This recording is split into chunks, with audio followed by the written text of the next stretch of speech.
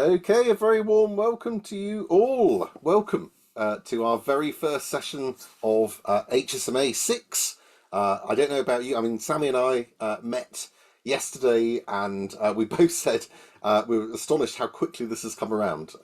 So I suspect it may be the same for many of you, but we are here. We are about to launch our very first session of the HSMA program. And first of all, a massive congratulations to you all for getting onto the program. As you probably saw, we had a very competitive application process this year. We had more applications for the program than the last two rounds combined. So just to give an idea of the scale of demand that we had. So massive well done to you all. And this is a rather historic cohort, being our largest ever cohort of HSMAs by far. And principally, we wanted to ensure that everybody that we thought should be on the program from their applications were on the program. So massive congratulations to you. So let's talk a little bit about today's session. So this session's a little bit different to most of the remaining sessions that we'll have in the program. And it's really it's a little bit like an induction session, but we've also got a little bit of talk about free and open source, which is going to be running through a lot of what we're going to be talking about over the next 6 months in particular. So it's a little bit different. I guess the primary thing we want to encourage today is for you to get used to working in your peer support group. So I hesitate to use the words team building because I despise team building as well. But this is a kind of team building, and who better to build a team building session than somebody that doesn't like team building. So hopefully you'll find that this is a useful session for you, because actually working with your peer support groups is going to be vital moving forward over the training program. They will be your primary lifeline, your primary support network moving forward for the next 6 months, and your entire experience on the program will, I would argue, will hinge on you working effectively in your groups. So a lot of, particularly this morning, is going to be focused around that. We're going to talk a lot about the program and how it works, and some of the details, because it's a bit of an odd program. It's a bit different to a lot of training programs out there, and we're going to talk about how it differs and some of the important aspects that you'll need to bear in mind, particularly over the coming months. You'll get a chance to get acquainted with not only your peer support groups, but myself and Sammy as well. And as I say, we will have a bit of a chat this afternoon about open science, which is so important to what we do as a research team, but also what you're going to be doing and how this relates to your work moving forward. But overall, to have a little bit of fun. So we're going to have a bit of fun today. That's hopefully something that pervades throughout. This is a very intensive course. There's no point denying that it isn't. But hopefully we do inject fun into everything we do. So even you might be cursing the screen, thinking, "I just don't get this concept," but at least I'm having fun, and hopefully that will be something you'll say. So let's kick off. Let's start our very first session. So the first thing I want to do is find out a bit about all of you. We've got, as I say, the largest ever cohort we've had on the HSMA program, and HSMA, unlike the old days, is now open right across the country. So let's see where you all are. So there's a link here that you can see, bit.ly/HSMA6 map, which is hopefully easy enough to type in, or you can click it from your copy of the slides, or I'm sure Sammy can put it into the chat as well. All I want you to do is to click on that. You will need to log into your Google account to do this, but I want you to add a marker showing where you are. You can be as detailed or as approximate as you like. You don't have to go down to the individual meter of where you are. You can be much broader if you like, but it's just to give a sense of the spread across the country. So what we want to do is you click the add marker icon at the top, which looks a bit like this. Then click where you'd like to add the marker, and then you can add your name into the label in the pop-up window. And if you want to go even further, you can customize it. If you happen to have a picture of your face to hand, I certainly always do, then you can click the marker and click the style icon, click more icons, and you can click custom icon as well. So if you don't have one to hand, you can always come back and do that at a later point if you so choose. So if you want to go ahead and do that now, what I'm going to do is I'm going to switch over to the map, and I'm hoping HSMAs are going to pop up right in front of my eyes on this wonderful map, which I'm hoping appears live. If not, I'll just hit refresh a lot. Let's click refresh, because I don't think that's... Oh yeah, wow, okay, it didn't appear live. We've got some fantastic spread. Look at that.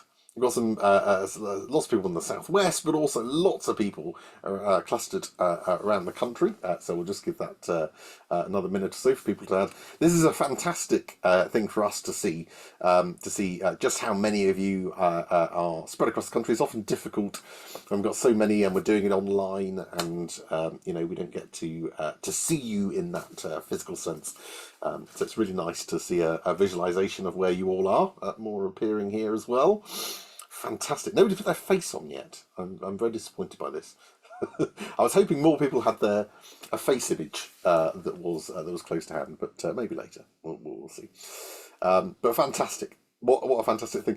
What Sammy's going to do, we'll get, once everybody's had a chance to put that on there, we'll get an image of that, which will be used for promotion of the program, to show exactly how spread we are across the country, and absolutely fantastic to see that amazing spread. Let's do one final. Oh, we got. Oh, apparently I'm up in Sheffield. So fantastic. Great to see a few little face pics emerging here. Brilliant to see. Fantastic. Okay, well done. That was your first house. That wasn't too bad, was it? Right, let's go back into the slides. So, what I'm going to ask you to do now, we want to get a little bit of a sort of whole cohort icebreaker, if you like. So I'm going to get you to connect to menti.com. And a code will appear on the screen in a moment. You'll enter that code, and you're going to answer a series of questions one at a time as I go through them live. So let's bring up. Oops, I clicked incorrectly here. So let me go. If you go to menti.com, I will bring this up here. So Sammy can post this in the chat as well, because I think it's going to obscure that. Oh, that's really annoying. Hang on, sorry. Let me stop screen sharing there. Okay, so the code is 27181184 is the code you'll need. Sammy, if you can pop that in the chat. Apologies for the bar at the top, because we've got video content in this session. We're having to share, optimize for video. Unfortunately, that means you see the bar at the top, and there's no way for us to get rid of it, which is really annoying. It doesn't obscure most of the slides, but it does. It turns out it obscures this. So let's start. First question. Is that the first question? Have I done this incorrectly? Yes, it is the first question.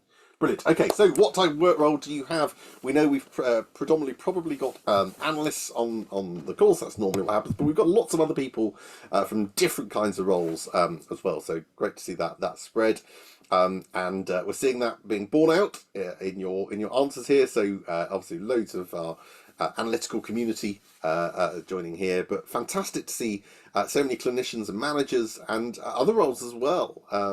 So I think about a quarter of our cohort this year are non-analysts. So really good to see. It's no surprise that we get predominantly analysts because of the nature of what we do and the nature of what we teach. But we honestly believe that the skills that we teach you are just as applicable for clinicians and for managers and for all sorts of other roles as well. So it's great to see such a fantastic spread there. How do I move on? Oh, there we go. I was going to pretend I knew what I was doing. This is the first time I've used it, so I'm not going to pretend that I know what I'm doing. So, how did you hear about HSMA? Quite a lot of people, by the look of it, from a colleague, which is kind of borne out in what we've heard anecdotally, and lots of people from the manager who probably also heard about it from somebody in the HSMA community. A few people from the HSMA newsletter. That's really good. That's really good to hear. Other newsletters would be great to hear more about what newsletters they were as well. Really helps us as we promote this out.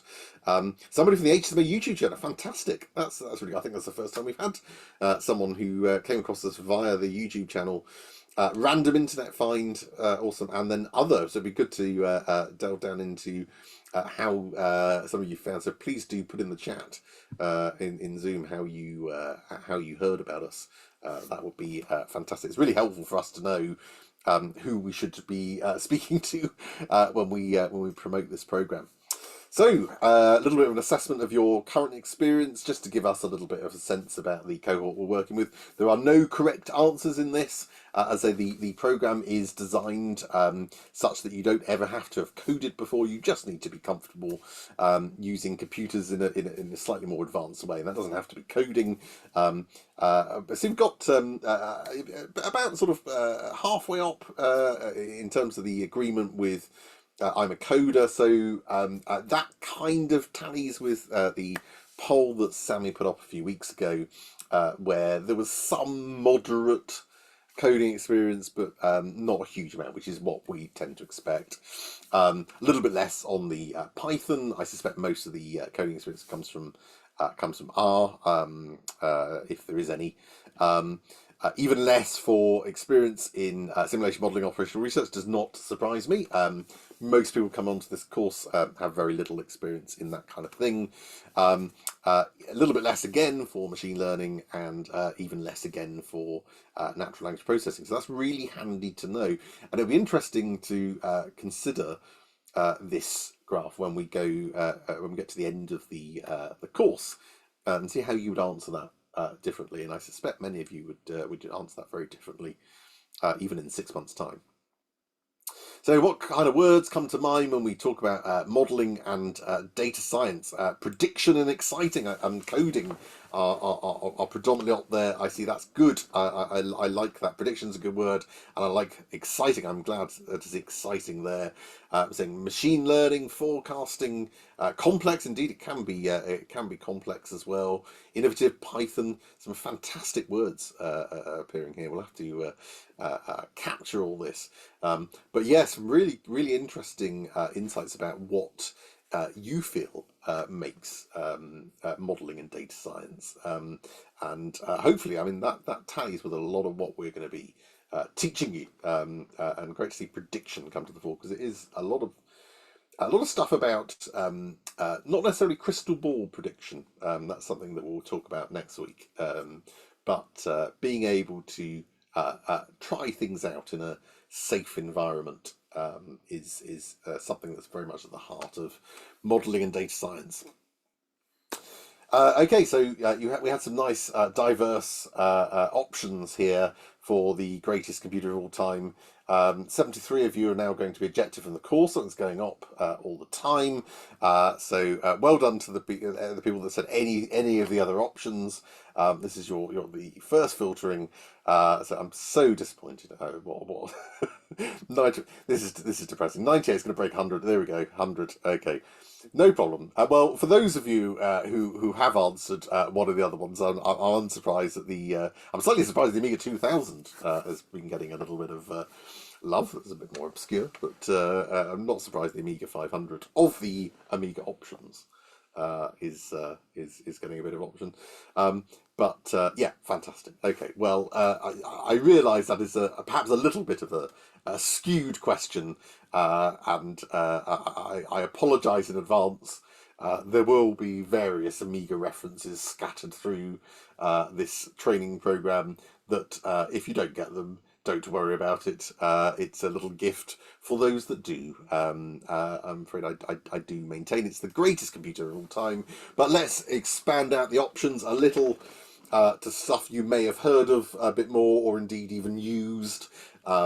and fantastic to see some great responses here. Unsurprisingly, perhaps those that have survived to the modern day, being the Apple and the IBM compatible PC, which are leading the charge here. But nice to see a bit of love for the good old Commodore versus Atari versus Sinclair war of the 80s and early 90s. So a bit of love there too. Okay, so we're going to rank these classic sci-fi movies in order. Okay, again, no right answer. The Matrix appears to be the one on top, playing second place to Star Wars Empire Strikes Back. Glad to see Back to the Future's rising there. You may have been able to detect that's a firm favourite of mine, so that's glad to see it at least in third place. Blade Runner, awesome film, fantastic, as is Terminator 2. Interstellar, modern classic, which I will happily rewatch and just listen to the soundtrack as I'm coding. And of course, 2001: Space Odyssey, which beautiful film, absolute classic if you haven't seen it. Even the slightly underrated and slightly bizarre sequel is well worth a watch as well. Oh dear. Right, I was kind of fearful this would happen, so I'm willing to forgive the lack of knowledge about Amiga computers. I don't know if I'm quite so willing to forgive people who like to eat their desserts the wrong way round. I should point out, maybe I should have pointed out before, that I am Cornish, and this may have influenced your results. So I'll accept those who would rather have a pasty. That's a fair view.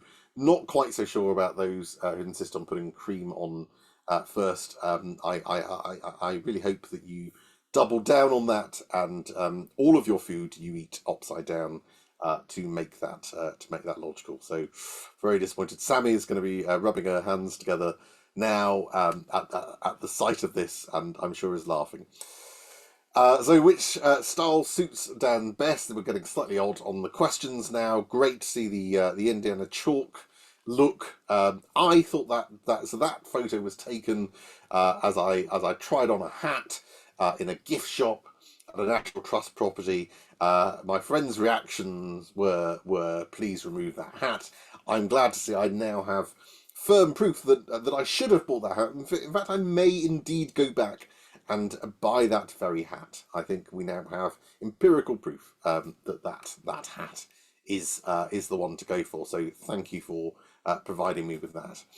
So why did you join HSMA? Great to say I wanted to improve my modelling skills, better contributed to my team for my career, love data and working with it, interested to take that to the next level, professional development, learning data science, keeping up with the kids. Yes, we try to do that on this course, but we can still, even if we're a little older, we can still try and keep up with the new trends.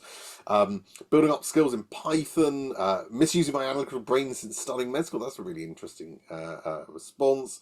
Developing skills, fantastic. Lovely to see these responses. And again, this is stuff that we can capture. It'd be lovely to capture some of this stuff as well. Okay, so thank you for sharing your thoughts, even the incorrect thoughts about correct scorn assembly, which I'm going to be reeling from all day. So apologies, I'm probably going to be off my game slightly now, but never mind. I'll get through it. I'm sure. So let's now meet the HSMA team that you'll be working with. We're a fairly small team, but we thought it was worth introducing you to both myself and to Sammy. So we've each got a little intro video that hopefully sums up our characters and our interests. So let's start with mine.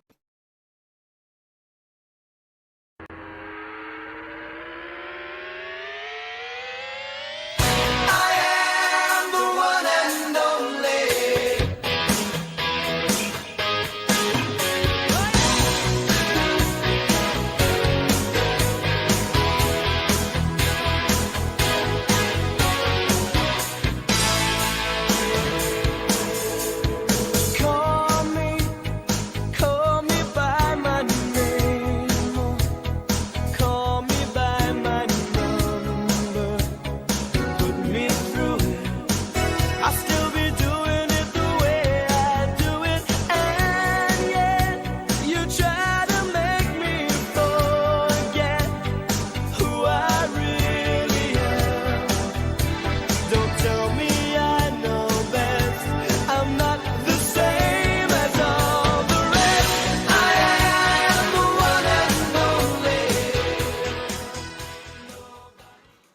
Okay, so I'll play that again. I think once is enough for anybody to view that in their lives. That's me. I'm Dan Chalk. I'm the lead for the HSMA program.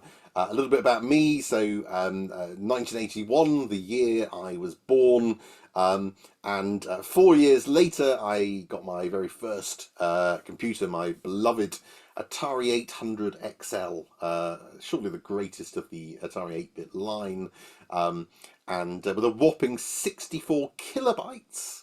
64 kilobytes of RAM. That was pretty big back in the day. A lot of people were rocking either 16K or 48K machines. I looked down on them in disgust. I got 64 kilobytes. And actually, when I was 4 years old, I began coding, and that's particularly relevant for this course, because in fact, the way I'm going to teach you how to code and how to code in Python is all based on how I learnt to code when I was just 4 years old. Nearly 40 years ago now, I'm still using the same principles because my reckoning is, well, if that's how I learnt when I was just four, and it sunk in, and I use that knowledge ever since, I still think in that way, then hopefully that'll work for you too. So hopefully that makes you feel better if you're completely new to coding. That I was doing this kind of thing, not in Python, admittedly, but I was doing this kind of thing when I was four. So you can do it, and we will support you to do it. I also had my first school play back in 1987. You can see an image of it there. I'm the one just second from the right. Not quite sure what I'm doing there, but it was Jack and the Beanstalk, I believe, was the play, and I very much enjoyed acting. In fact, I many years later joined a number of amateur dramatic groups locally, and very much enjoyed that kind of thing. And indeed, I've still got some old photos that I can share as time goes on. And so there were kind of things whirling around in my head in the 90s about what I wanted to do with my future. I loved computers. I loved coding, having done it since I was four. So that was quite strong in my head. But I also kind of really was starting to enjoy acting. Maybe I should do a bit of acting. I was starting to get into drama a lot. But I also really like this idea of teaching. Something about teaching always appealed to me. And so one of my colleagues actually said a couple of years ago that in many ways, my current role kind of encapsulates all three of those things. It is indeed a course about advanced computing use, with a little bit of showmanship chucked in, and of course the all important teaching capacity building aspect of it. So maybe I've managed to resolve that problem that I had back in the 90s. Of course, had the greatest computer of all time during the 90s as well. Because of that indecision, I couldn't work out what I wanted to do at uni, so I ended up taking 3 years out whilst I worked for a mortgage company. And if anything's going to drive you to finally make a decision, that was it. I remember having a system admin job in which I had to update cells manually in Excel, and thought there's more to life than this. So I went from, I was originally going to study English literature, actually, and ended up pivoting back to computers. And so I did my undergrad degree at Exeter, starting in 2002, and then was very lucky to move straight into a PhD after that, which again, Exeter. In fact, I've been at Exeter so long that I still have my original login from 2002. I've got an old style login. It's I've been here that long. Yeah, I did a PhD in ecological modelling, which we'll talk more about later in the course because it relates to some of the stuff we're going to be teaching you, which is basically looking at how bumblebees forage over large-scale landscapes and building models of bumblebees, which is tremendously eccentric and exciting and interesting. I very much enjoyed that project. Then I don't know if it was an upgrade or a downgrade, but I moved from bees to people when I joined the what was then the brand new Pencore team back in Exeter. My colleague Tom joined, I think, the month before I did. Our director at the time, Martin Pitt, set up the research group in sort of late 2010, and recruited myself and Tom basically as the first people to do stuff. And so I've been here quite a while. And HSMA, funnily enough, was one of the first things that Martin mentioned. They'd had this idea about, wouldn't it be cool if we could teach and support people who are working in the health service to be able to do this kind of modelling stuff. And we had a number of sort of trial runs of things. We used to run a little mini training program. We did lots of showcase events. But it took about 5 years before we actually got HSMA off the ground as a thing. And it just flew from there. We went from having 6 people to now the 178 that were accepted onto HSMA 6. So a massive increase that we've seen over the last 8 years. And fantastic to see so many of you. And my role is now entirely HSMA. It used to be a sideline thing. It's now, we've got a HSMA sub-team of our research team, and basically my job and Sammy's job is entirely HSMA. We are dedicated to the program. Nice little tip for you here as well. If you should want to enliven your Slack messages by including a photo of my face, and let's face it, who wouldn't? Then there is a Dan emoji available on Slack, and you can either search for it in the little emoji box, or you can type :Dan and that will give you the Dan emoji. And frankly, what message wouldn't be enhanced with that photo? So that's me. So I've been here since since the start of the team, let alone the start of HSMA. But we also have a slightly newer recruit, but nonetheless a fantastic asset to our team, Sammy. And we're now going to introduce Sammy via her own video, which I have to say is absolutely wonderful.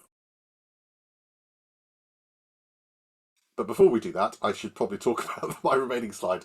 I forgot about that. I was trying to be all professional there, just nice segue, and completely forgot what I wrote. So yeah, just to point out, in terms of the HSMA program, as lead for the program, I'm basically responsible for coordinating it and leading the design of it and how it evolves, and working on the strategy for how we gradually do our sort of world domination via HSMA plan, which is coming to fruition nicely. Promoting and championing the work that you do, which is a hugely valuable part of my role and something I enjoy immensely. And of course, teaching and supporting all of you. And certainly the one of the greatest things I find about my role is the opportunity to see you all become applied health service researchers, because the thing that in our research team, the thing that always gives us our buzz is this knowledge that we're doing cool, fun things, and that's having a real difference for people's lives. And for me, the big buzz I get is seeing people like you who come through the program, starting off knowing either nothing or very little in this area, and then actually watching you get that same buzz from seeing stuff that you've learnt about, stuff that you enjoy, is then made real and has a real impact on patient lives, and that's fantastic to see. So that's why I do HSMA. And as a researcher, my specialist areas of experience are that we're attached into a research team. My background is in agent-based simulation. That's what my PhD was in, the Bumblebee stuff. But I've got a lot of experience in discrete event simulation, a keen interest in natural language processing, and also bits of machine learning as well. And hopefully the thing that I'm strong at in the HSMA teaching is trying to teach people who've never coded before or have limited coding experience how to code. And so those are the kind of areas that I'll be covering. If you want to read a little bit more, some links here to some of my research papers that I've been involved with. This one was a big paper that we did, very simple model that we developed a number of years ago in Cornwall, looking at the diagnosis and treatment of muscle invasive bladder cancer. That was amazing for me. That sense of pride that paper, that research, actually led to a 5.5 week reduction in the waiting times for people with the nastiest form of bladder cancer, and potentially may have saved lives. So that, for me, that summed up why I do that. And it was a stupidly simple model, really was, but it made such a difference. And it's that kind of thing that you'll be able to do on this course. A nice little paper here about some end-of-life care modelling that we did at the start of the pandemic, where the code is pretty atrocious because it was knocked up within a days, but had some really interesting and impactful results there. If you want to read my thesis, if you're interested in bumblebee foraging, you can read all about it there. It was my first experience of Python, funnily enough, Python 2 back then. Oh, it's obscured at the bottom. Let me see if I can. Oh, there we go. A nice little paper here, just to link to again. It's a link in your slides. This is an HSMA paper. This is a paper that I co-authored with Richard Madeline and Jonathan Green, who were HSMAs on HSMA 4 and did a fantastic little model of NHS 111 demand and how that had an impact on primary care services. And we got a paper in BMJ Open as a result of that. And that can happen with your project. You can get your work published too. And that's quite a nice feeling, I think. For academics like us, it's important because we're measured on it, rightly or wrongly. But also, even if you're not, I think seeing the fruits of your labour in something like the British Medical Journal is a great thing to see. Okay, right. I'll pretend the previous segue didn't happen. Now I'll smoothly segue into enough about me. Let's have a look at Sammy's video now.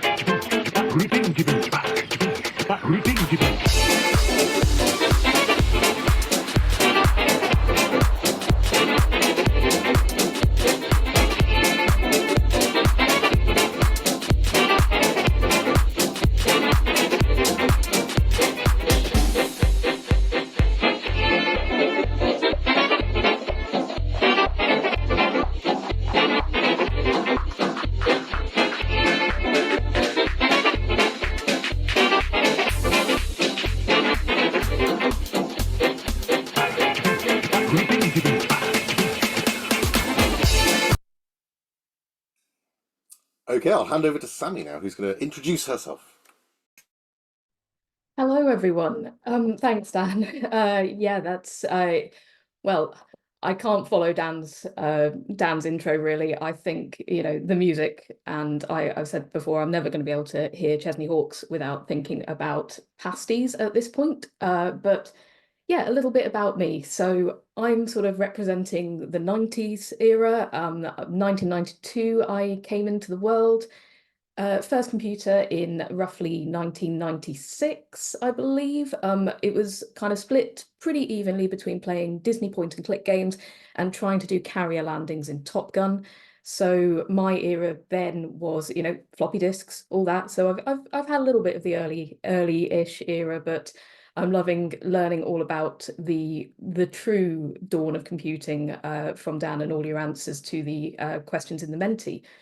So moving forward to the 2000s, everything computer-wise really kicked off for me when The Sims was released. Those of you who don't know The Sims, you build houses, you make little people, you try and keep them happy.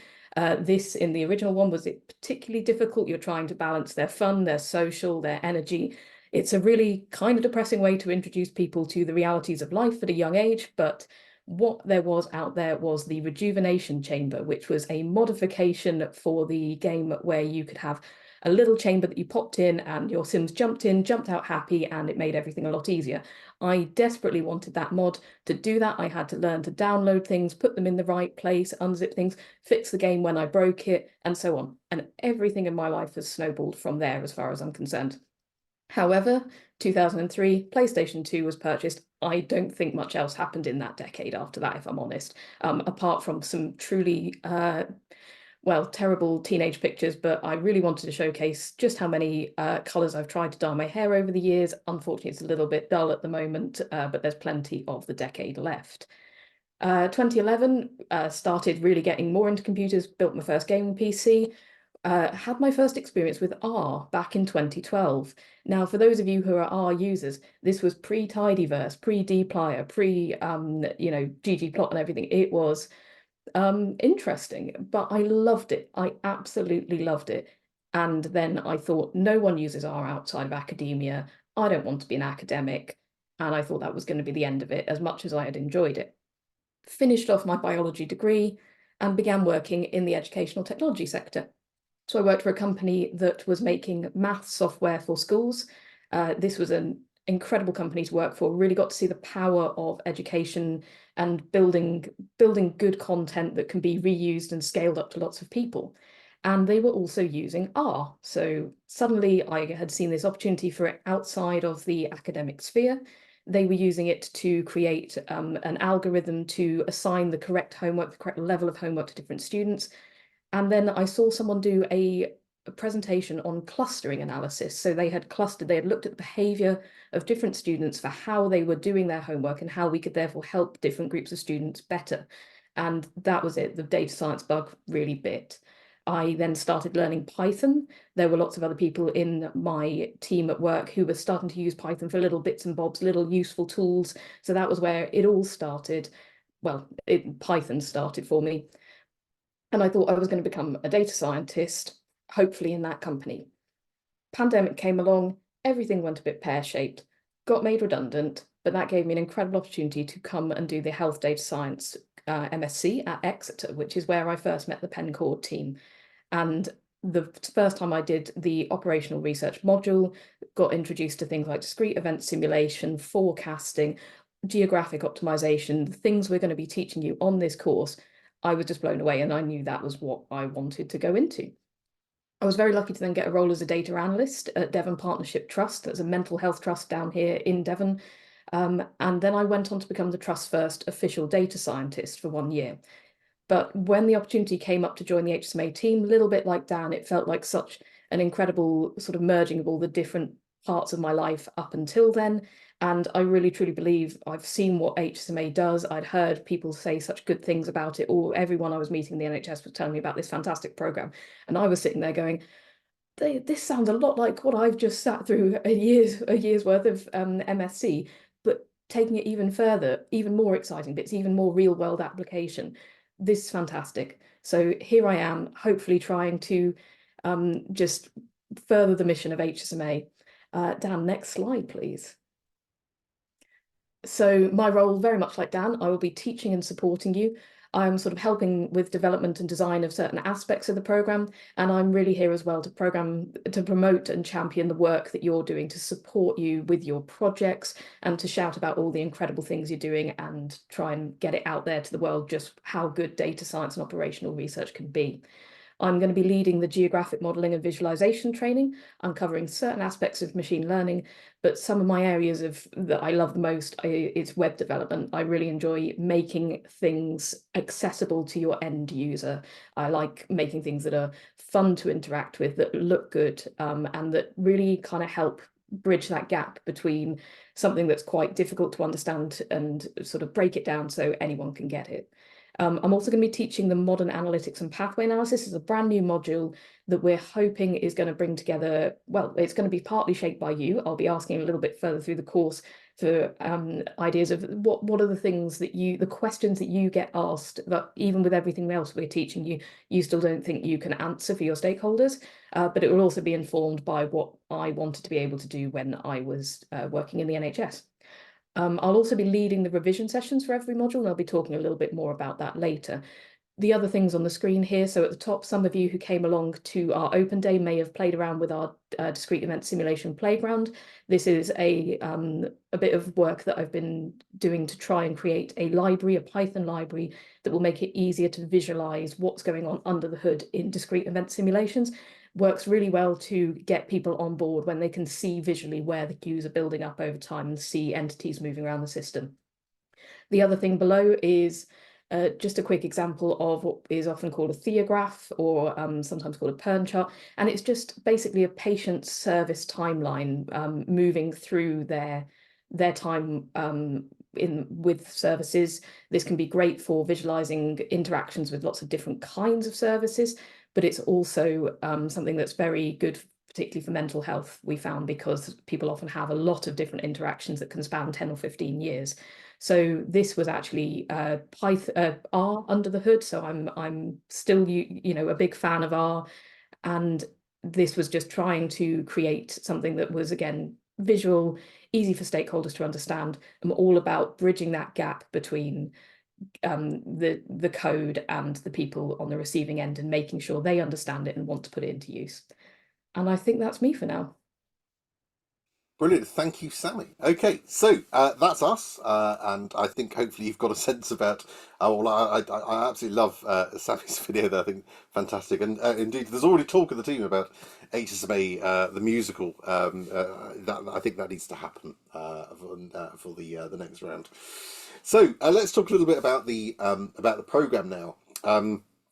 So hopefully you're all aware of broadly how the program works, but we're just talking a little bit about some of the details which will now be relevant to you. So obviously this is a program that is split into two phases. We're currently in phase one, which is the training phase, and lasts for the first 6 months of the program. And basically it's an intensive training program. Now the key thing I'm going to say right from the off is that people often get anxious about the amount of stuff that they have to learn in this course, and it is. I mean, it goes way beyond, as Sammy said. Some of the stuff at master's level, some of this course is particularly in terms of the breadth of stuff we cover as well. This is a lot of stuff. You won't have encountered many courses that have this level of intensity, particularly going from potentially no or little knowledge. So the key thing I want to really convey here is that I don't want you feeling as though by the end of the 6 months you have to be an expert at everything. You don't even have to like everything. There will be things that you will be interested in and good at, and there will be things that you just don't like and that you're or that you're not. You just don't get on with. That's absolutely fine. Within the team, we are not experts in everything. I am by no means a geographic modeler. That's why Sammy does all that stuff, as she does with the web app stuff. That's not me. Yeah, don't feel as though you're going to have to be an expert in everything. The whole point of the HSMA program is to show you lots and lots of different things, and some of it hopefully will spark off ideas about stuff that you can do and stuff that you enjoy, and that you can pursue. But don't feel as though you need to be an expert on everything. That is certainly not the case. Similarly, even with the Python training, which is obviously the first bit really in this module, that underpins a lot of what you're going to be doing. Also, don't feel as though you have to get to the. I mean, you've got basically 3 weeks worth of core Python training. People often feel that they have to get to the end of that 3 weeks and then they have to be an expert in Python. That's not the case. Okay, it's the whole reason we do it is to give you a grounding of some of the basics in Python. The rest of the 6 months, you will be practicing those skills again and again and again, because they will come up in all the stuff that you're doing. So you'll see, for loops and conditional logic and all the stuff that we talk about in those weeks. You'll see it get used, and the more you see it and the more you use it, the more used to it you'll get. So I just wanted to flag that up right from the off, that don't feel as though this is a course where you have to be expert in everything, because that's not the case. It's not even the case within our research team. But also, give yourself time to acclimatise to Python. You don't have to get it within 3 weeks and then you feel that you're stuffed if everything hasn't sunk in by that point. That's absolutely not the case, and there will be lots of support here. Equally, you may find coding isn't for you, and that's fine. Some people don't get on with coding, but I would say my advice would be to give it a chance. Let it settle in as much as you can, and don't put pressure on yourself to feel as though you have to get it very quickly. It will take time, but don't worry, you have got plenty of time and support on this program. So the training itself will be delivered via these live sessions on Zoom. All of the training days run from 9:30 till 4:30. Some of the weeks, like today, it's the same session that runs morning and afternoon. So we have basically a break for lunch, but it's one continuous session.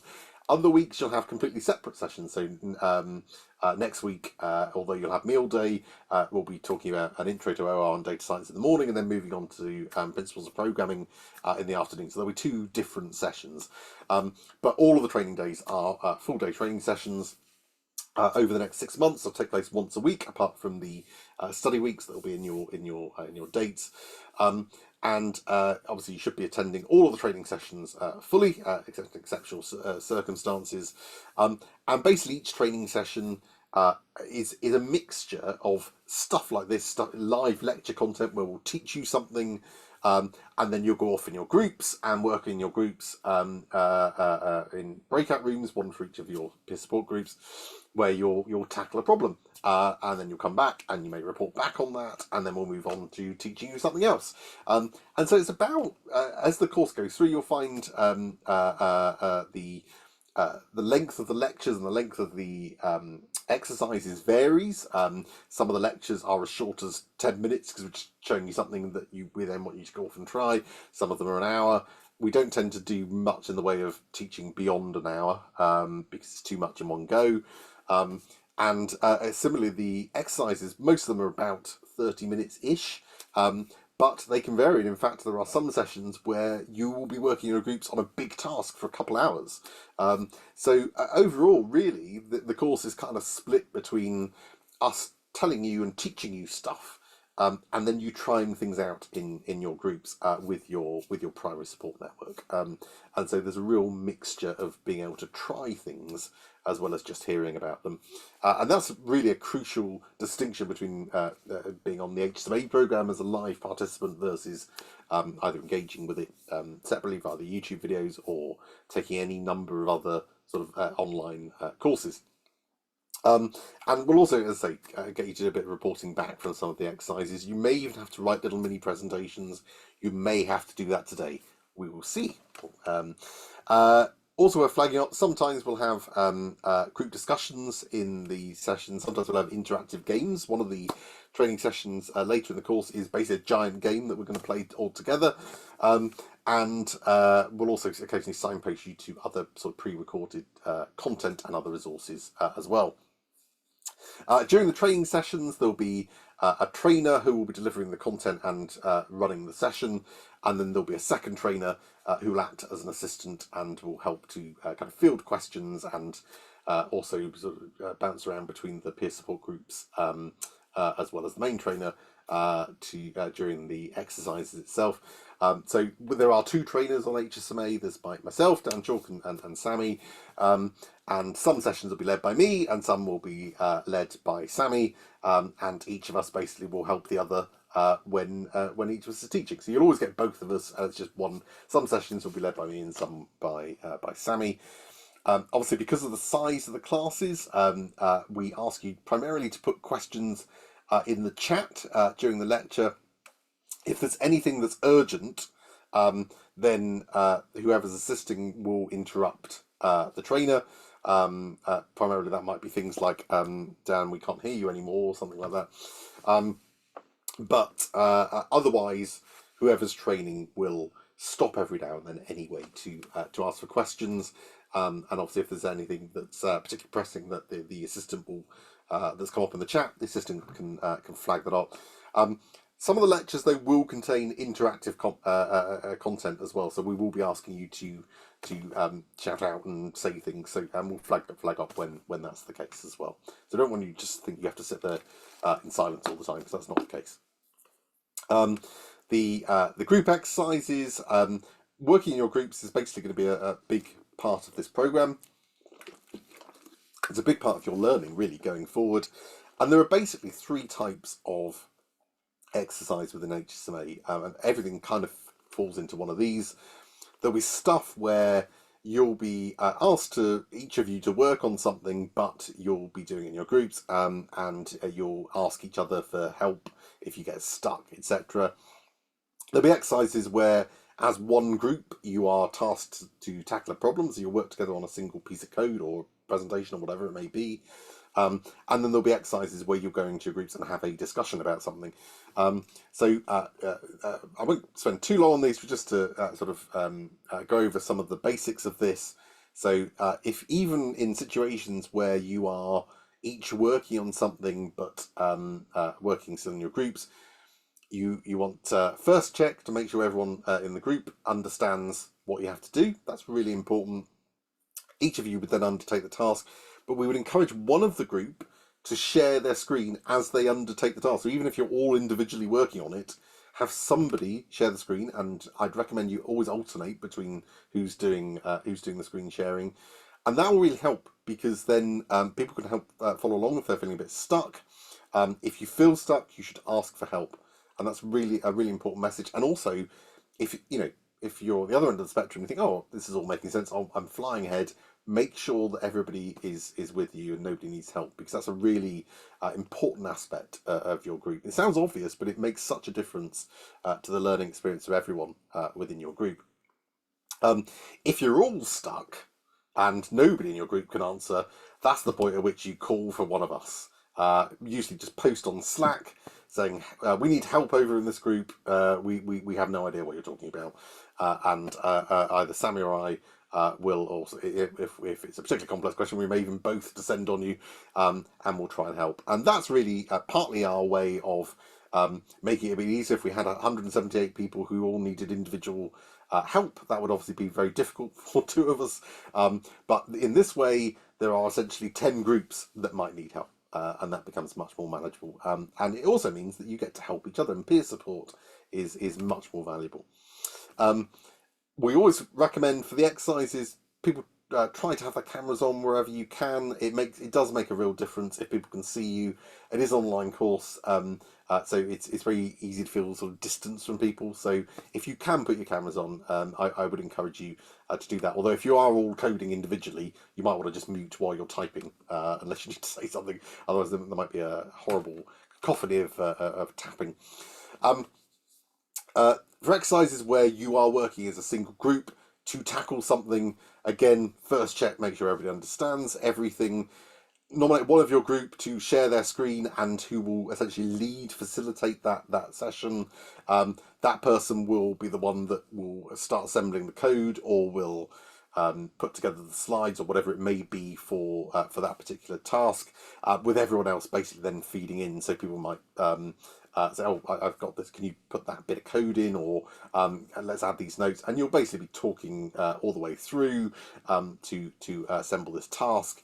Again, if you're all stuck on something, then shout for a trainer, and again, keep your cameras on if you can. And we would also recommend that whoever's sharing their screen, whatever you end up producing as part of that exercise, put a link to it or share it in your peer support group channel on Slack, so that everyone's got a copy or access to it as well.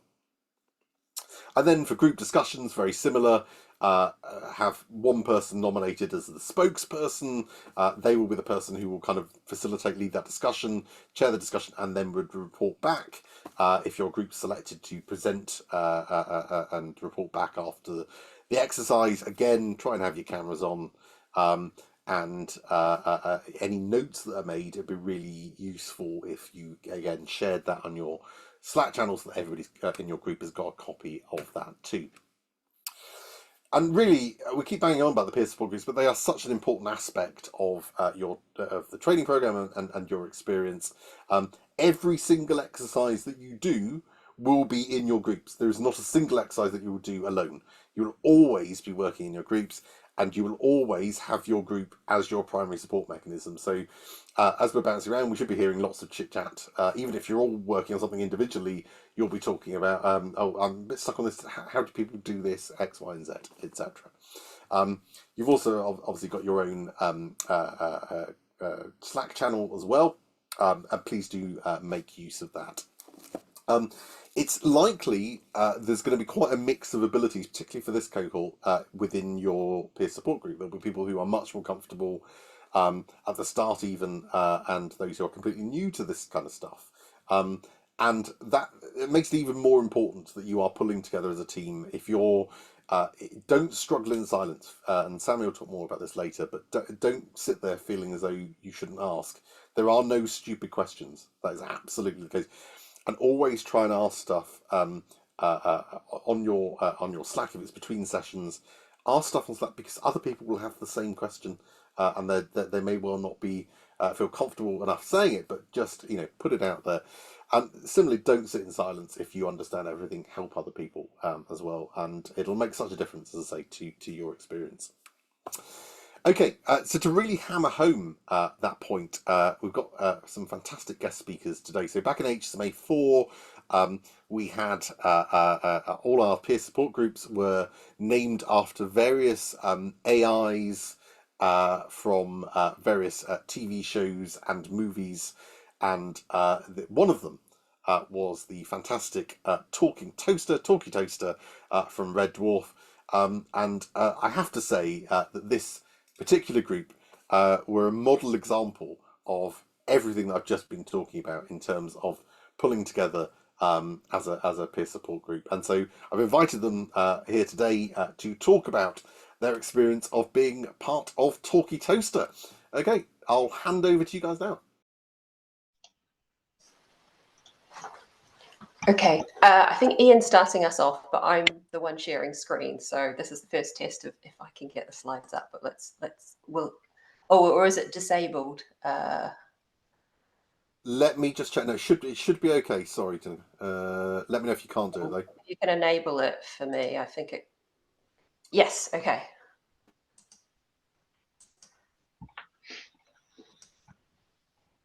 Brilliant. Is that working? Yeah, that's all come through. Great. Great, thank you, Tanika. Okay, morning everybody. My name's Ian, and as Dan says, I'm here with a couple of the other members of the Talkie Toaster peer support group from way back in HSMA 4 in 2021. So as Dan also said, we're here to talk to you a little bit about peer support groups. But first of all, let me introduce. Well, I'll get my colleagues here to introduce themselves, and then I'll introduce myself, and we'll go on. So, handing over to you first, Matt, if that's okay. Yeah, no worries. So hi everyone, I'm Matt Eves, Population Health Management Specialist at Derbyshire Community Health Services. As Ian said, undertook HSMA 4 and continue to promote and shout about it to everyone I possibly can. So I'll just hand over to Tinika. Hi, yes, I'm Tinika Pope. I'm the Head of Elective Analysis and Modelling in NHS England. I think we were also going to say a bit about our backgrounds joining the program, were we as well, just so to give people an idea of the variety. So I think, so I joined the program as a trainee mentor because I did have, so I've come from an operational research background, so my academic background was in operational research, and so did have some coding experience already. So for me, joining the program was about refreshing previous knowledge. Because it wasn't something I use all the time in my day job. So it was kind of getting up to speed also with the latest stuff around data science, but then also as a chance to kind of mentor and be part of kind of mentoring a project as well. Okay, thank you. And then to add to that, a little bit of background from me. So I'm a manager in the information team at Birmingham and Solihull Mental Health Trust. I've been there in that role for about 12 or 13 years now. Before HSMA, my main technical experience really was SQL, which I used every day at work. And for those who don't know SQL, it's a querying language. It's used for extracting data from databases, basically. I tinkered with some programming a little bit before that. I'd done a little bit of R, been teaching myself. I'd done a tiny bit of Python too, but I'd never actually had a job where I had to do programming as part of my job. other than the SQL, which is fairly simple by comparison. I was kind of aware of some of the operational research, data science kind of techniques covered by the course, but I'd never used any of them at all. So I had experience in the right ballpark. I had a good understanding of NHS data, but most of what the HSMA program was covering was pretty much new to me. So I had an awful lot to learn, and it was a little bit daunting coming in at first, but it all worked out great. So anyway, moving on to what we're going to cover today. If you want to go to the next slide. So firstly, Matt is going to tell us a little bit about how the peer support groups worked on the program, and after that, Tinika's going to go and look at some of the benefits we got from working that way. We'll have a couple of minutes at the very end to answer questions if you've got any. So feel free to put them in the chat as we go along. Okay. Without further ado, I will hand you back to Matt. Thanks, Ian. So just a couple of points here that I think just reiterate and drive home what Dan was saying there. So I think really up front, we were reflecting on this when we put these slides together. One of the first things I remember, first conversations we had after saying our names in our initial peer support group, was to think about what's the background that people were coming to this course with, and we had an open conversation about that. So just to add to what the others have said, when I started HSMA, I was some way down a journey of trying to self-learn, self-teach myself Python out of interest and curiosity, so I had some knowledge, hadn't touched anything to do with machine learning, but had wanted to learn it and get into learning that. So I had some understanding, and we had this conversation, and it can be quite a vulnerable conversation to have. So it's not always going to be a comfortable conversation, opening up to gaps and knowledge gaps, but it's really, really important, we thought, because it allowed us all to have an awareness of who was in our group, and it meant every other session that we had, we could make sure that whoever was completely new to this was understanding where the context, the issue that we were working on, and so on. So I think that links to the second bullet point here, which is around being open with your group around when you're not understanding something, because initially there's somebody asked me when I was going through before HSMA actually, that sort of asked me a direct question each time when I was trying to learn something. They said, "Oh, do you understand what I mean?" And you could misinterpret that as sort of being a sort of a negative question, but it's actually a really important question, because if you don't, then the layers that will build upon that will be on shaky ground. So it's a really important point to be open. I think the time investment is, it's not to be understated. A day a week for 6 months. When we did it, I think it was 3 months. It was, I think it was 3 months, and but it's incredibly valuable. And as Dan said, some of the things I certainly found that towards the end of that period, I had to prioritise getting certain concepts clearer in my head than spending time on others, and then I went back and revisited some of those afterwards. What we did throughout all of our approaches was we did something called pair coding, which you may or may not have heard of. So this is where one person controls the keyboard, but everybody contributes to the solution. So that sort of pair coding as a group is where somebody shares up the screen, and we always took that in turn. So whoever's sharing the screen is also writing the code, essentially, but everyone is contributing to that. That point there on checking in with people is again really important. So we had a couple of people in our group who were brand new to coding, hadn't done any of this before. So we were always, I think it just became, our approach was just to make sure that those people were up to speed, were understanding where we were at. And then we also had this, we didn't always finish the task, and I think that's not the end of the world, because I think it's important that everyone was progressing as opposed to getting to the end of the task and 4 people have nailed it and 2 people haven't got a clue what's going on.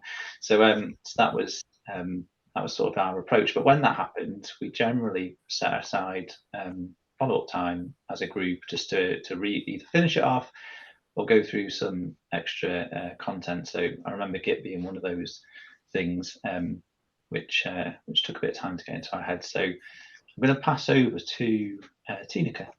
Actually, before we pass over, is there anything anyone else wanted to add on this? Because I think Dan's point earlier about if you're really stuck in the group, so if you're all stuck on an example, you can call in the trainers at that point. And that reminded me of that sometimes the reason we wouldn't finish an exercise is we were also partly going off on a tangent, but actually learning quite interesting things that we might not have if we were just working our way individually through the items. And then, you know, Dan would join the chat and answer that question that you might not individually want to ask if you were working by yourself. So as a group, I think we got a lot more, you know, a lot of interesting input that way as well. Yeah, that's true. But yeah, Ian, was there anything you wanted to add? No, I'll let you get on with the benefits, Okay. Tanika. Thanks. Right, so benefits. So these are the things we kind of thought when we looked back that we found were the benefits from working in this way. So we're sort of making the most of the peer support group that we had. So the top benefit we identified was easy networking. You know, if you think it's a great way, you know, it's not like going to an event or a conference and having to make small talk with lots of different people. You've got this group with a variety of colleagues across health and across policing. It's a great way to talk to people in different organisations. You know, make those connections, and it means you feel more connected to the course as well.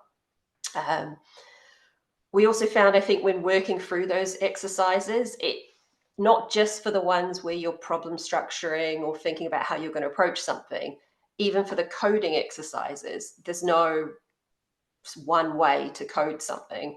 So actually doing it in the peer coding way meant you brought in alternative perspectives, thought about different ways you could code that, it helped, I think, solve those problems to have a lot of minds thinking about it and offering options.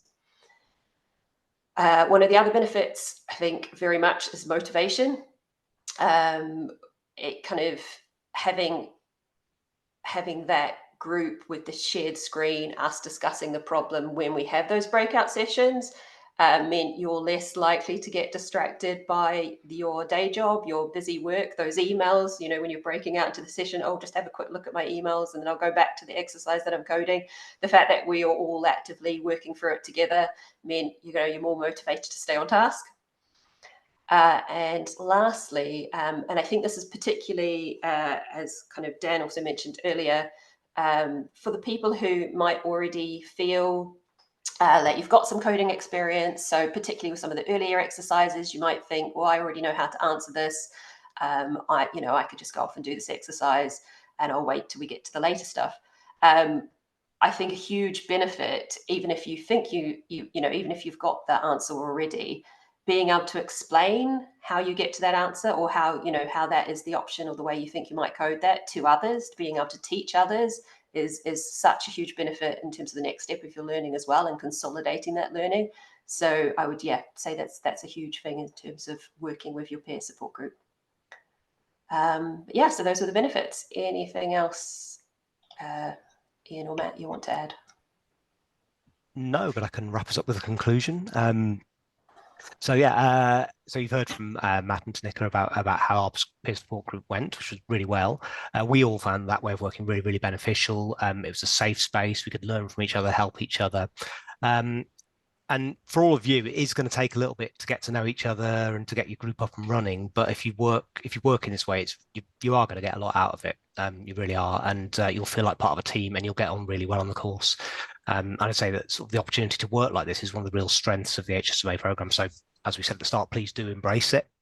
And so before we go to a couple of minutes for questions, if you've got any, I wanted to end on this proverb, which if you want to go fast, go alone. If you want to go far, go together. And I think that's absolutely bang on in this scenario. So anything you want to ask before we go back to our workplaces? Please feel free to, Sammy, is there anything in the chat, any questions that have come up? No, I don't believe there are. So feel free, if anybody's got anything, feel free to either put your hand up or just shout.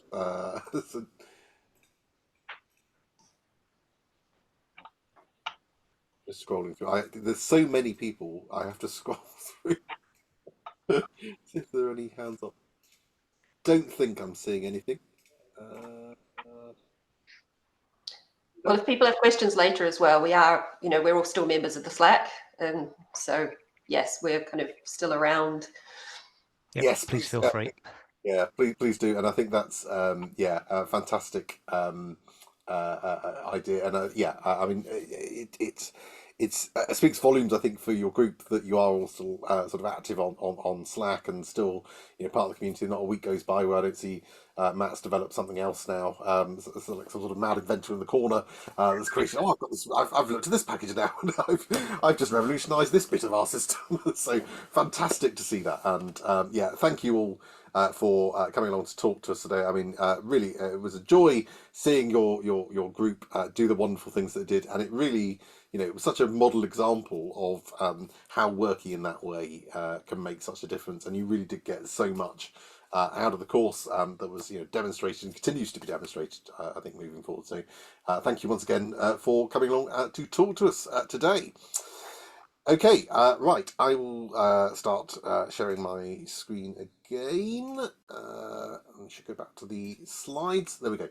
So we're nearly at the first break, but before we do that, I just wanted to get Sammy to do the all-important thing. You have all been in your peer support groups. Your first task was to come up with a motto for your group, and it's been fantastic to see the various mottos that have been floating around. So I know which one my favourite is, but I'm not going to say what it is, and I haven't told Sammy what it is. But I'm going to now hand over to Sammy, who's going to take us through the various mottos and award those all-important PSG points. 15, 10 and 5 points for first, second and third respectively, and see who will start leading on our leaderboard. Over to you, Sammy. Thanks, Dan. Yeah, I mean, I really struggled with this because you have all kind of perfectly got the HSMA spirit. I think there was all of the mottos are really strong, but I've had to choose some for the purposes of making sure some of you get some points. So I'll go from my third place upwards. So in third place, I've put Sound Chip Sound Health from the SID group. Yeah, really like that. For those of you who aren't in that group, SID was the sound interface device, perhaps one of the most famous audio chips of all time. So really liked your reference back to that. In silver, in second place, I have gone for Honor Thy Error as a Hidden Intention from the Motorola 68000 group. That was, again, I love that you kind of got GPT involved and came up with some really good ideas, and that was great to see. And in first place, I'm going to put Denise with Empowering Lemmings to Fly. I take it that was your favorite then, Dan. Excellent. Yeah, I mean, again, you guys, you looked at you know, what your chip had done, and also really liked the chats going on in the group, the use of the emoji poll. It felt very collaborative. So yeah, 3 fantastic ones, but all of you were, you know, you're all winners, but those are the ones with the points. So I shall update the spreadsheet after this. Fantastic, thanks, Sammy. Well done to all of you. As Sammy said, the fantastic ones that came through. Yeah, well done to those of you who've got the first PSG points. Yeah, that was my favorite. I did love that one when it came through. I thought it was a really nice one. Yeah, lots of opportunities for PSG points as we go through the training, and that's growing all the time. So you'll see on the spreadsheet there's a list of activities that is growing as we write and revise a lot of the content on the course. So there's new activities. I think we're already up to like 15 or something. So lots of opportunities to get PSG points. Still no clear idea if there's going to be any reward for it at the end. But let's see. You never know. Assume there might be. That's how I would act. But don't be too disappointed if there isn't. Okay, so we're about to go to a break. What I'm going to do first, if I just share my screen, I'm just going to give you a bit of a prompt for explain the exercise that you're going to be doing when you come back. So we're running over very slightly, which is okay. We've got plenty of flexibility built into today, so don't worry too much about that. But what we're going to do is you'll have a 10-minute break first, and it's important you go and stretch your legs. But after that, you're going to go into your peer support groups, and we'll open up the breakout rooms in a second. And this will give you a chance to meet for the first time the people that you're going to be working with over the next 6 months. So what we'd want you to do, first 5 minutes of that task when you get back from your break, introduce yourselves to each other, and I really like what the Talkie Toaster crew suggested about just giving a sense about your sort of current experience levels. I see a lot of people have been doing that in some of the Slack chats, but worth just flagging up, what's your prior experience so people can tailor support. But also just give one interesting fact about yourself as you introduce yourself. And then, as a group, you're going to spend 25 minutes preparing a presentation. Now, the good news about this is that it's only a single slide presentation, and I've already prepared the slide for you. How kind of me to do that. The only slight issue is that I've accidentally gone and removed any explanation, any explanatory text at all from the slide. So your task as a group is, first of all, you'll need to nominate someone who's going to be the presenter, and you have to come up with a 2-minute presentation that talks us through your particular interpretation of this slide, this slightly obscure slide, as well as the interesting fact that was voted by your group as the most interesting of all those interesting facts as people introduce themselves. So decide who your person's going to be, who's going to deliver the presentation. When we come back, Sammy yet again is going to award some more PSG points for the 3 best presentations, and we will of course consider entertainment value probably above much else. So you'll have a 10-minute break, then you'll have a total of 30 minutes. So I'll round us up to let's say 11:30 we'll come back. So 10 minutes break now, and then 30 minutes in your group, and then we'll ask each of the groups to present, and you will have a copy of the slides, so you can see the slide that you're going to be presenting on, but it is indeed this one. So you're going to talk us through this slide, a 2-minute presentation of your interpretation of it. Okay, fantastic. I will stop sharing there. Go and stretch your legs. You've had an intense initial session. I'm going to open up the breakout rooms now. You should be able to let yourselves into those rooms. Let us know if you can't, but you should be able to manually select the rooms, and I'll hang on here just for a minute or two to make sure you can do that. So you might want to just join your breakout rooms now, so that and then go on your break, and then when you come back you can go straight into the exercise. So let me stop sharing. I will also pause recording now. Hello everyone, welcome back. Fantastic to hear you all talking. I managed to get around to, I think, 9 of the 10 rooms. I kept getting locked into listening to your fascinating conversations. I think Sammy managed to get through everyone a couple of times though, which is really good. I think my favourite quote of HSMA so far has to be one of the groups that I went in, and I quote, they said, this is so stupid that Dan will go for it, which is I'm now going to use as the tagline for HSMA. So clearly you've already got us sussed out within a couple of hours, which is fantastic.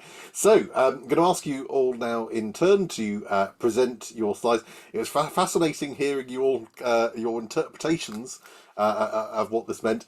I should point out at this point now that this is actually from HSMA. You are going to learn about the thing that's in here, but the content isn't up yet, so you wouldn't be able to find it. But I did hear some very interesting theories. So we're going to ask each group to give their little presentation, and then Sammy's going to judge the top 3. So I think we'll go through in order just to make it simple for this first one. So we'll start off with Agnes, please. Does somebody from Agnes want to... I'll tell you what, it might be easier, I guess, if I just share my screen, won't it? That'll probably be easier, because you're all using the same slide. Let me just bring that up. Where is the slide? There we are. Okay, and I'll keep it at that mode so I can see you. Fantastic. So, spokesperson from Agnes, do you want to kick us off? Right, that will be me, and we are going to be very last minute decided it was going to be me, and very last minute decided how we're going to do this. So this is a fly of the seat of the pants, as in the spaceships. But we are going to do 3 iterations of this slide, as we know a lot of iterations involved in machine learning. The first one is the fact that we have God's country. I'm going to put that in there for Daniel of Cornwall being there, and obviously the showing his PhD presentation. And we've also can see there's a snowflake there, and that has actually caused the traffic jam, because in Cornwall, if you do have a snowflake, that is exactly what will happen. Above the snowflake, we can see the molecular structure of a pasty. The problem with this one is the cheese and onion pasty, so therefore it does need to be destroyed in a clinical process. We cannot be having that.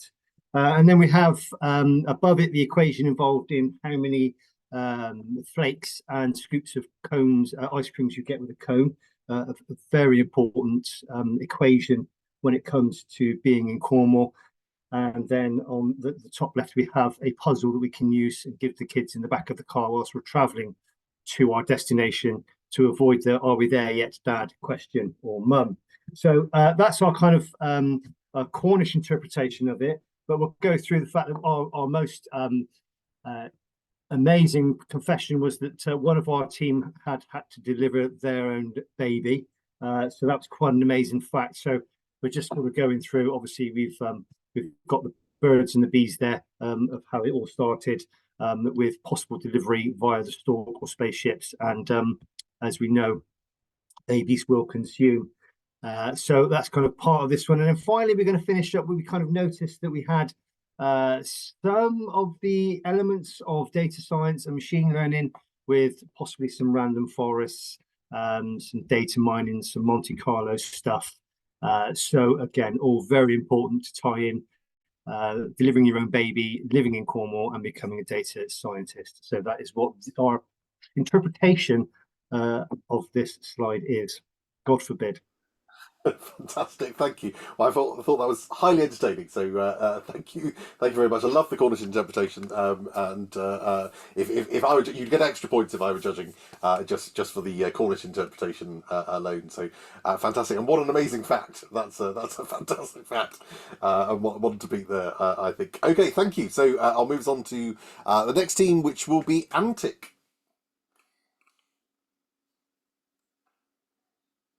Wasn't expecting that would be so soon. Hang on.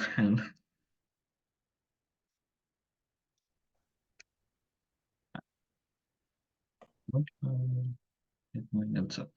Okay, so our interpretation of this slide is that we are essentially spaceships or outsider of the thing that we're trying to observe, with the Scrabble being a data points of ABC of random things such as the population that we are looking for, whereas the information and everything in life is going at the high speed on the highway, and similarly going through one way in somewhat resemblance of a data pipeline, or trying to make sense of things that we can potentially follow, or looking at the different way of the oncoming traffic as the researchers of what someone else have done, or trying something new. Whereas the N and C is in sort of way the representation of the trends and flows and what we can potentially see, despite the potential being 2 different things, even if they might look the same, using different type of analysis such as the forest plotting and everything else, to trying to make sense of this world that is very unique in representation of our snowflake over here, despite the world being extremely random, such as the bumblebee and their flying pattern, that despite whatever we're trying to make sense of the world, it might not be the same. And also very fun in terms of trying to fly in a chaotic environment. And it appears that the ether consumes us in a way that we can potentially follow the same pattern or come to a conclusion that we don't necessarily agree on, but it is something that we see, and it's a one step forward in the interesting fact of running a marathon, that data science and all of these things are a long shot, and it's not a short sprint, and we will keep at it as we go. Brilliant, thank you. That was a really interesting interpretation. You had me sold. Certainly, that was very good. Thank you very much. Okay, who we've got next? It's Arm. Oh, how do I get back to the slide? I can speak for ARM, I think. So we think that this is a mood board for Dan's new computer game, which is called Space Bees of Cornwall. And what's actually happening here is that we have some bees being launched into space from an alleged spaceship being built in Cornwall, based on the classic Frogger game, in which these bees need to get back to their hive, of which there's a sort of algorithm of the hive there in the middle of the screen, moving across this space road using kind of codes and algorithms that are represented in those mysterious numbers and letters on the screen. And while doing that, they need to avoid unique or possibly non-unique snowflakes that are falling within the space. And yeah, that's what we think is going on in this picture. And our group kind of interesting fact was that one of our group was head-butted and also head-butted back Obi-Wan Kenobi. Oh wow! That's, I wondered where that was going. That's not where I thought that was going. Okay, fantastic. I was just thinking that the time I accidentally got headbutted by a seagull, but that's now my favourite headbutting story. So. Fantastic, thank you. Well, again, another really interesting interpretation of what's going on. I mean, you pretty much had it on the money there. You'll kick yourselves when you come to this in the course. How close you were on that one. So fantastic, thank you. Okay, Denise is up next. Okay, I'm repping for Denise. So we had a couple of different theories on this one. I think the best one that we had was one that Eva came up with, which we think it's a tenuous link stroke shameless plug to Dan's thesis around bees. Because bees, when they overwinter, sometimes they can need to move hives, or their hives get disturbed by things like heavy traffic, vibrations from traffic. They take certain pathways when they move around and relocate their hives. So we thought this was maybe a kind of a modeling problem around there. So we think the sort of thing in the middle there that looks like Christmas lights, they're probably just Christmas lights. No, actually, we think that might be something like a very complicated decision tree in there. We thought that maybe it represents different sort of puzzles that you can solve. So decision trees, maybe algorithms to solve things, Scrabble problems, spaceships might be a sort of game that you could code together. So it's examples of soluble problems in there. And I think the eater thing might be something to do with bees and nectar and honey and that kind of thing in there. So yeah, that's what we think it is. It's a bee hive location stroke traffic disturbance modeling situation. I don't know how we're going to attempt to top the Obi-Wan Kenobi fact there. One of our team is growing mail order fish from eggs. So they mail ordered some eggs. I didn't ask whether they thought they were like hen's eggs. Maybe it was like an Easter thing. Maybe it just went horribly wrong when they turned into fish. But yeah, we've got mail order fish on our team. So wow, this just gets there better. You go. And better. I think we're just going to have the HSMA course as just fascinating facts, because I think this is far more interesting. But yeah, brilliant. Thank you. That was a really interesting interpretation. I mean, I'm shocked that you think that this would be some sort of shameless plug for my research. That doesn't come until at least module 3 when I plug that. So fantastic. Well, excellent. You were touching on. Fairly close to what it was a few times, so interesting to see later in the course how close you were on some of that. Okay, so next up, Motorola.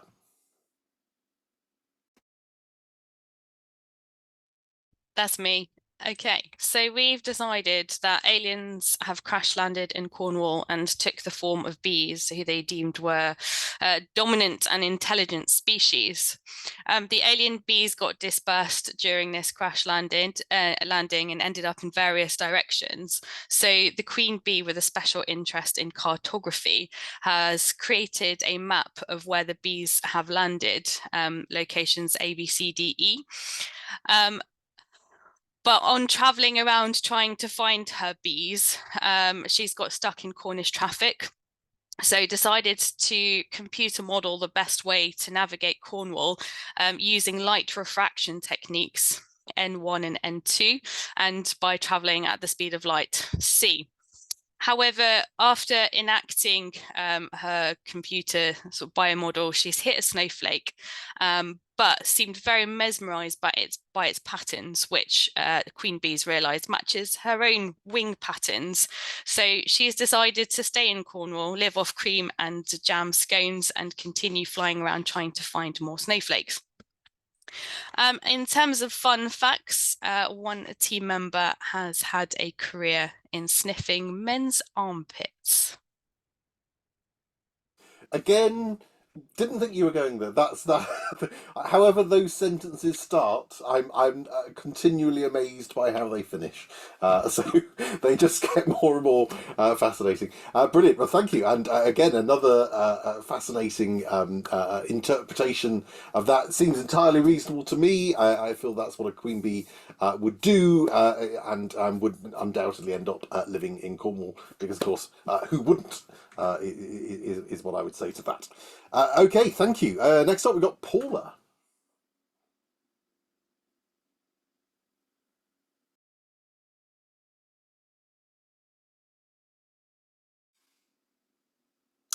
We've got someone for Paula? Oh, hello, sorry, I was on mute. Everyone's done very well, but they've not quite nailed it. So I'm going to put everyone out of their misery. We'll start with the interesting facts first. So one of our members of the group, Amir, has actually discovered a planet, and it's got a very catchy name. It's HD 107146b.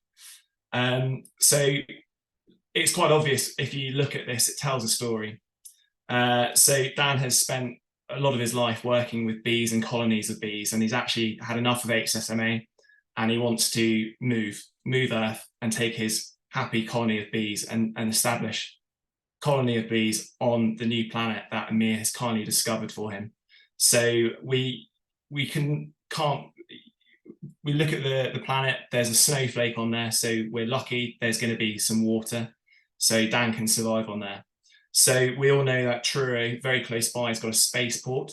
So he sets off, but unfortunately there's an absolute ton of traffic. But fortunately, NCN, that's the National Cycleway, N2, there's a cycle path which takes him and his colony of bees straight to the spaceport. So he gets in his spaceship. It's about 90 light years away, this planet, so that's quite a long period of time. But fortunately, he's got a nice crossword to occupy himself. And during the time as well, he looks under a microscope at his favourite Cornish pasty, and he discovers the perfect molecular structure of his Cornish pasty. So when he gets to HD 107146b, he is able to eat Cornish pasties and feel like he's at home in Truro.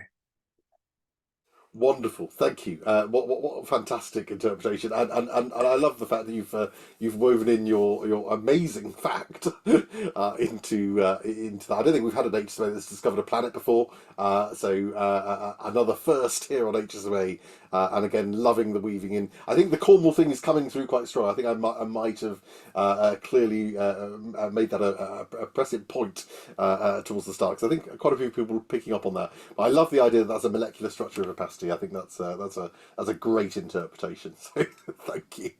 Okay, Pokey, we got next. Right, hello everyone.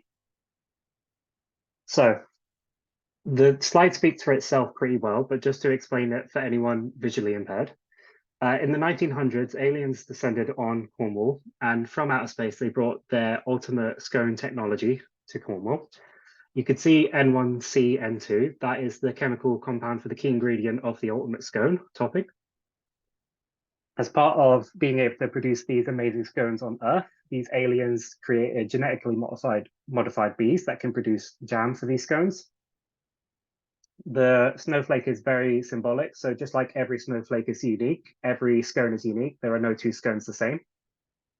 Now, the arrival of these amazing scones has caused the popularity of Cornwall to absolutely boom. You can see a live image on the left of the traffic to Cornwall at the moment. You can see everyone's trying to get to Cornwall, and you can see on the other side of the road, so no one's trying to leave it.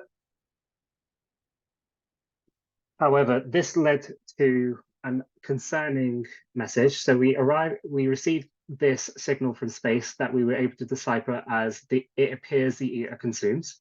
Now, the eater here obviously refers to an eldritch horror in space, which is attracted to the amazing scones we are now producing on Earth. So we have this giant space worm approaching the Earth, threatening to eat it. So the people who discovered this created a cryptic coded message asking for help, which is the image in the top left. If you're able to decipher it, all the letters in the green squares will spell out scones. And it's actually a call to arms asking for the Earth's last defenders to congregate at Cornwall to help fight off the eater. And our fun fact is Helen in our group has a black belt in karate, and she's currently the Earth's last hope against the eater. So we're hoping that she's able to fight off this terrifying beast and save us all. Thank you. Wonderful, thank you. That's brilliant. Yeah, I love the weaving in again, and the chemical composition of the perfect skull. I think is a fantastic interpretation there, and clearly that's clearly what's happened, as you say. So probably shouldn't bother moving on to another group, but we will anyway, and we'll see what they have to say. So Sid, you're up next. How do you interpret our slide? So we were discussing about how the bottom part of the slide with the traffic representing the data traffic. So the massive amount of information flowing through the web, which is represented by the molecule structure there. And the bees are sort of us as the learners, as being like hardworking people, and how the snowflakes represent how complex the data is, and all those empty boxes at the top sort of represent how difficult it is to interpret certain data because of how complex and how unique the data is. Yeah, an interesting fact about our group is that one of them used to help Prince William with sailing. Wow, another really interesting fact there as well. Fantastic. Thank you. There's some, we've got some real interesting things coming out of this. Brilliant. No, thank you. Really interesting in interpretation. I think a lot of the snowflake and the bee and the traffic jam are a real focus, I think, for a lot of you on this, which is quite interesting, given obviously I know what it is. Okay, so we've got two left. So we've got TIA, who are next up. Okay, I'll speak for TIA. Well, we didn't interpret this as interestingly as everybody else did. So we had more of a thought out yet much less interesting interpretation, which is more a theme around how AI and machine learning can help us to derive patterns out of randomness. Things like the sort of scrabbly board at the top left has the equal numbers of blue and green squares, and there's some kind of a thing going on with the NCN that looks like a palindrome or something.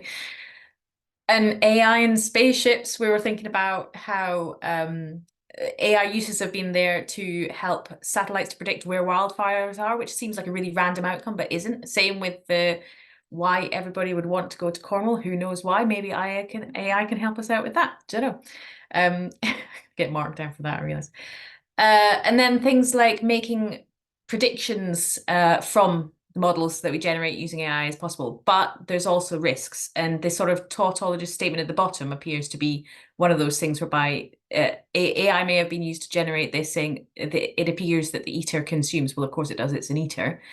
But because of the lack of understanding of the AI model, it's not really understood that that's a bit of a tautology going on there. So that was not very interesting, but that's what we discussed.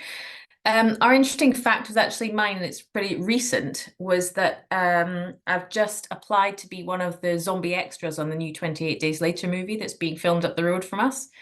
So I don't know if it's a real thing because I haven't been accepted yet, and I may be thoroughly too well fed to be a zombie, but we shall see. I'll let you know. Wow, fantastic. I didn't even realise that was the new 28 Days Later film coming. So Neither did I. Very exciting. That's really exciting. Okay, fantastic. Well, that's even more reason for me to watch it. So I look forward forward to that. But yeah, no, really, I really liked that you took that as a kind of philosophical encapsulation of AI and its benefits and downfalls. I really like that that interpretation. So very interesting to see all these different ways people can look at the same set of pretty obscure images and come out with some very different stuff. So I think it's last up now. Yeah, we've got the last up, Zilog Z80. Thanks, Dan. So last but not least, our interesting fact was that more than one of our team keeps rats, which surprised me as I'm not a big fan. But I look forward to having my mind changed.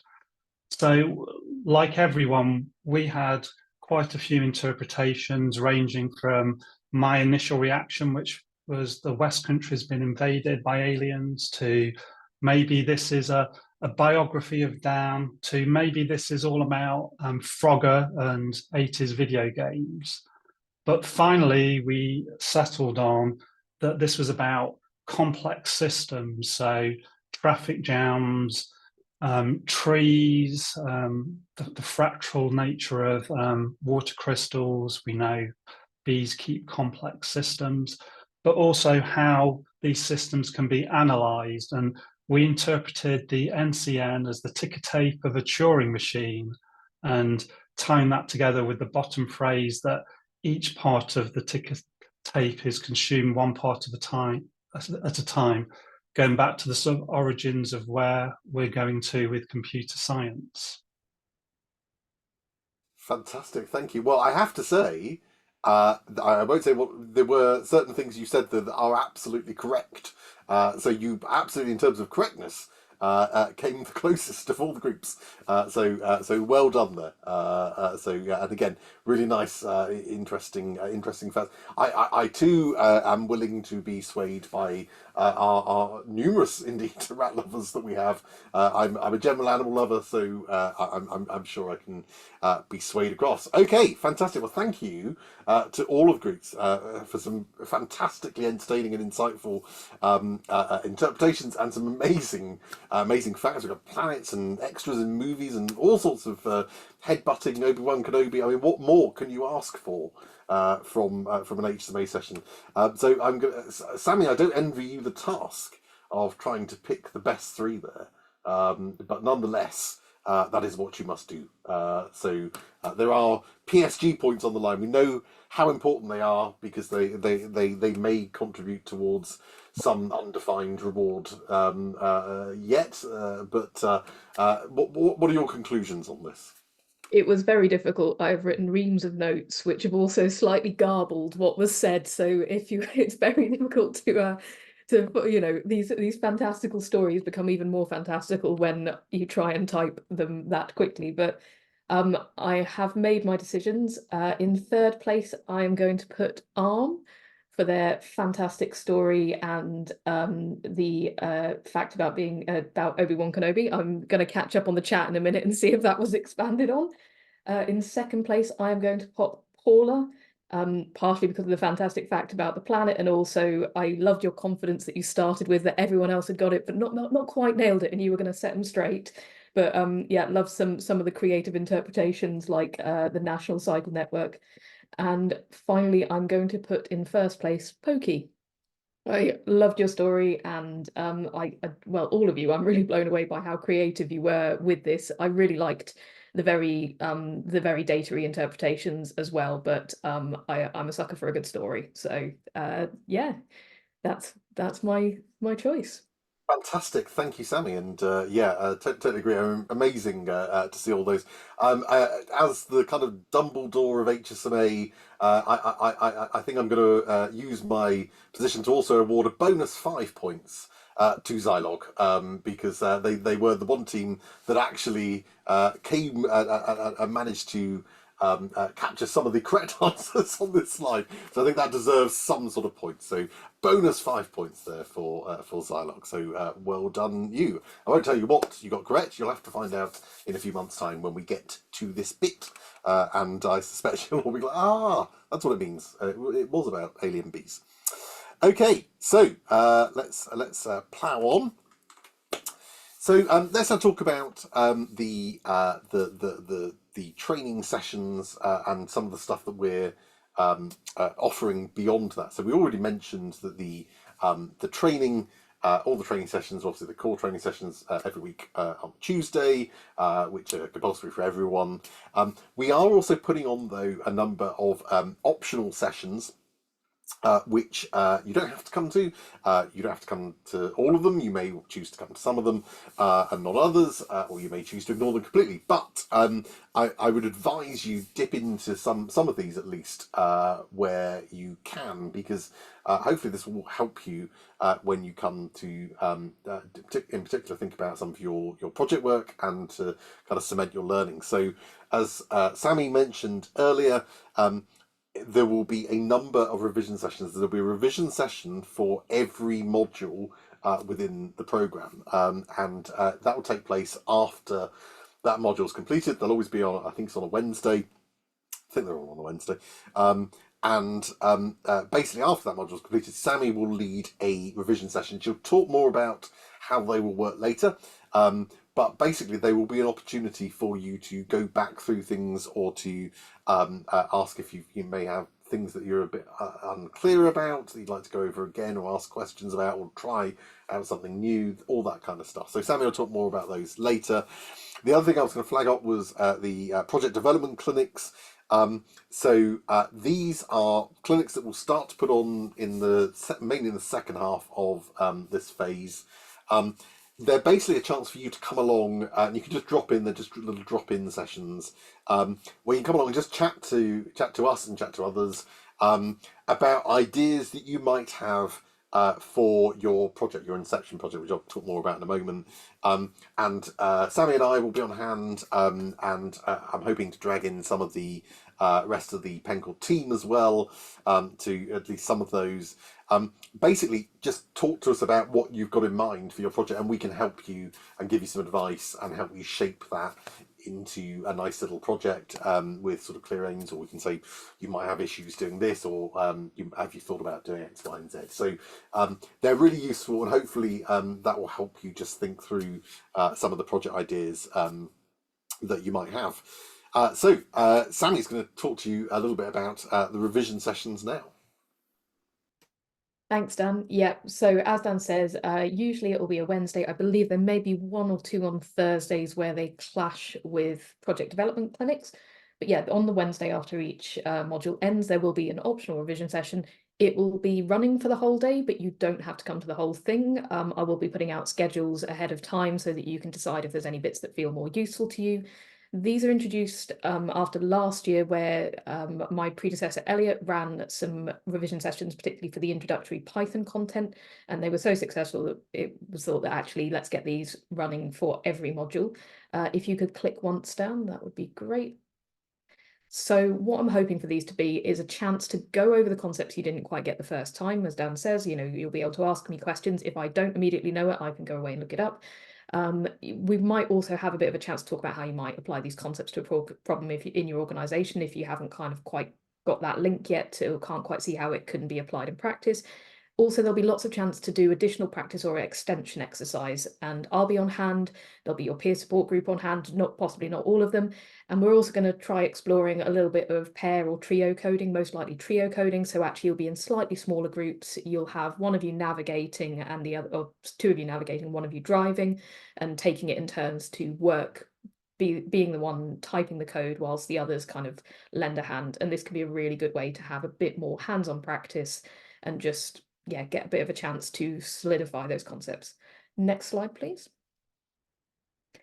All of that being said, I think these are quite likely to evolve over time based on what we find is most useful for everyone. So I may also tweak them a bit closer to the time if there's bits that we think that actually that didn't land the first time. Let's have a space to go through that again.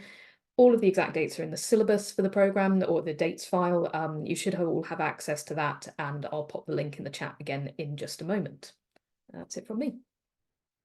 Brilliant, thank you, Sammy. And yeah, I think that's a really important point about evolving. I mean, it's worth saying that when Elliot ran these last year, that came out of a few comments that people were struggling a bit more than we'd anticipated and were aware of. And I remember Elliot and us and I sort of meeting one afternoon, and we said, what can we do about this? And we came up with this idea of revision sessions, and I think we had them implemented within 3 days, which is pretty, I mean, fair credit to Elliot that did all the work for that. But we responded to need, and that's something that we always pride ourselves on in HSMA. You know, if there's stuff that we can do to help shape and support you better, then we will always try to do that. Please let us know, and particularly with the revision sessions, finding out what works, what doesn't, will be a learning experience for all of us. So please do make use of those sessions. So the certification assessment is worth just touching on as well. So hopefully you're all aware that the HSMA course is now accredited. And it's accredited by the Association of Professional Healthcare Analysts, AFA. It is, in fact, the first ever course that has been accredited by AFA, which we're quite proud of. And basically that provides a quality assurance for the course. So all of you gain the benefit of saying I'm part of the course that is accredited by AFA. But there is an optional little extra step that you can take as well. So we can also provide certification, which is certificates and digital badges, which are provided via Credible. And they basically confirm that you've both attended and completed the training. And by the training, we mean kind of phase 1 of the programme. To an acceptable standard. And so this is entirely optional. You don't have to take a certificate, but a lot of people choose to do that.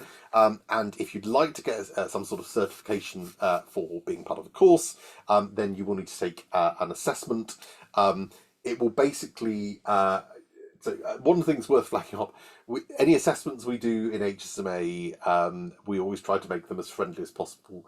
You may have heard tales of last year's assessment, which was based on the Crystal Maze, the previous one, which was based on the children's TV series Nightmare. We try to make them as fun as possible because nobody likes assessments.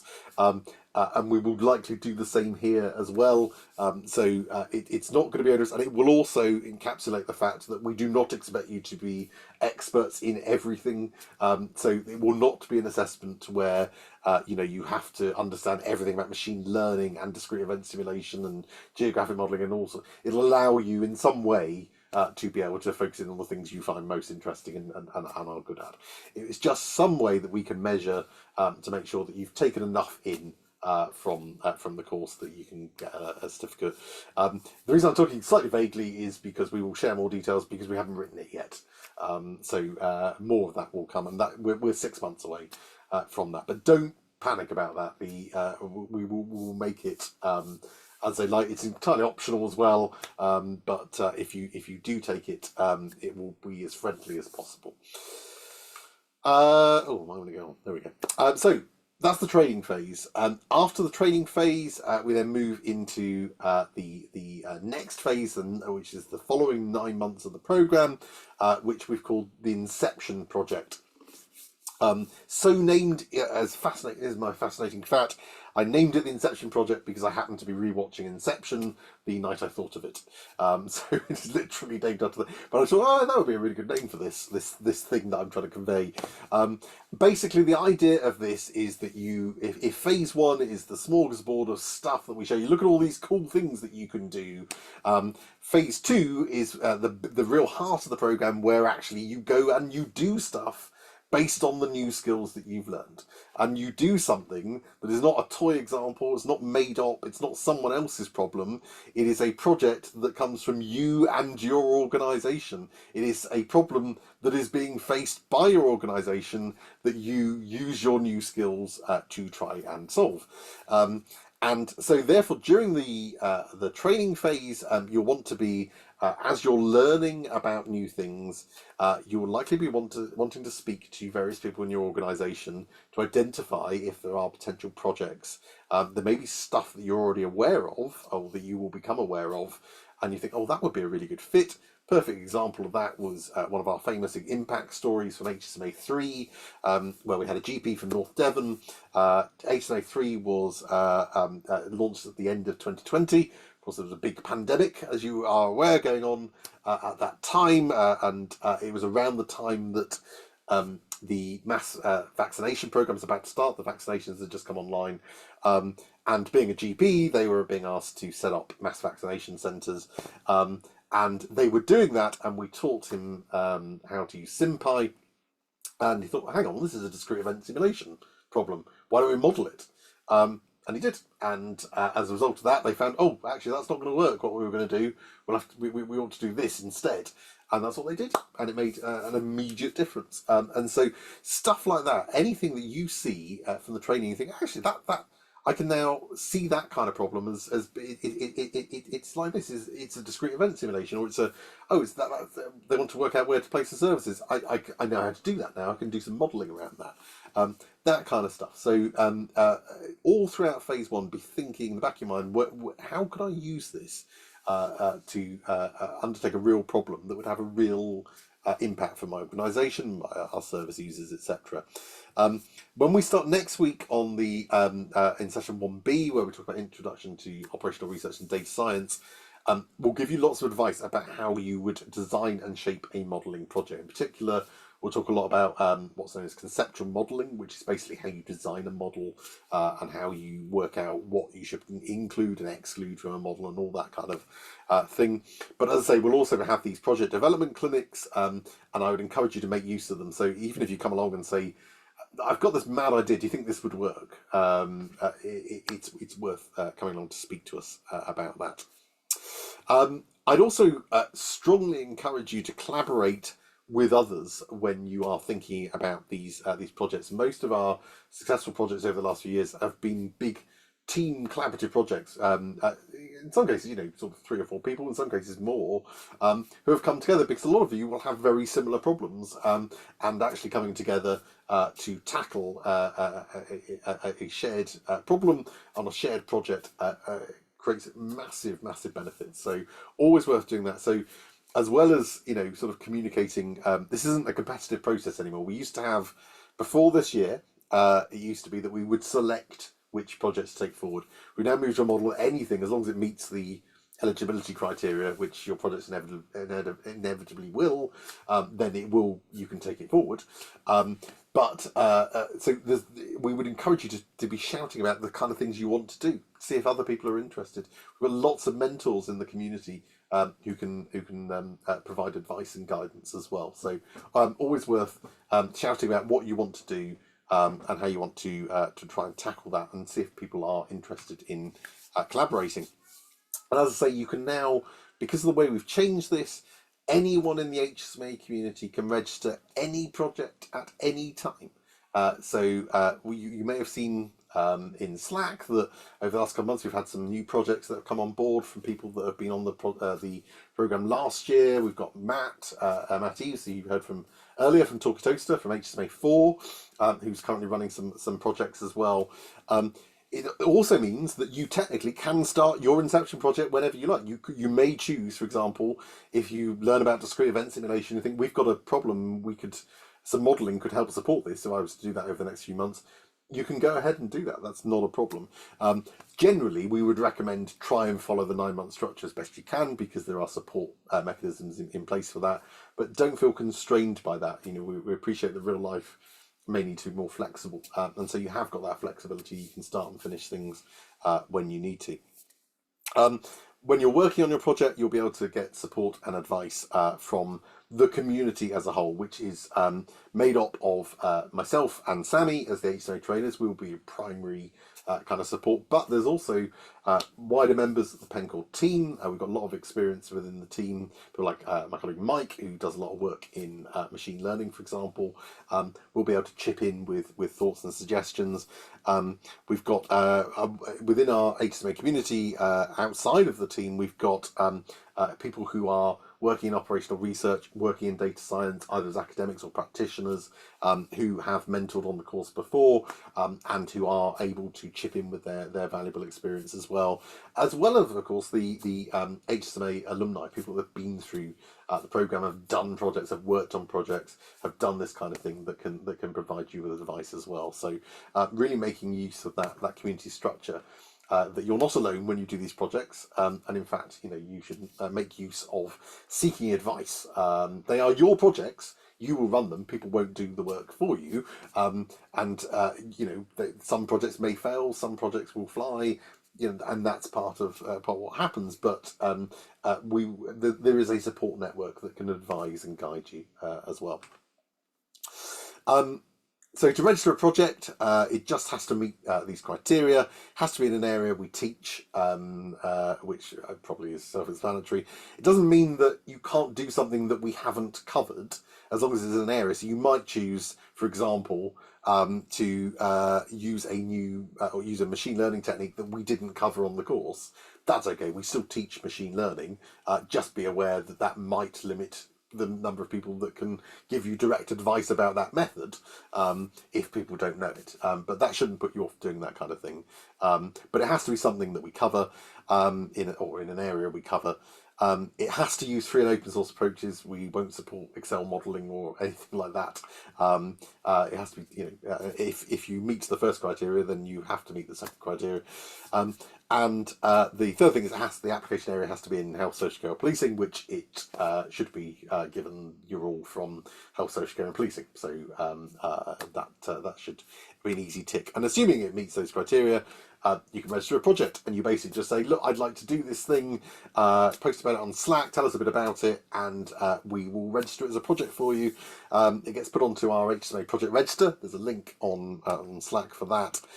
You'll get a dedicated Slack channel for the project on the Community Hub, where you can post anything about the project, post updates, ask for help, see if people want to collaborate, that kind of thing. And you get your own little channel, and most excitingly of all, you get a project code, which is almost worth doing just to get a number, which isn't terribly exciting for you, and neither for us really, but it allows us just to keep track of things and hear about impact that your projects generate. Also, during the phase 2, we'll have these monthly HSMA forums. They used to be called learning set meetings. These are basically 2-hour meetings where HSMAs from across the community come together to talk about what they're doing, and crucially, it's a way for people to share ideas. Say, look, I'm doing this thing. Anybody got any thoughts on how I might tackle this, or what do you think about that? Or I'm really struggling with this, and gathering some ideas.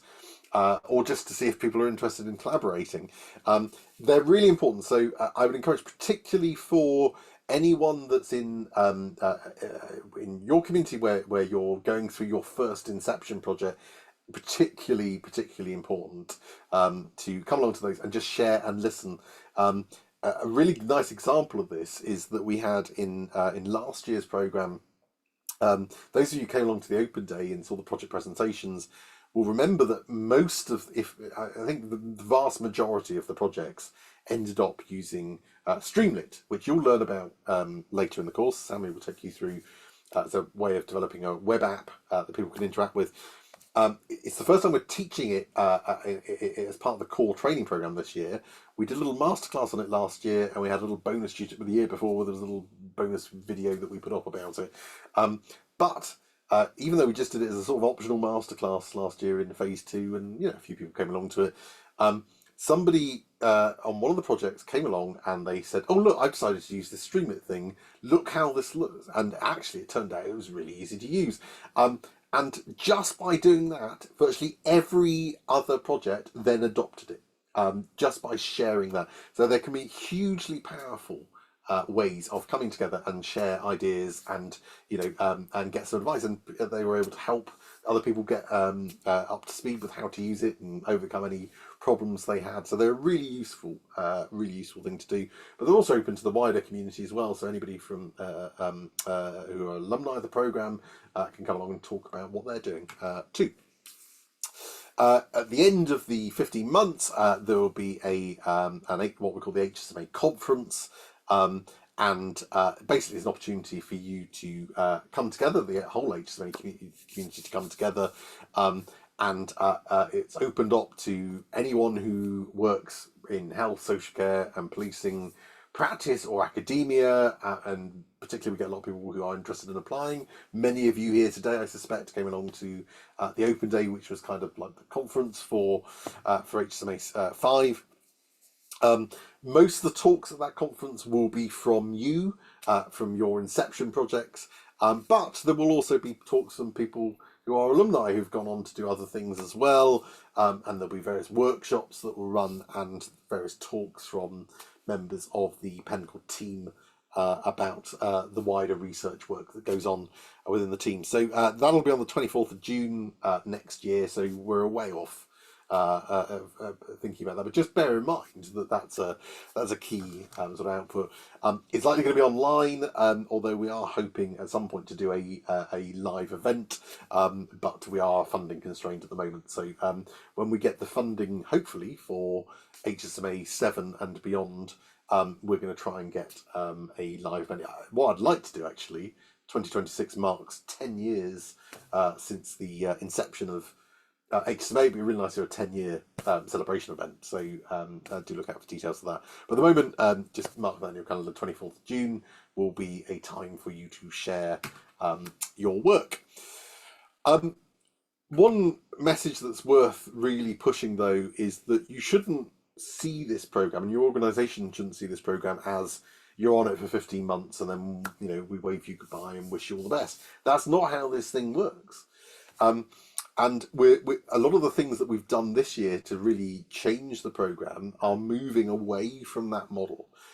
This is essentially, it's not even I'm reluctant to call it a training program. It is a program which has a big training element, but really it's about building up this community, bringing you into this community. You're the new intake that will get 6 months of training on all these exciting methods, which will allow you to do all of these applied modelling and data science things that will be really useful for you and your organisations.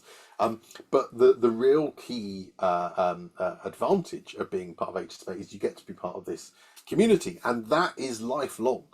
So once you're in the HSMA community, you are there. So if in 3 years' time you think, oh, I really need to do a discrete event simulation project, I remember learning about that back on HSMA, register it as an HSMA project. You're still part of this community. So it's a way for you to, whenever you want to do any modelling or data science, you've got that support community and you remain part of that support community. And really that's why we've called them, beyond me rewatching Inception at the time I thought about it, this is why they're called Inception projects, because they're intended to be the first of many things you do. It's not just a sort of one and done. It's the idea is that this becomes the first project that you do, and then hopefully you go on to do much more stuff, and stuff gets built into your daily work that can use these new skills. So worth always thinking about that in sort of the back of your head.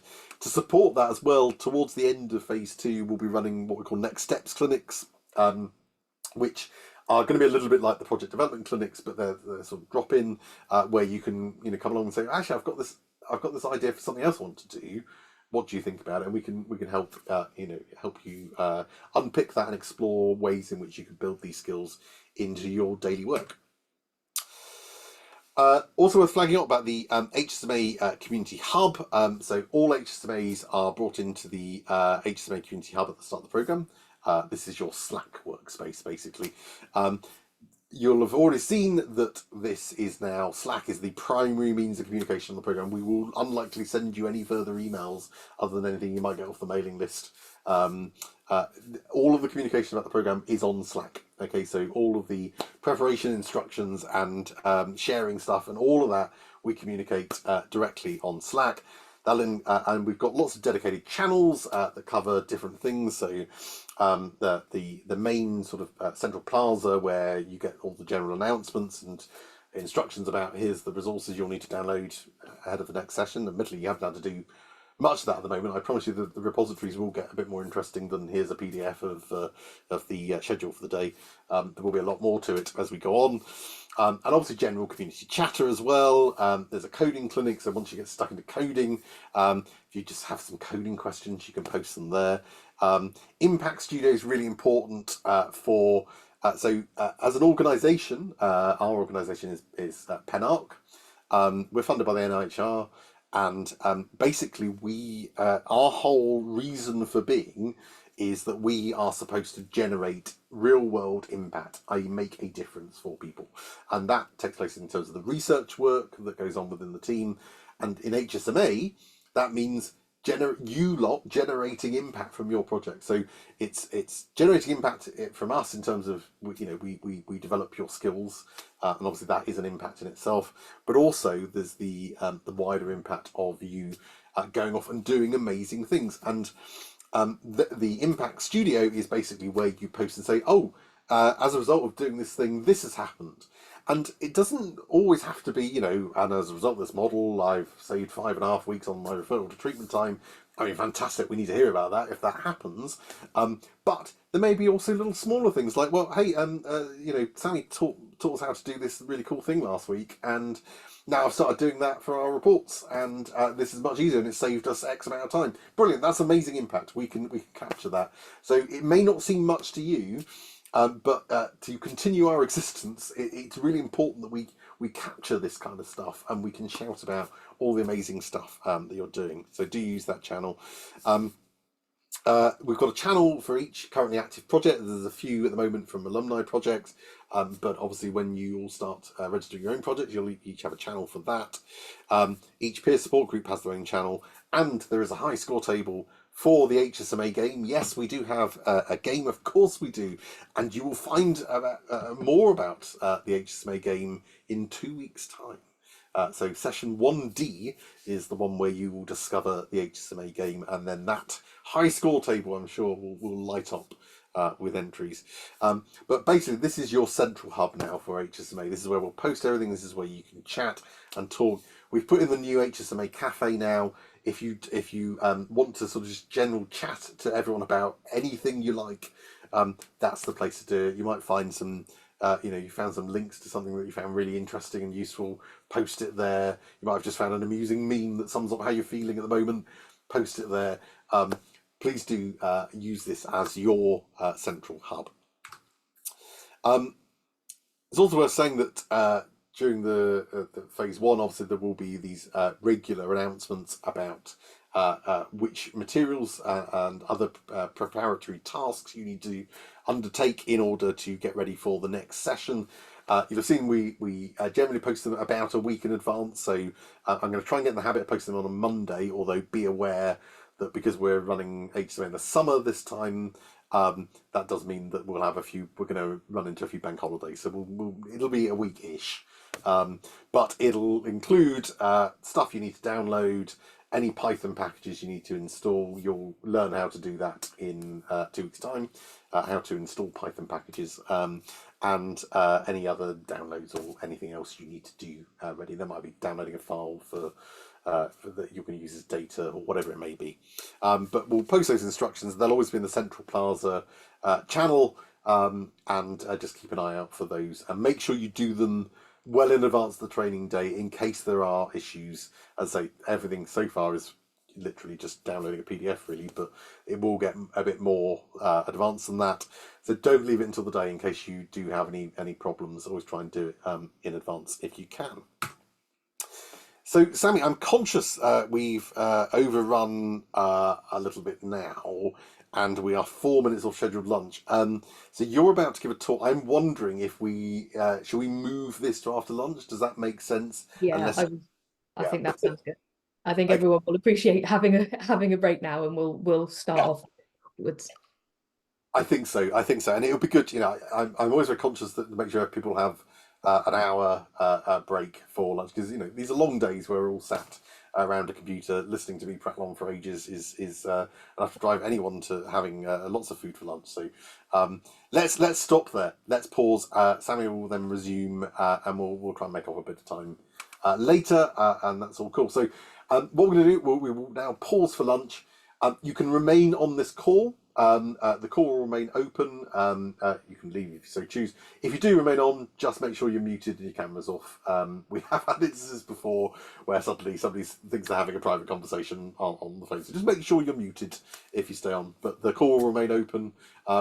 If you are leaving, you can rejoin, and we will admit you again. We will kick off again at 1:30. So see you all in an hour. Go and stretch your legs, have something to eat, and see you in an hour's time. Thanks, everyone.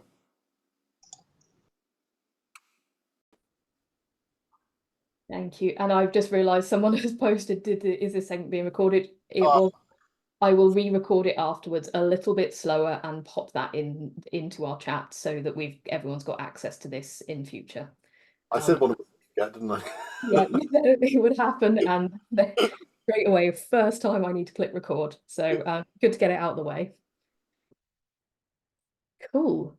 I don't think I'm seeing any other questions at the moment. So I shall kick off with a little bit of a chat about the importance of getting things wrong. So I think, as Dan said earlier, you are about to embark on a difficult journey. Coding is not easy. We can make it fun, but there is no getting around the fact that it isn't the easiest thing in the world and you're not going to pick it up in 5 minutes. You're going to be learning some high-level concepts really rather quickly. Some of it is master's level stuff. Some of it goes well beyond what's taught on masters. What I'm trying to say is you will have questions, and everyone else in this room, on this Slack, on this Zoom call, will have so many questions as well. To kind of really hammer home how fast we're going, I said before that my first experience with R was way back in 2012. It was then 2016 before I started learning R properly, but I'd kind of spent some time getting to know variables, all of that sort of thing. I knew a lot of the terminology, I knew some of the basics, but that was when I really got stuck in. 2017, so I already had a language under my belt. Then I went on to learning Python. And then it was 2021, nearly 9 years since my first experience with programming, before I started learning discrete event simulation. Some of you will be doing something a little bit more like this. Your first experience with Python, possibly your first experience with any coding ever, is going to be this month, and next month you'll be learning discrete event simulation. Take Dan as another example, who has been coding since he's 4. So some of you are really going to be doing this pretty quickly, and we recognize that. We know that those of you in this room who've never coded before, we invited you here, so we're aware, don't worry. But there's so many misconceptions about programming that I want to blow out of the water so that you're not coming into this worried about what real programming is. So real programmers don't look stuff up. If you can't write it all from scratch, you can't really call yourself a programmer yet. Getting error messages is a bad thing, and you're bad at this if you get errors. Programmers don't spend ages fixing silly little errors, and you've got to be really good at maths to be a proper programmer. All of these things are wrong, and I really hope that I can get that across to you, that this really is for every single person in this room. You can be a programmer if you want to be a programmer. Just by being here, you've shown that you're in the right place. So, real programmers don't look stuff up. I've been programming in Python for 7 years. This is one afternoon of my recent search history for one library that I use all the time. I hadn't used it for a couple of months at that point, but there was still a lot of what seems very basic, sometimes searching the same thing multiple times in a day, coming up with lots of different ways to try and search for something that I wanted to do. That will be quite normal for you. Also, if I write even slightly complex code that runs successfully the first time, I'm gonna probably go and have a little lie down, because error messages aren't a bad thing. Error messages are a normal part of programming. When have you ever written a document that didn't have a single typo in it? It's the same for coding, and you're writing here, you're building in logic, you're thinking through how things are going to work, how things are going to run, you're changing things, you're adapting. Of course, it's not all going to fit together the first time, and if it does, fantastic. But error messages are also an opportunity to understand code better. And it's also a chance to make your code more robust before someone else interacts with it. Great if you get the errors, because hopefully that means you can put something in place that means someone else down the line won't. Now, the silly little errors thing. I have spent a lot of time wanting to throw my laptop out of the window after having an incredibly frustrating afternoon of just not being able to work out why something's not working. And I've had code break entirely for some really, really silly things. So I've had missing commas, I've had missing quotation marks, I've had the wrong kind of quotation mark. You might try copying some code in from somewhere, it's a formatted quotation mark, everything falls apart. I've had accented characters break things, I've had missing brackets, I've had too many brackets, I've had brackets that are not in the right configuration. I've had incorrect indentation of my code. This is important in Python, otherwise things might not run in the order you expect. I have used the wrong column name. I have missed out a capital letter. There was one particularly memorable one where half the internet went down and I spent half a day trying to fix what had gone wrong with my app with this really weird error message. Everyone's app was broken that day. I just didn't do the right kind of Googling. I have had Windows Update break some really crucial packages, and again, I had no idea why because everything was working the day before. I have commented out code temporarily and forgotten I've done that, and then got very confused why things aren't working. I have added in loads of test code or kind of tried writing a function and left some hard-coded bits in place, and then spent ages trying to work out why things aren't going right. I've filtered out columns and then tried to use them later. And I have also fixed code for other people who have done all of the above more times than I can count. To be honest, a fresh pair of eyes, like someone in your peer support group, is gonna save the day for you.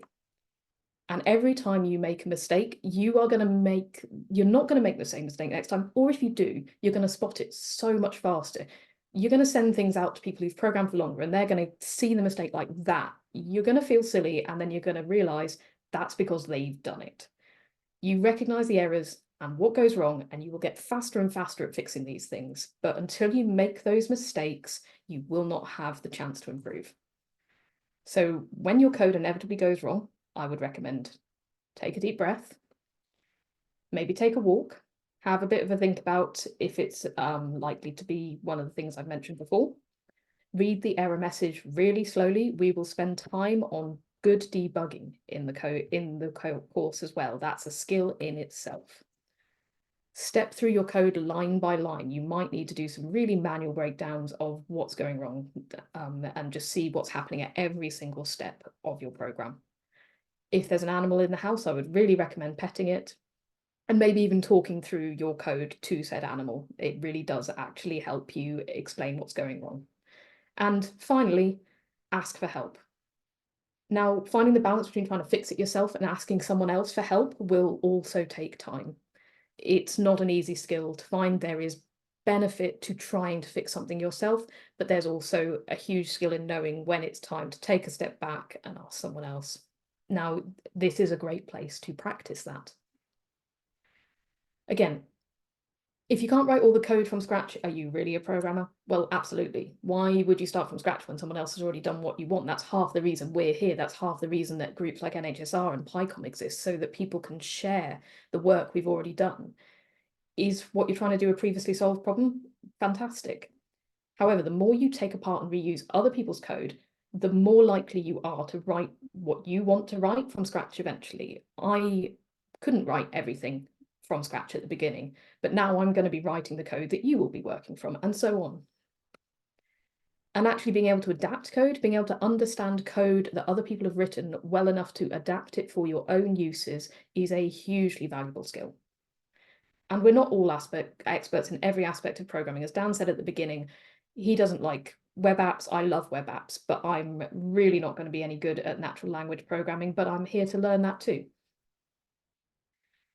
Now, maths does underpin basically everything, but I'm confident in saying that you can understand how to be a good programmer, a good data scientist, good operational researcher, and a really safe and effective user of these techniques who can make a difference without having to understand pages and pages like this on the right.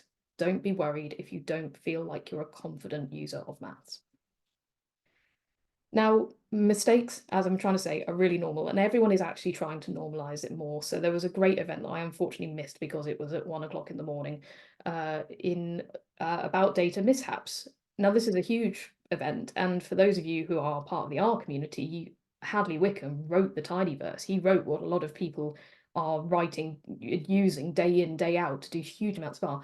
So to have him standing up and talking about the mistakes he's made is huge. And it really is just so valuable to know that other people do make mistakes with their code all the time. The value is in being upfront and honest and learning from it. We will make mistakes. There will be errors in code, but the more we talk about it, the more we share each other's code and look through it and are willing to put our code out there for other people to see, it will be better for everyone. And I think this last quote really sums it up beautifully. My experience is the sum of the mistakes I've made along the way. I seem to recall there was a motto in one of the teams that was very much along those lines as well. And I just also want to talk about the importance of asking questions. For me, every time a project has gone badly, it's not really been my code that's the problem. It's been a fear of asking enough questions of my stakeholders, of other people in the team. It's been a fear of asking the silly questions, and silly, you know, it's always that word that comes back. But everything in HSMA is freely available online, so why on earth would you bother to do the course? It's the chance to ask questions. There's the chance to ask questions of me and Dan. There's the chance to ask questions of everyone who's come before you and the people you're working with right now, your wonderful peer support groups who you're starting to get to know. So use these routes. Ask your peer support group for help. Ask questions in a public Slack channel, your coding plaza, your peer support groups channel. Ask questions verbally in the lectures, but only when you're asked to do so. Again, if we have so much to cover and so little time, but we will give you chances to ask questions. There are the revision sessions as well, where you can ask as many questions of me as you want. And I will be honest, sometimes I won't know things, so I will have to go away and find them out, and that's fine. As a last resort, ask questions in a private Slack message or Zoom message to one of us. So the problem always is there's 170 or more of you, and there's 2 of me and Dan.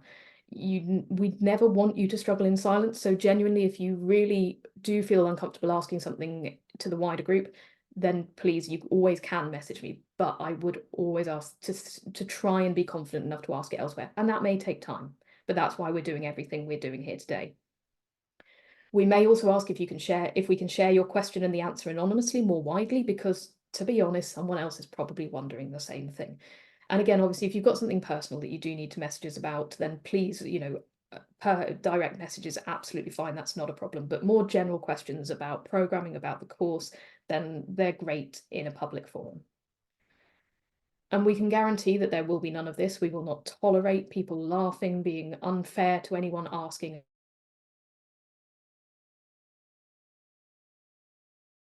a question that's come up that is being asked. A code of conduct, to be polite and courteous to everyone in your groups and the wider HSMA community, and to be constructive and supportive. We want you using appropriate language and tone, no profanity, no sarcasm, personal attacks. Sometimes things can really come across wrong in a Slack message, so you may just need to stop and think, is this coming across harsher than I mean it to because it's written?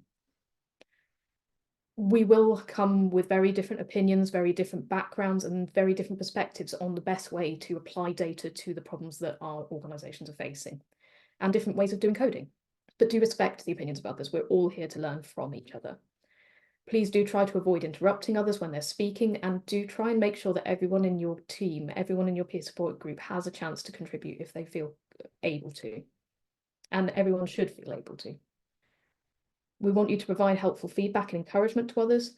We want you to celebrate the contributions and achievements of everyone in your group. And some of you did that so fantastically well, all of you did it fantastically, but there were some I really noticed that they were trying to champion people who had made this contribution.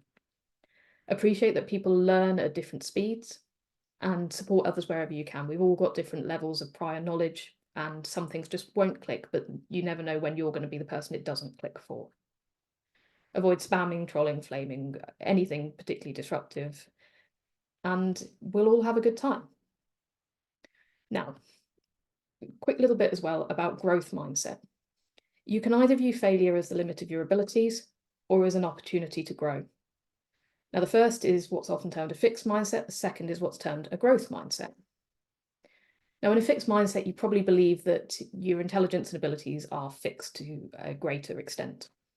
You are worried about making mistakes. You might avoid challenging topics. You might give up easily when something doesn't come to you at first. Feedback may feel very personal. You may find you're envious of the success for others. You stick to what you know. Now, just by being here, I suspect a lot of you are more on the end of the growth mindset spectrum. Brains and talent are a great starting point, but through hard work and dedication, you can develop your ability as a coder, as a data scientist. Mistakes are a fantastic opportunity to learn from. Challenging topics, they can be frustrating, but they're a chance to really grow. You will persevere through the hard times. The success of others around you will inspire you and motivate you to be the same, and feedback is an opportunity to improve. And you'll be willing to try new things and be vulnerable about that.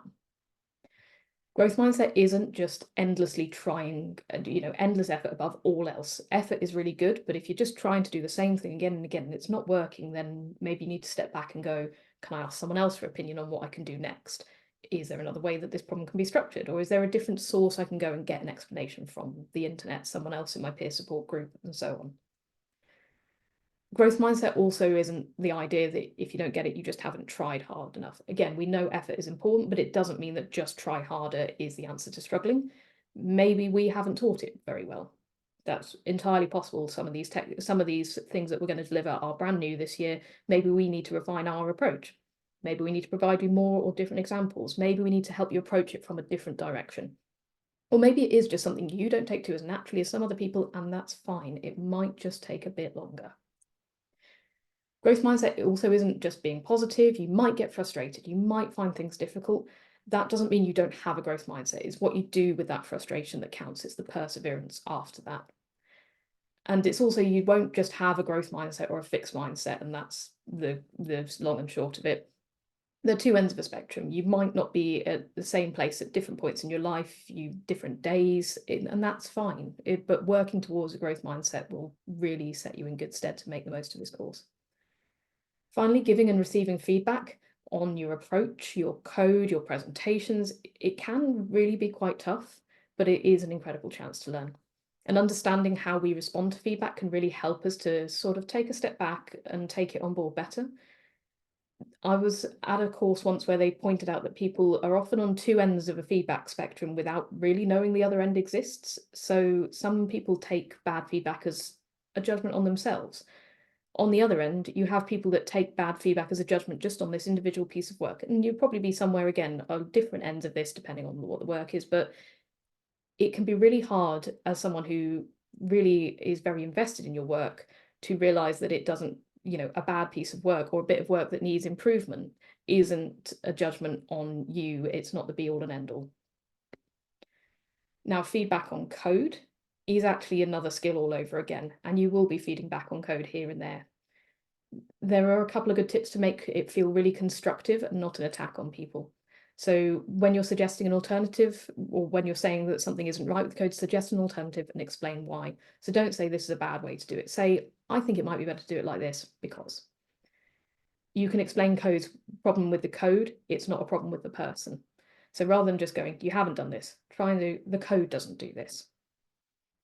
You should come at code reviews with the idea that people are doing their best. Engage curiously, rather than just saying, you should have put this in a separate file, go, maybe there's a reason they've done this, and ask them.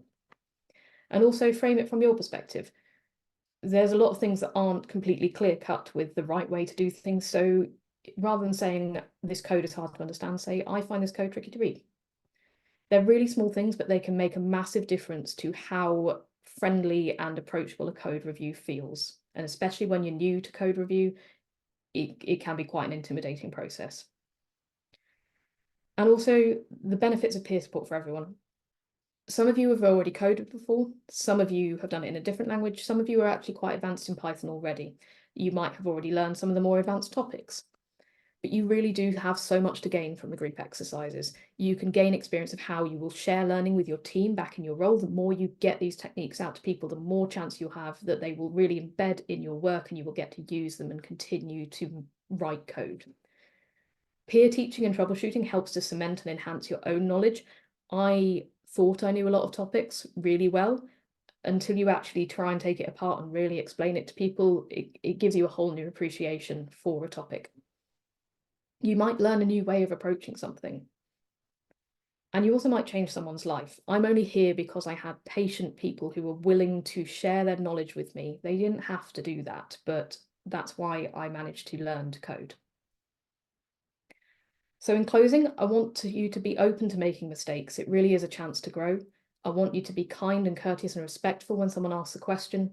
And please just use your peer support groups. You've heard from the wonderful Talk We Toaster group about just how fantastic the experience of being in your peer support groups can be, and you will grow together across this course and beyond. But to use your peer support groups well, you will want to feel comfortable in those groups. So I'm going to give you another task, a little bit like this morning, to get used to doing something tricky with your group. Now, I'll post these instructions in the chat in a moment, but we're actually going to be drawing. We're going to give you a chance to get to know each other better at the same time, a little bit more practice at being creative together and taking risks and making mistakes as a supportive team. So one person in your group will need to head to scribble.io. I'll put that link in the chat. That person will pop their name in and use the arrows to create their little player avatar. And then they will click on Create Private Room. What they will then do is change the number of players to the number of people in your peer support group, or higher, so maybe just stick it to 20. Change the word count to 5. This just means you'll have a few more words to choose from in each round. And then copy the invite link. This will be at the very bottom of the screen. You'll have to hover over it to see an invite link, click copy and pop that in your peer support group's chat and wait for people to then start joining your lobby. Once you've clicked on that link, the invite link, you will need to set up your own name and your player icon and then click play. Once everyone's joined the lobby, they'll start appearing down the left, hopefully. Then the lead player, the person who set up the room, can click the start button. Now, I'll pop these in the chat, but when it's your turn to draw, while you're drawing, I also want you to be answering at least 2 of the following questions. They're just more chances to get to know each other, and hopefully it will make your drawings even worse and harder to guess because you'll be trying to do 2 things at once. This is about bad drawings, about throwing guesses out there confidently, even if you're not very sure of yourself. We will leave you to figure out the rest of the mechanics together. Just have a bit of fun. Remember that this is actually all part of getting to know each other, and this will put you in such good stead for the rest of the course. Be respectful. The words are sometimes tricky, and everyone's drawings are probably going to be pretty terrible, we hope. We'll play for 30 minutes. Dan and I will drift around a bit, and then we'll have a comfort break before we regroup. Sammy, just to chip, thank you first of all. Just to chip in, so a few people have just posted that they are getting blocked by the NHS. Oh, I should have. Which obviously, of course, that was going to happen. So I don't know. I mean, is the interface available on mobile? I'm just wondering if that might be a backup option. I think that should work. Yeah, if that is a possibility for people, then yes, please do try that. Otherwise, just sit along and have a bit of a throw some guesses out there in your group, and make sure you have a chance to answer those additional questions as well. Brilliant, yeah, thank you. The other thing I was going to flag up, because something you said reminded me of it. You said about sort of putting it in your chat for your group. So a few things I saw posted earlier that might be a bit, and I apologise, I didn't explain this at all earlier, and it's not clear. So as Sammy said, on Slack, your peer support group channel, anybody can see that, although probably most people are just going to be looking at it who are in your peer support group, but technically anybody can see it. If you do want to, whilst you're on the training, if you're in your breakout room, if you want to chat just to your group, you can do that via the Zoom chat facility in the breakout room. It will only be your breakout room that sees that chat. So don't worry about flooding the entire cohort. In a breakout room on Zoom, the chat is just for that breakout room. So you can use that, because I saw a few people this morning putting in chat on the Slack because they thought they couldn't do that. So apologies, I forgot to mention that. But yeah, feel free to use the chat on Zoom when you're in a breakout room. That will only be for your group. But yeah, other than that, just to flag out as well, Sammy, I mean, lots of fantastic comments about how wonderful that section was and how reassuring. So really good to hear, and well done to you for really conveying that message really well. Of this is a safe, supportive environment, and you will all be fine. I promise you. All of those wonderful things you've heard about HSMA and all those amazing projects that you've seen at the open day and everything like that, they all started exactly where you are now, and they went on to do amazing things, and you will too. You're at the start of a long journey, but hopefully a fun and supportive one. Exactly. Fabulous. Right, I'm gonna stop sharing and pop some links in the chat for everyone. And do we need to open the breakout rooms, Dan? Yeah, I'll do that. I'll pause the recording now. Hi everyone, welcome back from playing Pictionary. Apologies for the slight confusion in the message I sent. As I hit enter, I realised you can't share your screen because otherwise the second you go to draw, everybody will see the answer. Fit in nicely with the Sammy's talk on making mistakes, which I immediately rectified. So apologies for the confusion there. But hopefully that was a really nice talk from Sammy, and hopefully that conveyed the message. I did say one of the key messages we want you to get out of today is that this is a supportive place. We are not expecting you to become experts in everything. We're not expecting you to become instant experts in anything.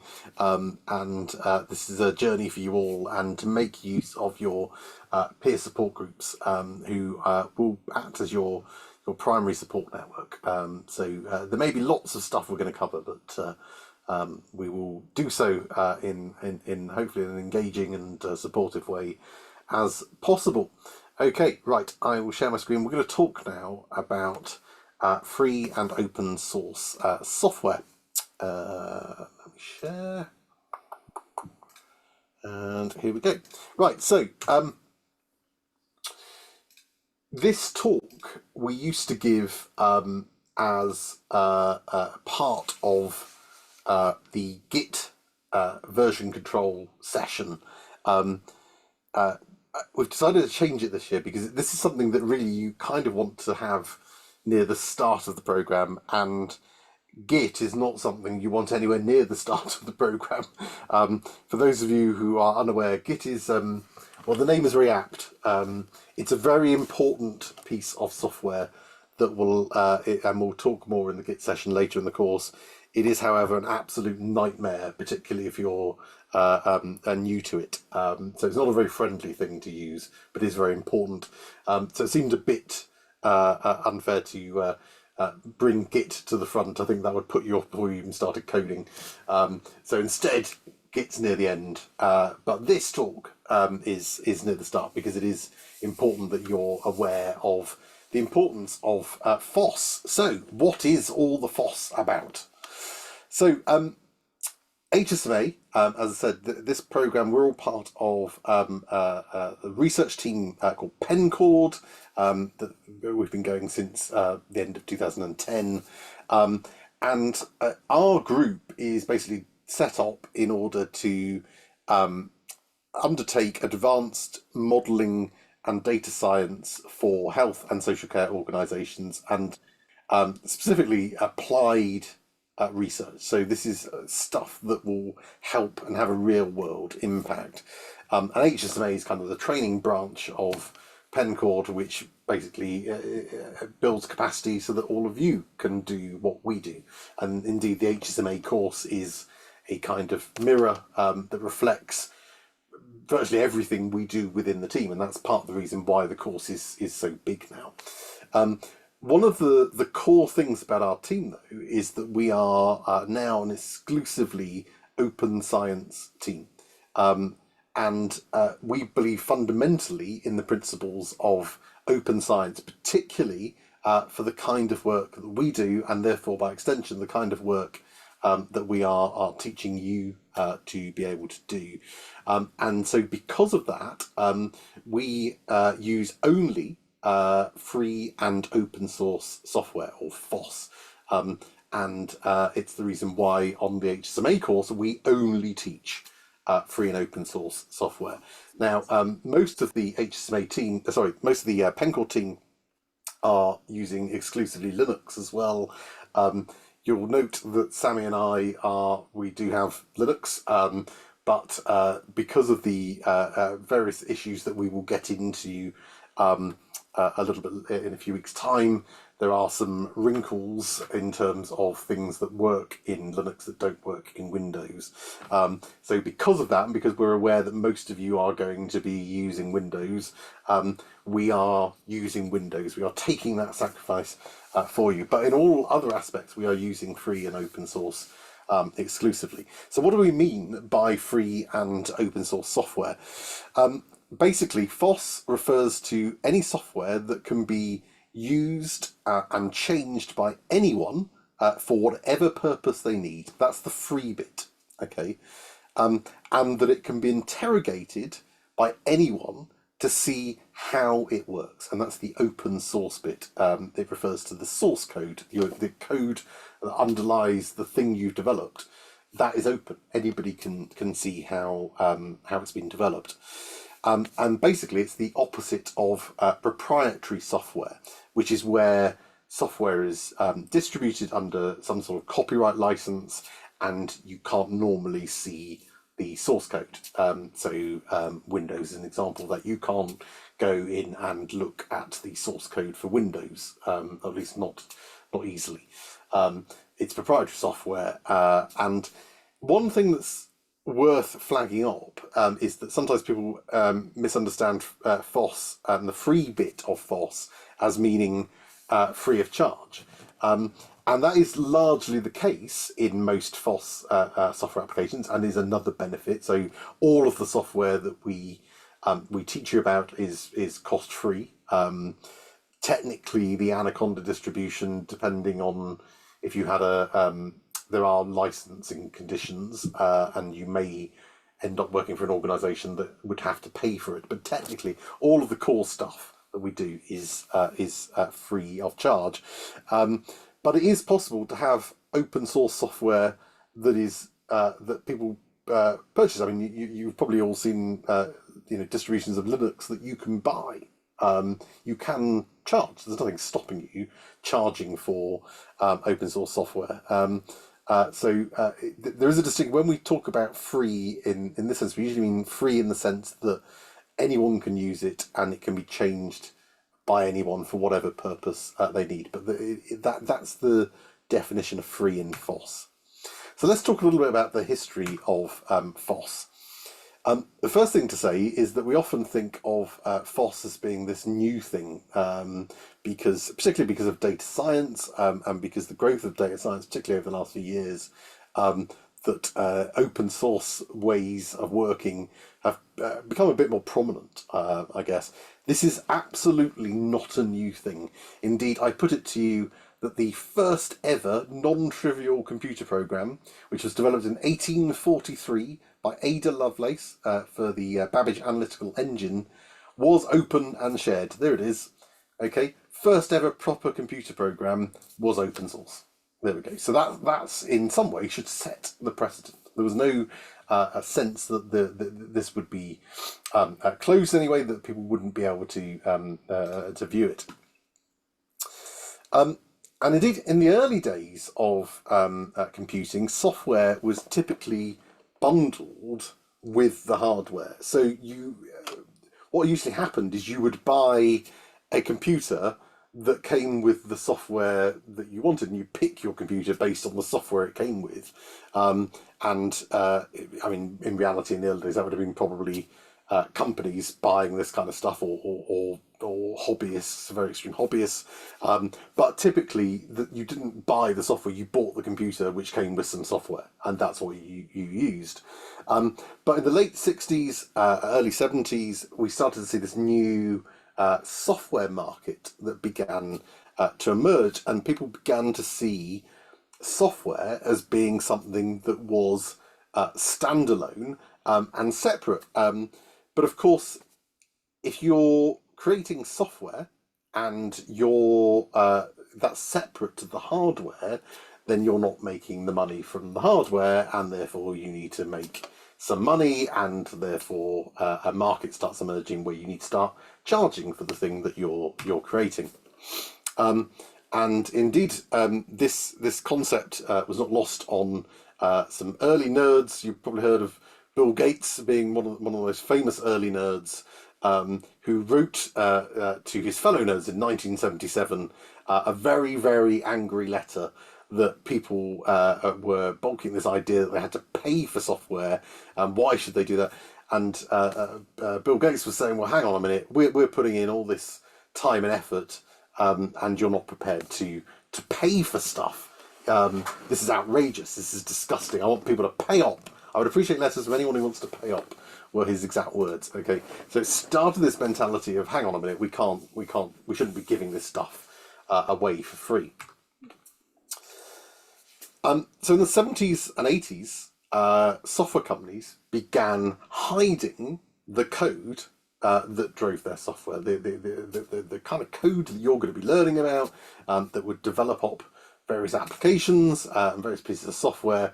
They started to hide that, and in a sense, we had this new emerging closed source software where you could purchase software, but you didn't know how it worked under the hood.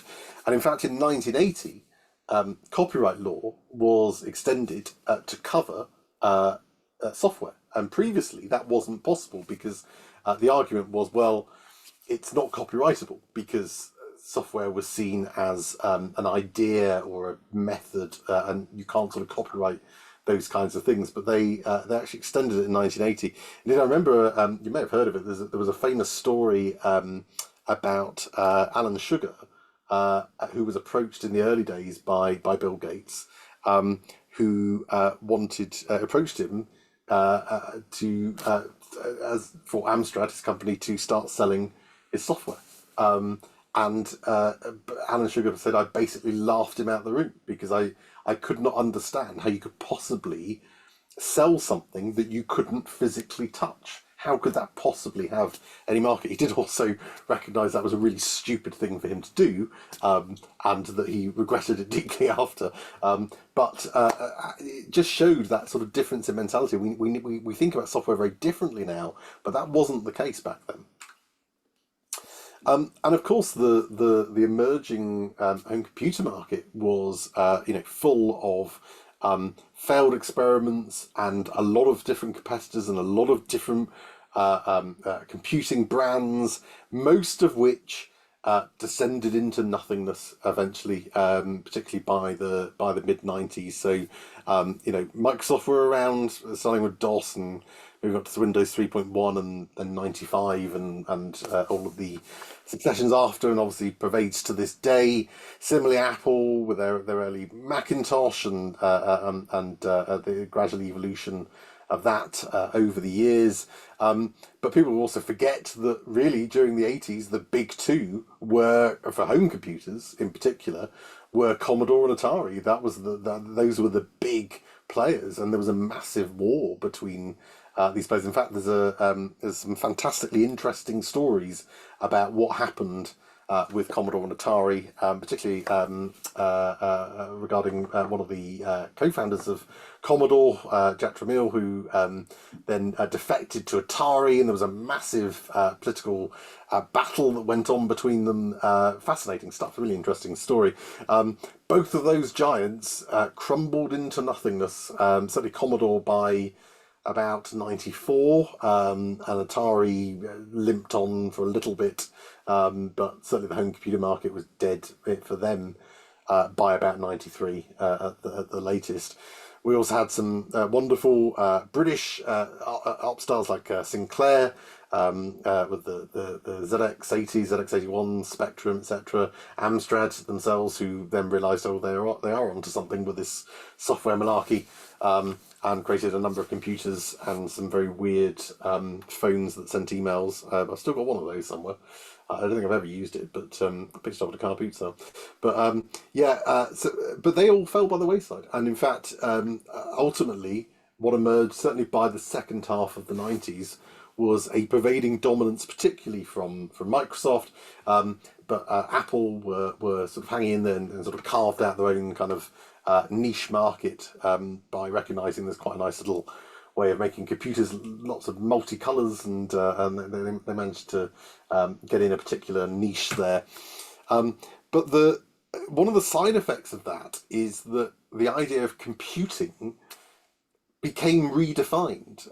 Back when, as I said, I started coding when I was 4, and I was in that lucky kind of era, really, where you bought a home computer, and the first thing you turn it on after connecting it and tuning it into your television, but you would turn it on, and you'd be faced with a blank screen with a blinking cursor, and that blinking cursor was inviting you to start programming. That's how you interacted. That was almost the primary purpose of the computer, was for you to create computer programs, and everything else you had to sort of work around that, or even input programming commands to load something. But that changed as computers tried to become more accessible, and the dominance of the IBM compatible PCs and Microsoft dominance with particularly with Windows and particularly Windows 95, where it really started to take hold. The idea of computing became Office, Microsoft Office, and there was a whole generation, I would argue, or two, that were lost from this idea of computing was IT. It was learning how to use Microsoft Office, how to use Excel, talking to Clippy. That was what people saw as computing, and that it was a really significant change. And that had a real impact on the way in which people interacted with computers, and also the way in which they thought about the stuff that goes on underneath. Because this kind of generation didn't really care so much about that. Because why would they? They have, their idea of computing is, well, I'm presented with these packages of software that allow me to do my job, and that's that's a fair point. So whilst all this was going on.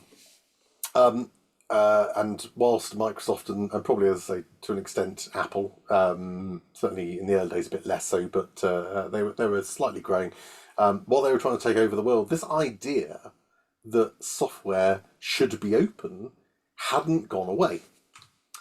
So back in 1983, Richard Stallman, who was a member of the hacking community at MIT, announces something called the GNU Project. And this is an example of the humour. I say this as a computer scientist. This is an example of the humour of computer scientists, and I do put that in inverted commas. We do love jokes about recursion, and so you'll find a lot of examples of this within computer science. So the GNU Project, GNU, what does that stand for? Well, it stands for GNU is not Unix, which in itself still doesn't explain what the GNU bit stands for. Brilliant, it's hilarious, isn't it? But this was a project that Stallman announced in '83, and basically the idea of this project was to try and give computer users back this freedom and control in how they used their computers, so that they could run anything they liked, they could copy anything they wanted, they could distribute anything they wanted, and they could study and modify the code underlying the software. And so Stallman set up these 4 freedoms, which were the freedom to see source code and use it in any way, the freedom to adapt and use for your own use, the freedom to share original software, and the freedom to share adapted software. So really covering all of those aspects, that basically you should be able to do anything you like with software. It should be put out into the wider community and used and interrogated by anyone for the greater good. So the GNU project, it was great, but it needed an operating system, an OS, that was free and open in the same way. And they created their own operating system that was based on Unix, which was a proprietary OS, much in the same way that Windows is now, but with some alterations. Remember, GNU is not Unix, is the abbreviation. So it was based on Unix, but they made some modifications to it. But the problem was that the OS lacked one really vital component that prevented it from being a proper operating system, and that was a kernel. Now, a kernel, for those who don't know, is basically, it's quite a complex thing, but it's basically the core bit of an operating system that deals with all the interactions with the various hardware and software. So you as a user interact with an application, that application then interacts with the kernel, that then says, okay, I need to issue these instructions to the processor, I need to issue these instructions to the memory, I need to issue these instructions to the display, to the keyboard, all of that kind of stuff. The kernel is the kind of middleman that does all that. And that's an integral part of any operating system. They didn't have that. Fortunately, this chap stepped in, a Finnish-American software engineer called Linus Torvalds. Not a particularly sociable chap, I think it would be fair to say. And if you want an example other than that picture, which probably sums him up quite well, he once responded to developers that had created some security software which required basically an admin password if anybody wanted to make any changes. He told them that the idea was mentally diseased, moronic, and suggested that they should just kill themselves now because the world would be a better place. So that's quite a nice example of his kind of social skills. So he's not particularly sociable, but if we ignore that, he did in 1991 do something rather wonderful for the open source community. He created the Linux kernel, which was a freely modifiable kernel with freely modifiable source code. And in the following year, he then licensed that project under the new general public license, and therefore the first proper free and open source operating system was born, Linux, which we are still using today. He also created Git, which I mentioned earlier, which now I've described the character a little of Linus Torvalds. As you use Git, you will think a lot more about his character and see how it seeps in to the very use of that application. But anyway, slowly, once this new Linux operating system came about, developers started to write free and open source software for Linux. This didn't go unnoticed by the big names in proprietary software, particularly Microsoft. They weren't really a fan of this upcoming free and open source operating system. Steve Ballmer, the CEO of Microsoft 2000, said they, referring to Sun and Oracle systems, are of course civilized competitors, but the Linux crowd are communists, he asserted. And then just a year later, he went a little bit further and described Linux as a cancer. So he wasn't particularly keen on Linux, I think it would be fair to deduce, and certainly that was the prevailing sentiment among Microsoft. They thought this was absolutely nuts and an atrocious abomination. This idea that you've got these people over here, they've got this source, this operating system, and creating this software that anybody can do anything they like with. No. Nonetheless, we did see a bit of a rise of Linux, and particularly in the last few years, we've seen a bit of a surge in it because of its use in data science, and that's driven a lot of the demand for Linux operating systems. Indeed, as we'll come on to in a few weeks' time, most real data science is done in Linux, and we'll talk more about why that's the case in a few weeks. But you can see the market share has gone up, although you may struggle to see it a little bit. Linux is this little red line down here, and you can see it's crept up. This was as of October last year. It's crept up to 2.92%. Now, it's certainly a lot better than where it was, and it is growing. But it's fair to say, I think there is a long way to go. Windows and OS X still dominating, really, particularly Windows. So there is a long way to go with this, but there are real signs of change, and particularly, I'd say over the last 10 years, we've seen a real change in attitudes, particularly from people at Microsoft. So Satya Nadella, current CEO of Microsoft, big fan of Linux, or at least very good at pretending he's a big fan of Linux, and has done a lot to promote the use of Linux and to convey this message that Windows really does love open source.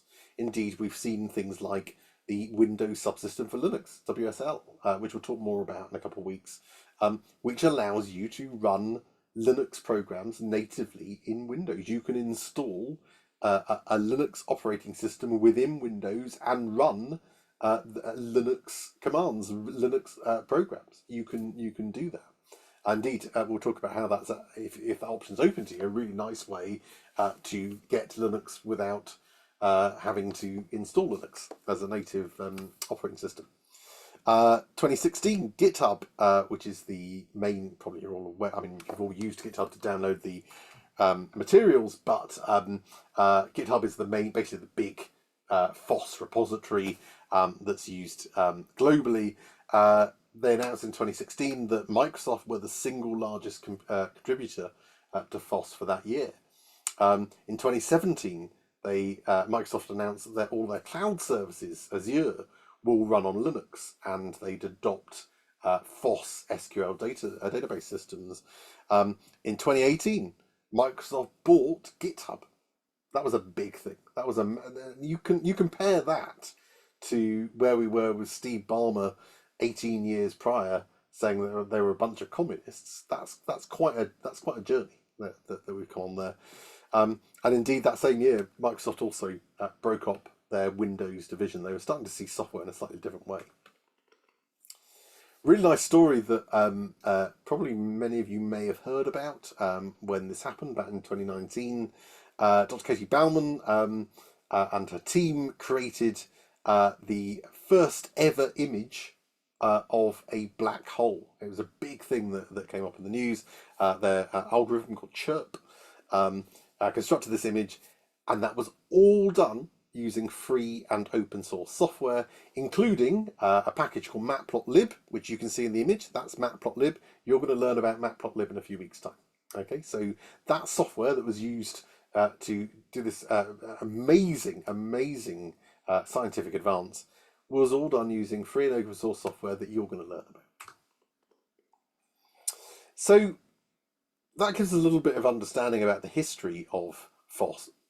Why is it so important? But more specifically, I think for us here today, why is it important for the kind of work that we do within our research team, but also that you are going to be doing, the stuff that we are going to teach you to be able to do. So specifically for applied modeling and data science. And the answer, I think, is actually very simple. And it's because FOSS is ultimately a way for modelers and data scientists to engage in open science. And open science is basically just a kind of scientific practice in which everything that is done is transparent and open and accessible to everyone. And it does that because it recognizes that science as a discipline, it affects us all, affects the entire world. Every single one of us is affected by science, and therefore every single one of us has a right to understand how scientific advances are made and how they were achieved and what they mean and why they're important.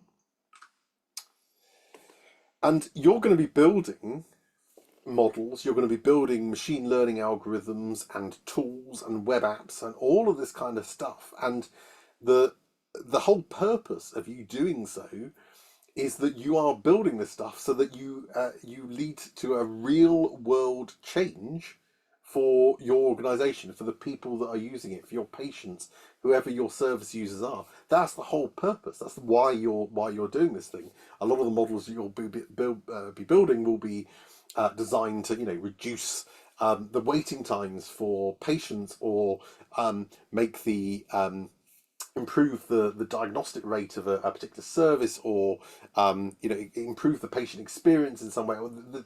There'll be stuff that you do that effectively is going to affect real people and their lives. And because of that, people have an absolute right to be able to understand why certain decisions have been made. That as a result of the work that you do, things that they interact with and they access will change. And they have a right to understand why those decisions were made. Why is it suddenly now the case that I follow this pathway in this particular practice? How did they come to that decision to make that change? And that talks to the kind of transparency and open methods side of open science.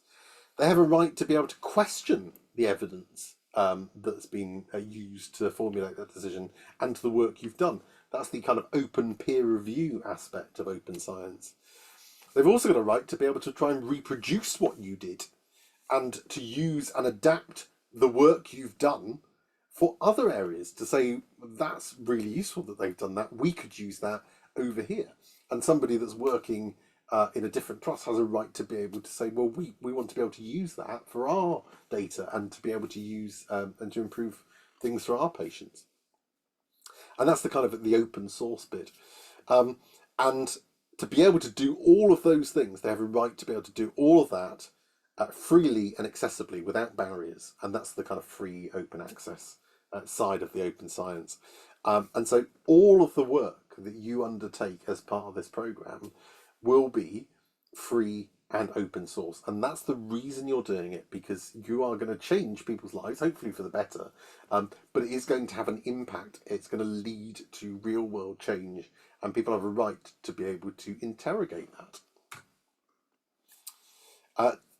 Perfect example, and this is a really nice thing that I brought up earlier, this fantastic model that we had from our GP in North Devon on HSMA 3, who basically built a model of a vaccination, their vaccination clinic for the COVID vaccinations, put in place the recommendations of the model, but didn't stop there, and actually then developed up that model and said, well, if I can do this, why don't I tweak this model and refine it so that anybody can then easily access and use this for their own service. And that's exactly what he did. And he's had a little model. Indeed, you can go to that link right there and play around with that model and use that model.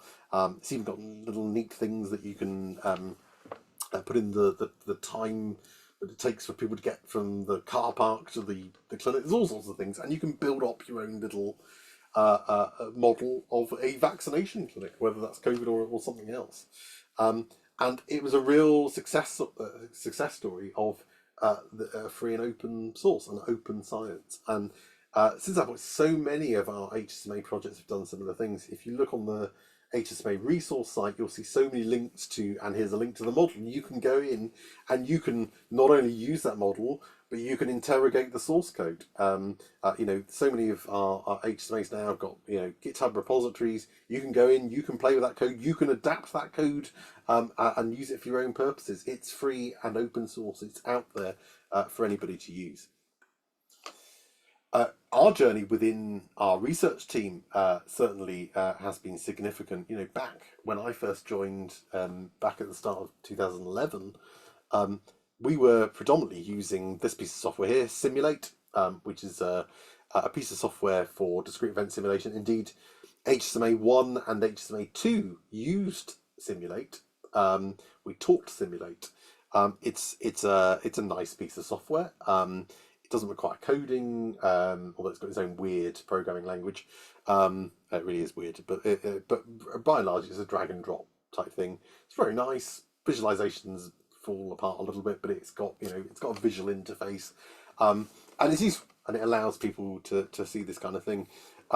It's also £3,000. No, it's more than that. I think it's about £5,000 a license now. But back in the day, it was about £3,000 a license, and we'd get into ridiculous situations where we'd build a model that would absolutely have a massive impact for a trust, and somebody else would say, "Oh, can we use that model?" Yeah. Have you got Simulate? No. Have you got the money for Simulate? No. Well, we could build the model, but that's going to take.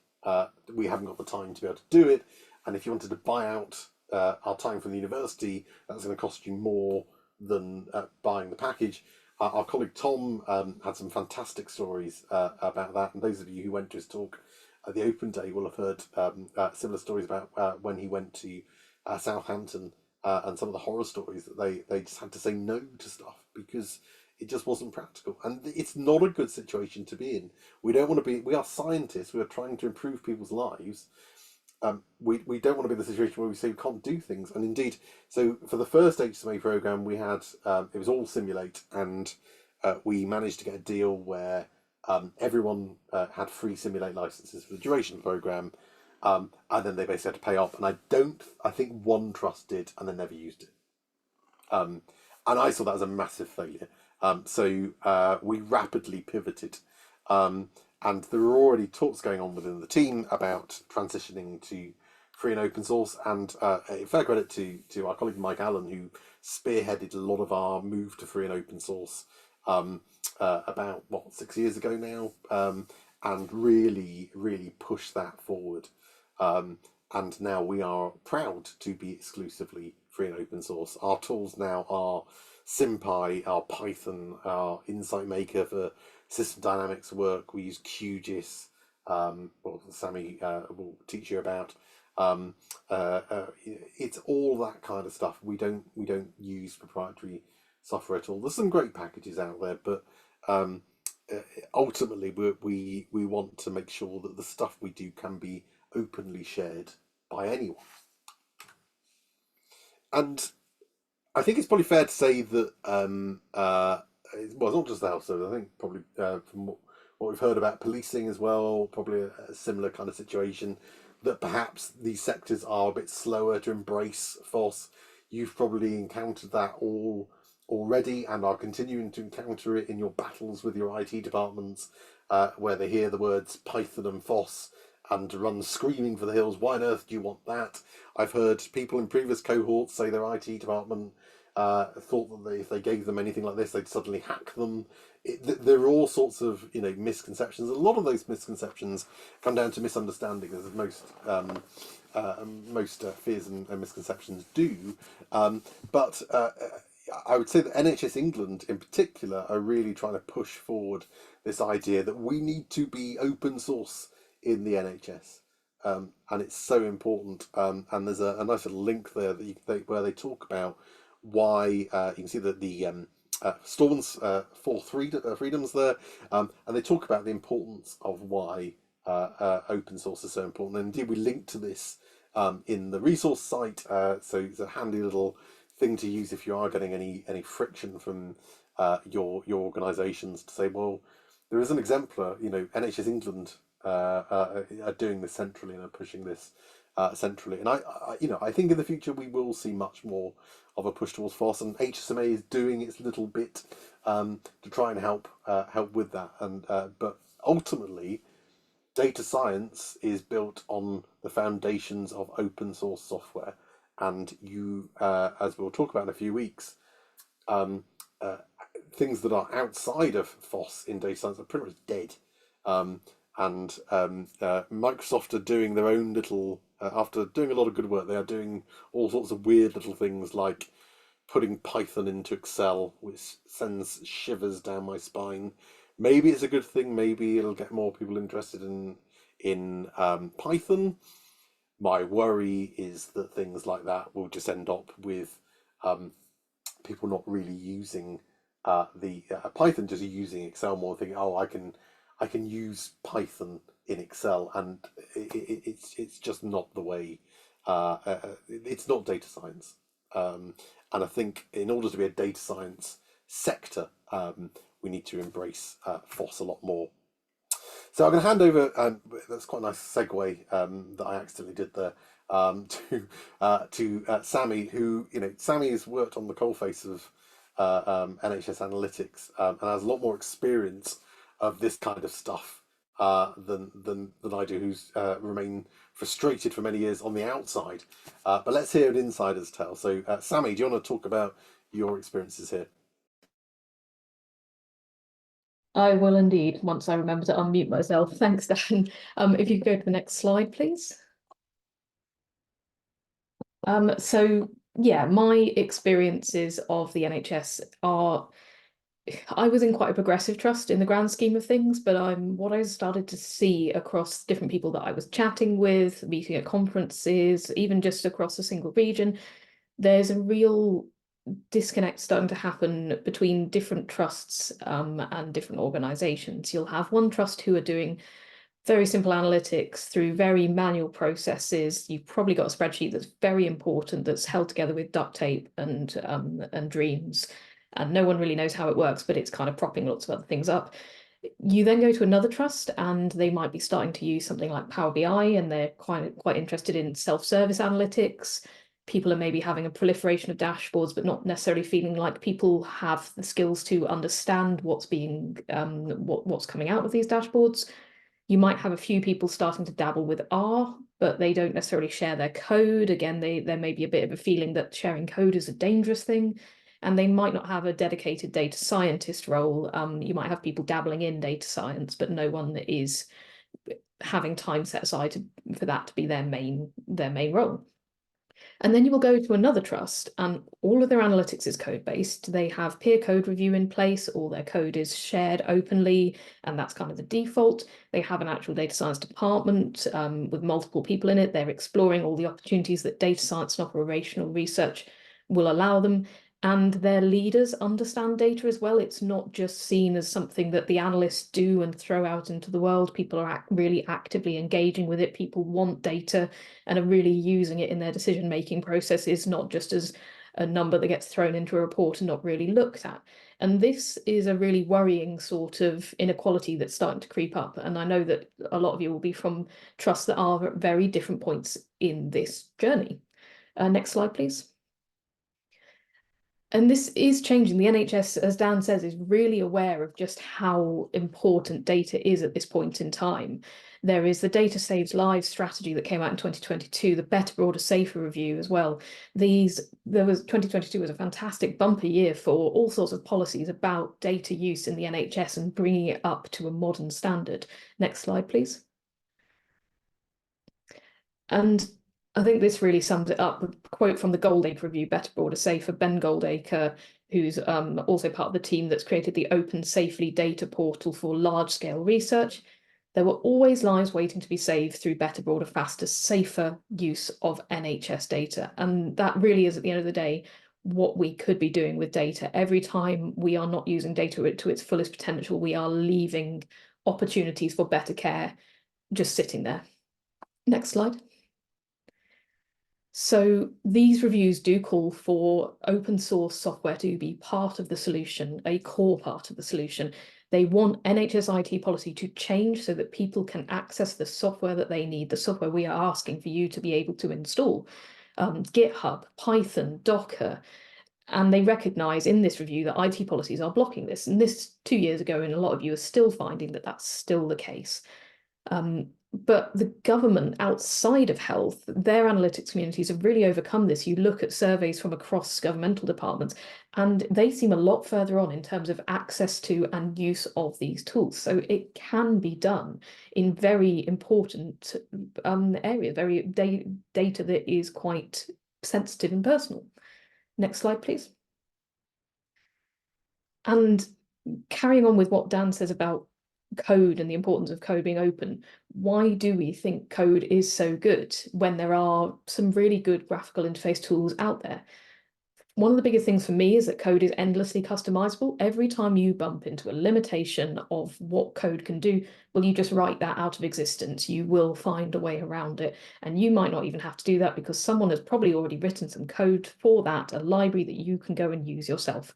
I think the ability to peer review code is completely unparalleled. You can't review an Excel spreadsheet in the same way that you can review code. You can try, but anyone who's really tried to follow that sort of mess of formulae through and try and work out what the VBA is doing over here, code is a completely different ballgame. It's so much easier to review and to understand where mistakes might be creeping in. Version control is crucial as well, the ability to follow through where changes have happened, who's done it, why they've done it, and roll back if you need to is just incredible. And reproducible environments, the ability to come back in 5 years or to run it on 100 different people's computers, and actually, in theory, you can all be sure that you are running exactly the same bit of code and it will be running identically on all those machines. Next slide, please. And more than anything, it really is just, it's reusable, it's shareable, especially across the NHS. We are solving the same problems again and again and again. And why aren't we just sharing our progress on it so we can all move together towards a better solution? Next slide, please. One thing that you will find a lot of more senior people who aren't so familiar with data get quite worried about is the idea of sharing code, because they get this sense that code is a dangerous thing to share, and actually also that if we're asking people to share things, that means all of the data, all of everything, all of the outputs are going to be out there in the open, and that's not the case. Open code is completely separate to open outputs, and sharing code doesn't mean you have to be sharing your final figures, all your internal reporting. There is an understanding that there are certain things that do need to be kept internal. Next slide, please. So where is the NHS going? RAP is a really big thing in the NHS right now. And what I mean by RAP is reproducible analytical pipelines. Next slide, please. So this is automated statistical and analytical processes, making the best use of all the great concepts in software engineering to make sure that any data task is reproducible, auditable, efficient, and high quality. Next slide, please. And again, in the Better, Broader, Safer review, they are calling for RAP and modern open working methods to be embraced. They recognise that things like Excel aren't going away anytime soon, and using those as well as possible, it's kind of inevitable. But reproducible analytical pipelines and open collaborative data science is the future for the NHS, and that there need to be courses like this talking about R, version control, GitHub, Jupyter, and so on. Next slide, please. So what is RAP actually about? It's about minimizing those manual steps, less copy pasting, less pointing and kicking. It's about building using open source software, which is available to anyone. That is a core part of reproducible analytical pipelines. They prefer R or Python. It's guaranteeing an audit trail using version control software. It's making the pipeline code open to anyone through something like GitHub. It's about commenting your code and embedding that in parts of your analytical pipeline so that everything can be followed through and understood and stays in sync. Next slide, please. And there is so much documentation starting to come out about reproducible analytical pipelines, NHS written guidance on this and about how to implement this best. Next slide. And we are really starting to see some change. NHS England have their own GitHub organisation with a growing number of repositories in. Next slide, please. And there is a growing expectation, again, in these reports that the default position should be that publicly funded code written by analysts working in bodies like the NHS, should be shared under an open license. It is paid for by the public. It should be available to the public, and actually closed code should be the exception, not the rule. Next slide, please. And there is the idea that open, where possible, should just be the default method. Everything should be open. Next slide, please. There's some really cool things starting to happen across the NHS in terms of AI, machine learning, operational research. There was a really interesting group called Skunkworks. They were part of NHS Digital before that was rolled into some other organisations.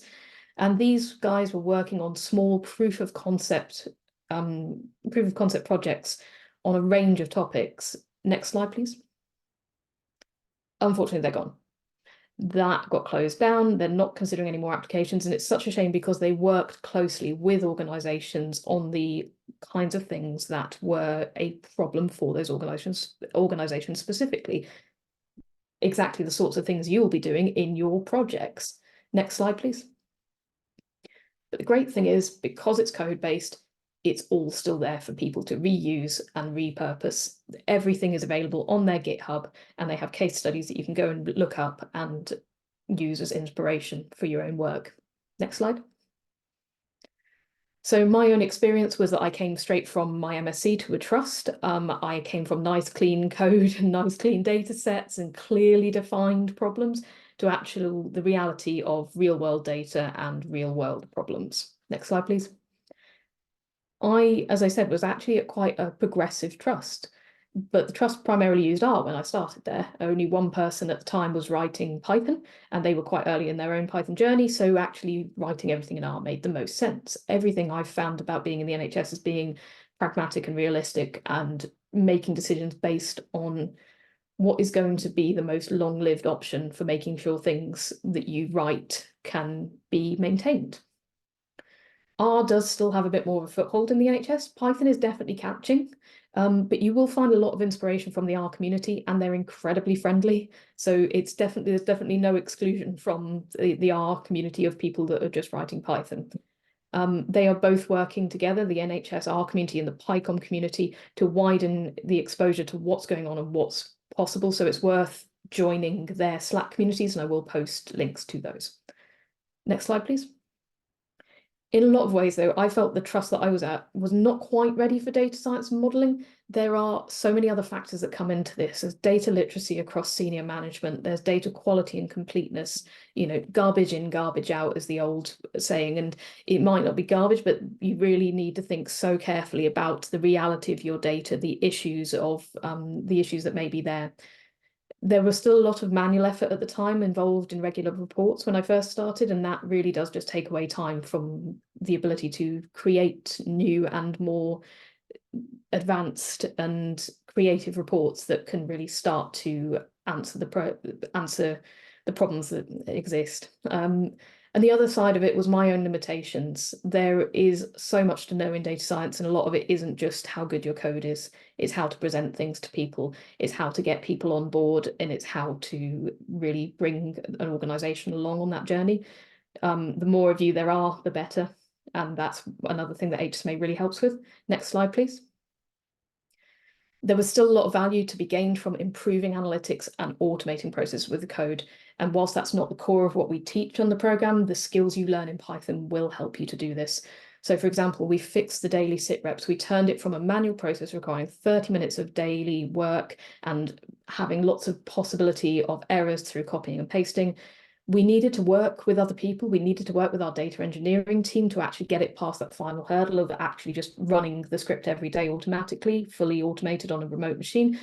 At the end of the day, what we had was still an Excel spreadsheet, because that's what the users needed. They wanted to be able to still make changes because the data refresh frequency wasn't fast enough, so the data wasn't quite up to date, but it still saved so much time. It removed that constant drudgery and actually freed people's time up to do more advanced stuff.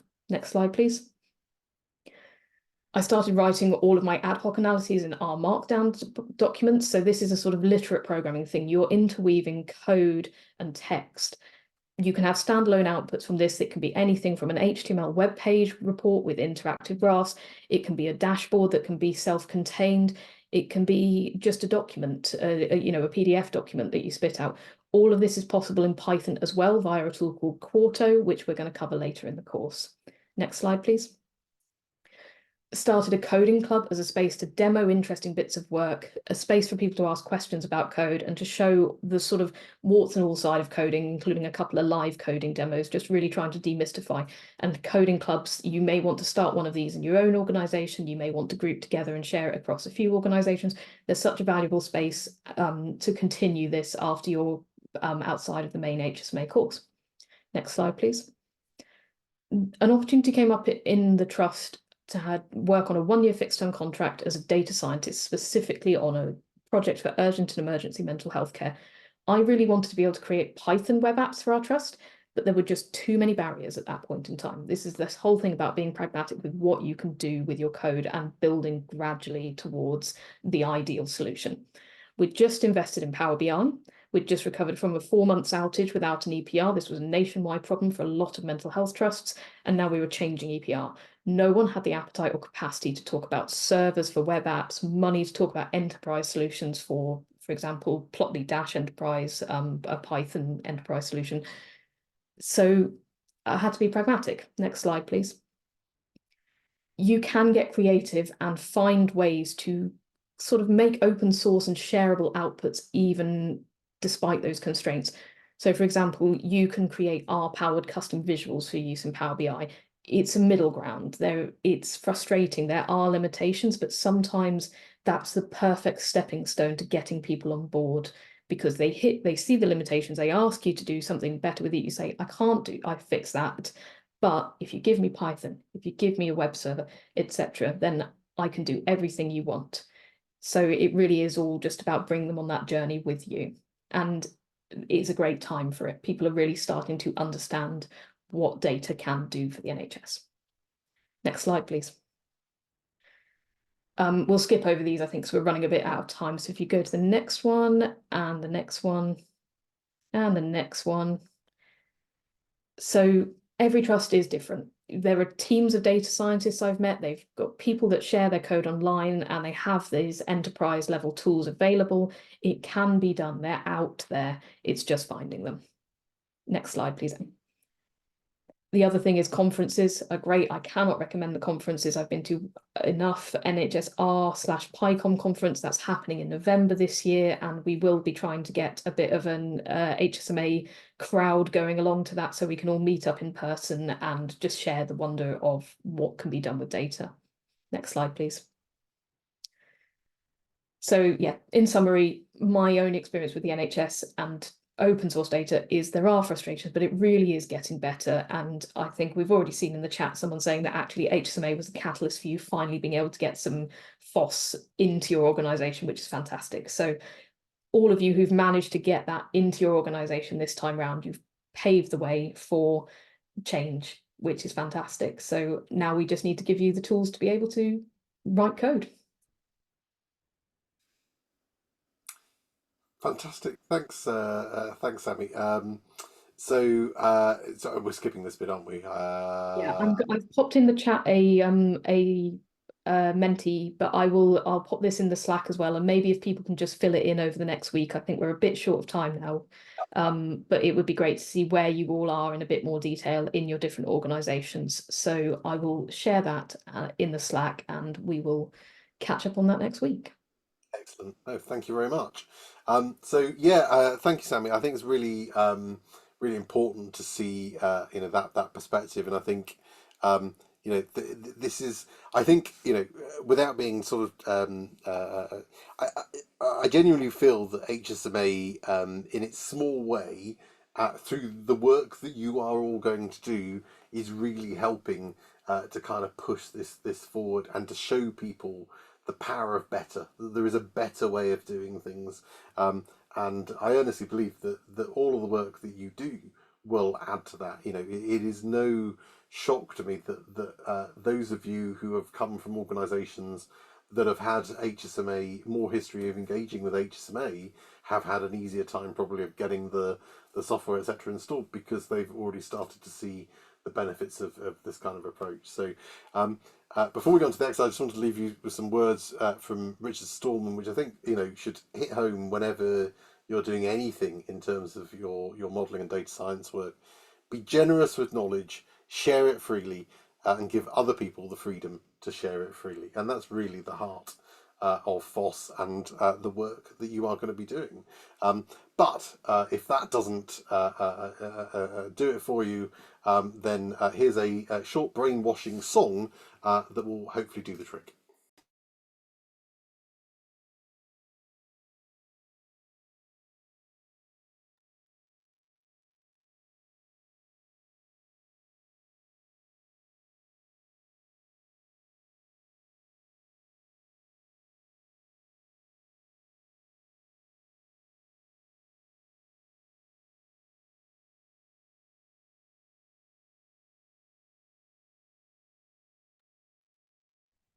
Dan, I think we may have an audio problem.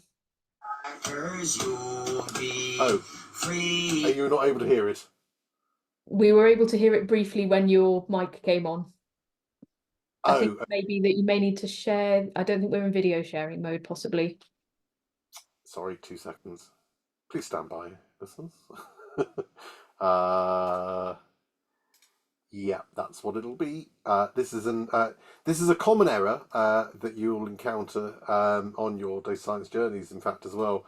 It's called an error between chair and keyboard. And there we go. If I click the right button, okay, try that. Right, I'll try it again. I'll skip to the bit where he starts singing.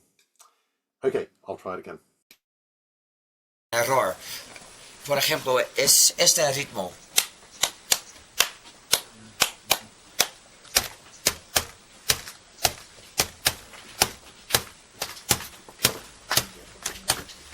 Join us now and share the software. You'll be free, hackers, you'll be free. Join us now and share the software. You'll be free, hackers, you'll be free. Hoarders can get piles of money. That is true, hackers, that is true. but they cannot help their neighbors. That's not good, hackers, that's not good. When we have enough free software at our call, hackers at our call, we'll kick out those dirty licenses evermore, hackers evermore. Join us now and share the software. You'll be free, hackers, you'll be free. Join us now and share the software. You'll be free, hackers, you'll be free. I bet you're now wishing that the audio issue had gone unnoticed and Sammy hadn't said anything. It would have spared. Sorry, guys. But that will now be stuck in your head, I can guarantee, for the rest of the night. That wonderful, wonderful Storman song. I'll play it again. Sorry, it's on an automatic. We're stuck like Groundhog Day, going through the same loop. Okay, so what we're going to do now, we've slightly run over, so but we'll. I think we've got time to do this. We'll just do a slightly shorter version. So what I'm going to ask you to do is to go into your groups, and I want you to have a brief discussion about any examples from your own organisations of pieces of work historically or ways of working that are not currently FOSS or open science in the way they're being done, which I suspect you've got many examples, and pick one of those examples. And basically I want you to, as a group, put together a short, now we haven't got time for a 5-minute presentation, so I'm going to suggest everybody puts together a short 2-minute presentation that basically outlines what the thing is and what your proposal is for making this a FOSS solution, what you think the benefits could be to making this thing an open science solution. So think about as well any kind of potential barriers to doing that, and suggest ways in which those barriers might be mitigated. Imagine that you're doing a short sort of 2-minute pitch to a manager or some sort of senior member of staff saying, we're currently doing this, we believe that we should transition to making this FOSS, and we believe we should do it because of this will be the benefit, these are the barriers that we see. So you don't have to go into details about how you would do it, because obviously we haven't taught you the methods yet, but just pick an area that you think could benefit from being and having an open approach. So we're going to give you slightly shorter to do this, but you only have to put together a short 2-minute presentation. I'd recommend just a single slide, something like that. So if we come back at about 10 past, if that works for people, and then we'll get everybody to do a 2-minute pitch, it should take us neatly to the end. So we'll also ask, we should be able to get all the groups to come in, and we'll ask Sammy again to pick the top 3 groups for some PSG points. Any questions about any of that?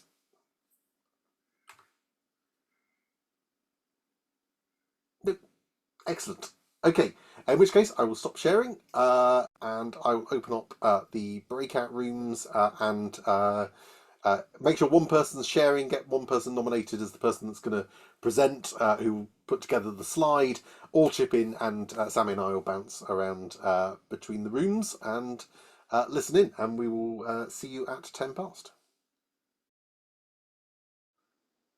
Hi everyone. Okay, so welcome back. I just wanted to give you an extra couple of minutes there, just because I could see a lot of you frantically putting together your slides. So hopefully we've got just about, it might go a few minutes over, but hopefully just enough time just to give everybody a chance to present. We'll change up the order, so let's start at the back this time. So Zylog, do you want to kick us off with your brief pitch on open source in your organisation? Wonderful. We just need... Oh, thank you, Dominic. So we think at the moment we're pretty much in the fourth ring of the ninth circle of hell, where, just to refresh your Dante, it's where the worst sinners, betrayers to their benefactors, are punished, condemned souls frozen in the ice, completely unable to move or speak, and are contorted into all sorts of fantastical shapes as part of their punishment. And that's what NHS data is at the moment. Most of it lives in a proprietary walled garden. So not only is the software not free and open source, the data held by the software is not free either. And despite various FHIR and DICOM and things where we should have easy open access to data, the practicalities and the realities of it are that it's almost impossible without money and support from the closed companies that control these devices. So our new status we're hoping for is much more of an open garden that's kept tidy and looked after, but it's an open garden where we can all go and smell the roses. Thank you. Brilliant, thank you. I love that analogy. A ninth circle of hell. I think Sammy and I will probably steal that for something else. It was a wonderful description. Thank you very much. Okay, let's move on to TIA.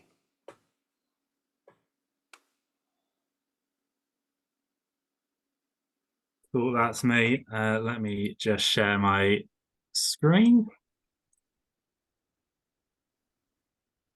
Hopefully everyone can see that. So we ended up taking quite a specific example of from actually a very recent failing that I've experienced. Actually, from some non-free and open software. We use a tool called SAS to extract data and pull reports. Every single week and every single month, we're greeted with this insufficient space in save file, little warning that comes up, which means that the whole sort of NHSBT reporting system absolutely crumbles. It gets even worse when the person who wrote this code and stores all of the Excel files for where this comes into isn't in. If they're off for whatever reason, then no one knows how to fix it, and we just end up scrambling around like headless chickens. I have a massive feeling that if I was to take this case to management at NHSBT, there would be real interest in sort of fixing this problem and moving to some FOSS alternatives. I just think when it comes to that, no one would actually know what those alternatives are, or indeed how they could be implemented. I think in the sort of few hours we've had today is probably the most sort of learning anyone at NHSBT has had into some of those opportunities. So that is actually the main barrier. I think everyone also agreed that IT is constantly an issue in sort of passing any change whatsoever. But also I think one of the main challenges that we face is this phrase that comes up, well, it's the way it's always been done. So why change it? If it's not broke, don't fix it. Well, number one, the evidence is there that it is actually broke. So we do need to be fixing these and thinking of alternative solutions. This isn't a good forward-thinking approach. And everyone sort of acknowledged that when you do put in work like this now, it can lead to massive benefits down the line. And those who get involved, particularly those who maybe have the assumption that they aren't data literate, it's another string to their bow. It can be massively confidence building for them as well. So quite a lot of reasons to overcome those barriers and start implementing this way of thinking. Brilliant, thank you very much. And that really powerful argument, I really like that. And I strongly suspect that in just a few weeks' time, you'll encounter some tools to allow you to start to think about how that might be implemented better. In fact, this seems like a ripe candidate potentially for something Sammy might want to look into for the modern analytics module, even as a kind of case study of this kind of thing and how you could do it in a better way. So yeah, really nice example. I like that. Thank you. Okay, so Sid, you're up next. I think that's me. Ian, would you mind sharing your screen? We've got two examples, but I don't with me and Chris, but I'm not sure if we've got enough time. Okay.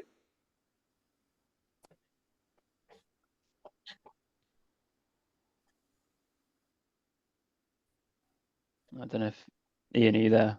Okay, thanks. There we are.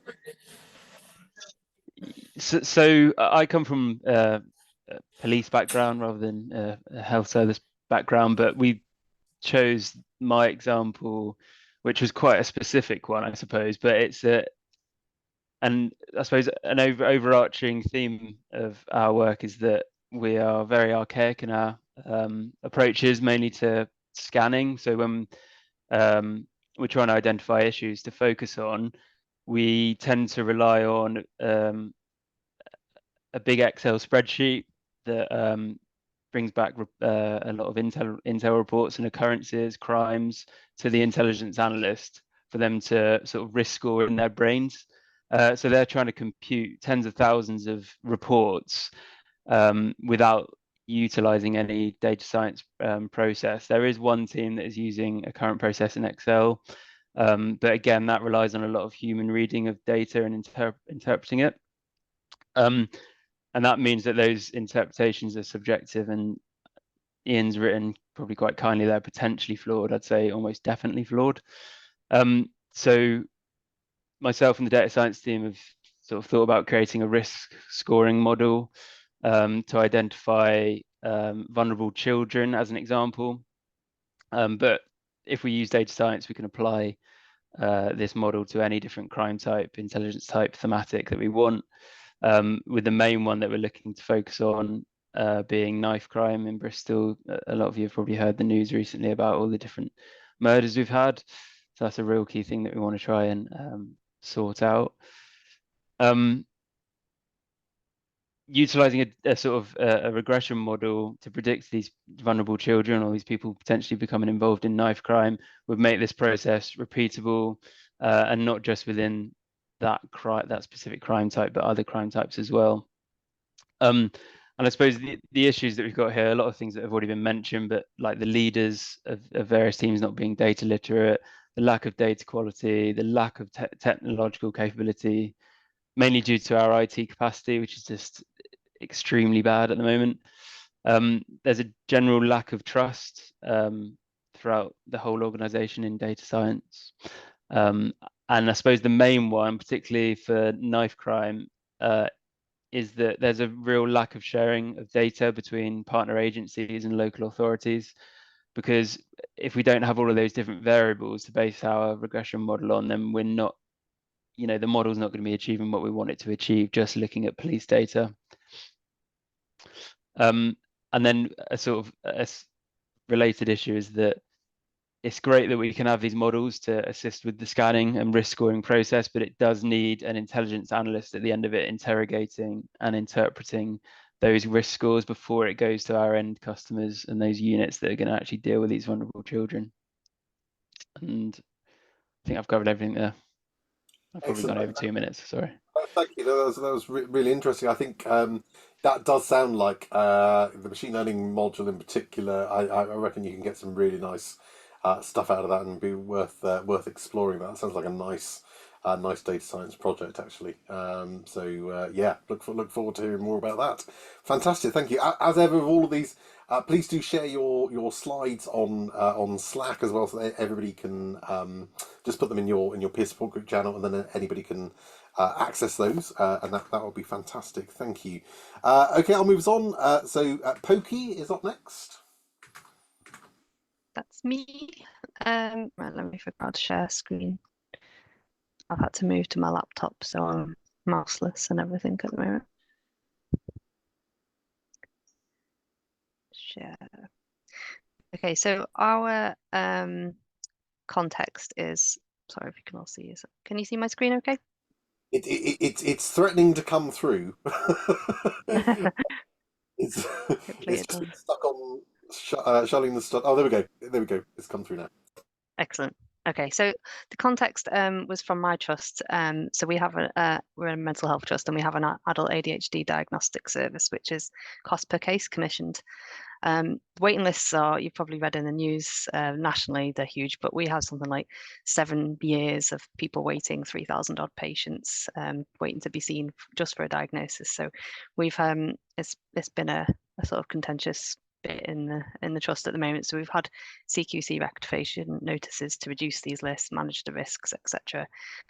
The maths just doesn't add up. We have something like 50 referrals a month at least, and 20 to 30 appointments per month. So it just keeps getting bigger and bigger. So there's a lot of requirements for modelling and trying to manage this never-ending problem. The main one being that Excel is seen as a database. So data from all different systems is brought together at the moment.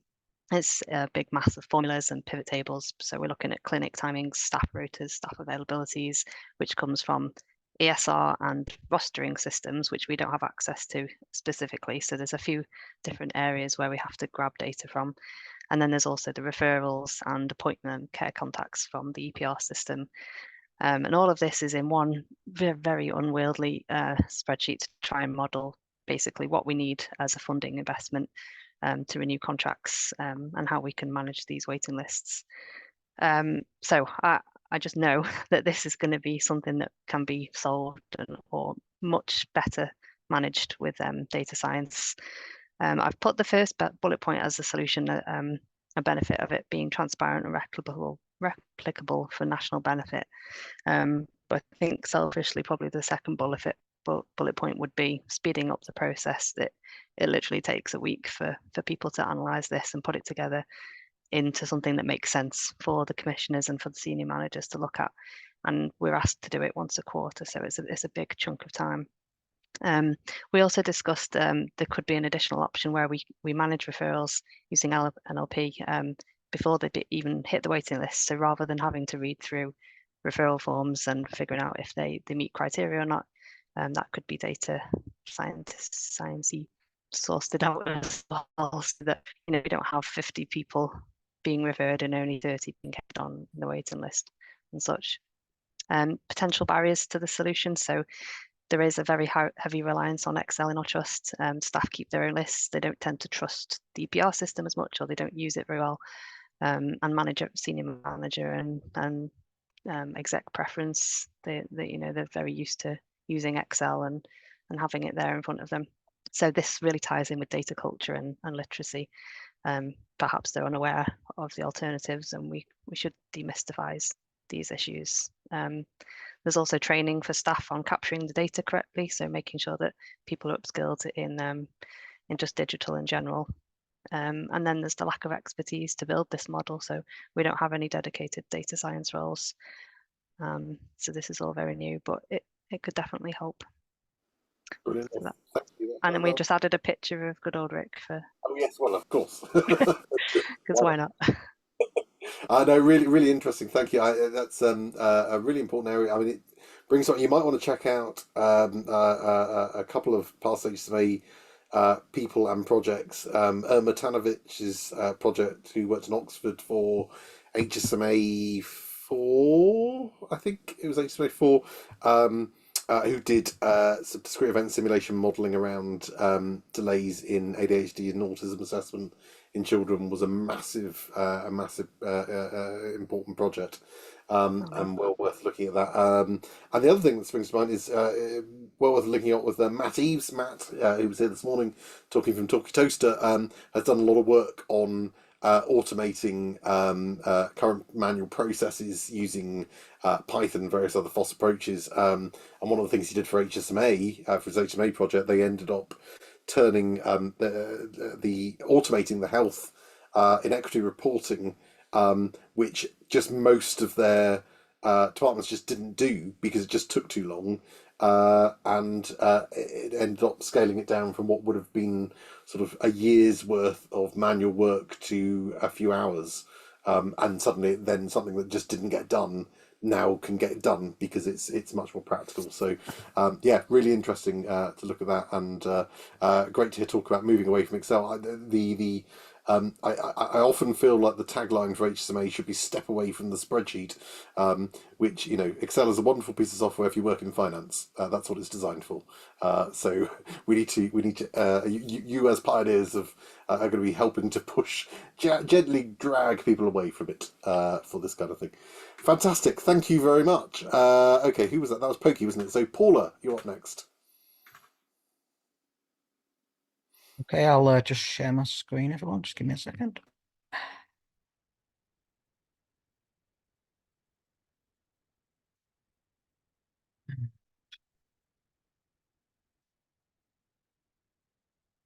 Let me. Okay, can everyone see that? Yeah, it's all through. Okay, so I work as a senior BI developer within the BI team. So this has been a real bugbear of mine, this particular issue. So we have a monthly board level report that is produced at the end of each month, and it's got about 120 metrics in it. At the moment, it's being produced by copying data and charts. And now we've invested quite heavily in producing some really nice and interactive Power BI dashboards. But they seem to have got into this habit of copying and pasting screenshots of charts from Power BI and also from pivot charts that they've done in Excel and then putting them into PowerPoint. And it's created this entire industry of sort of admin and even performance managers in quite senior roles. And they spend all month just doing pivot charts and copying and pasting data to produce this report. So we actually did a bit of work in BI to work out how much it was costing, and we worked out it was costing $500,000 a year to produce this monthly board report with all the people scurrying around trying to find data. So we put forward a proposal that the BI team, at a one-off cost of $500,000, could actually automate the whole thing. We'd get some members of staff from the BI team that would be dedicated to that project, and we'd also get some contractors in to support us. We could get it turned around, and instead of it being a recurrent cost, it'd be a one-off cost. Now, the other thing was that we talked about using open source code, because a lot of the code that we need is available. For example, some of the NHS England stuff's already published on GitHub. So rather than us writing the code, we could just borrow the code from there. And we could also use some open source software to sort of offer greater insights into the data that we couldn't offer with our sort of current offering. So the main barriers we've had really were first one, information governance. There's a very negative view of open source within the trust, and that primarily stems from us being a Microsoft Gold partner. There seems to be this feeling that Microsoft products are safe, so we tend to stick with what we know. There's generally a corporate culture of being used to the reports in PowerPoint, so they just get a pack at the end of every month. And the problem with that for me is they're always looking backwards, not forward. It's always, reports as of the last day of the month, last day of the previous month.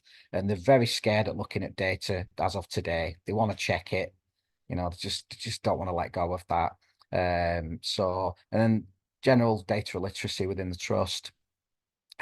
Just trying to upskill people and to get them comfortable using dashboards and that sort of thing. DPIA, data protection impact assessments, quite a lengthy process to go through to get new processes accepted. And then the other thing that's been thrown in the works is there's a lot of change going on, sort of particularly regionally within our trust. We're looking at merging back office functions and things like that. So they don't really want to look at any of this kind of stuff until that all settles down. So that was a bit of a whistle-stop tour. No, brilliant. Thank you. I think from the chat certainly resonated with a lot of people. Resonate. I mean, I don't even work in the NHS, but just working with the NHS and hearing some of the tales, I think that resonates with a lot of the things I've heard over the years as well. And I suspect Sammy's nodding her head as well. Yeah, we've done really well in, we've got some really nice interactive Power BI dashboards. I've done some what if type analysis with sliders using some really complicated DAX formulas and things like that. Don't use them. Copy and paste it every time. Yeah, no, absolutely. Well, hopefully, as I say, we can use this program to try and push forward some better ways, better solutions. That's why I'm here. Yeah, fantastic. Brilliant. Okay, thank you very much. So apologies, we're going over slightly, but we've only got a few groups left, so if we can just whistle through. I appreciate if people have to leave, but if we can hang on just a tiny bit. Motorola, if you're up next, if somebody wants to present theirs. Hi, that would be myself. Hello. Hi. Awesome. Is that showing for everyone? This would be good on my end. Thanks.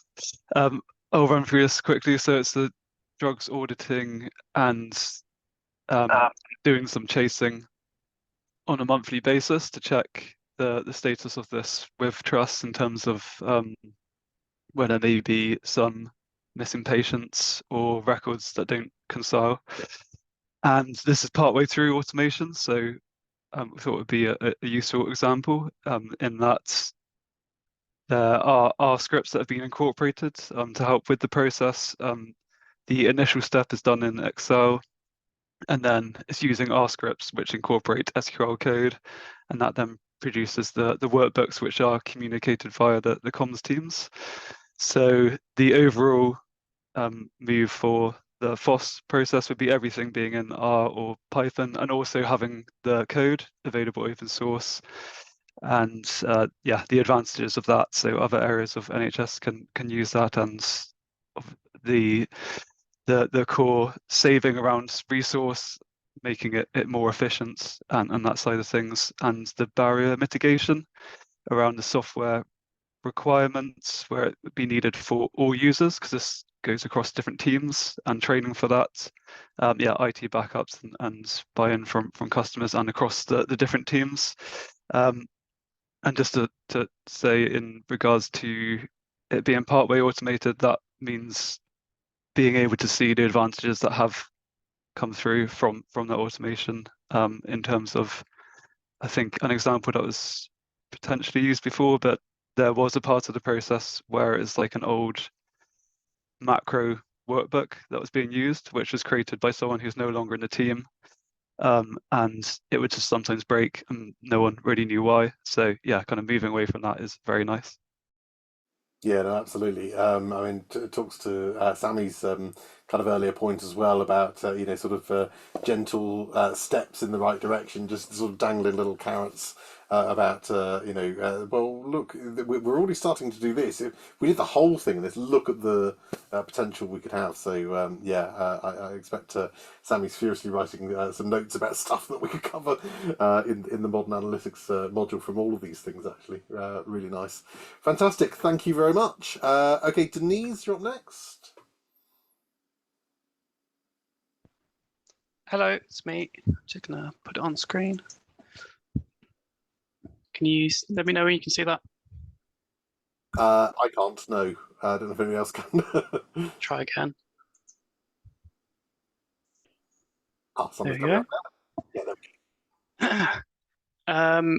So we had quite a good discussion on the kind of benefits and barriers of kind of introducing FOSS in general. So I haven't got a specific example to talk through, but generally we're talking about kind of moving from the Excel, Power BI sort of manually updated software towards FOSS. Mentioned many of the similar things as other groups, but one of the things that we had a good discussion on is around kind of transparency. I know, of course, to a kind of IC a customer that might be not as big as the other things already mentioned, but the importance of publicly funded code is actually available to the public, and it's potentially an avenue of sharing data, which otherwise would be sat behind Power BI dashboards and so forth. So improving kind of public trust in how data is used. We also had a conversation around kind of how there's differences in access to software between the kind of clinician side of the group and the kind of more analyst part of the group. Importance is investing so that they've got access to those software and skills.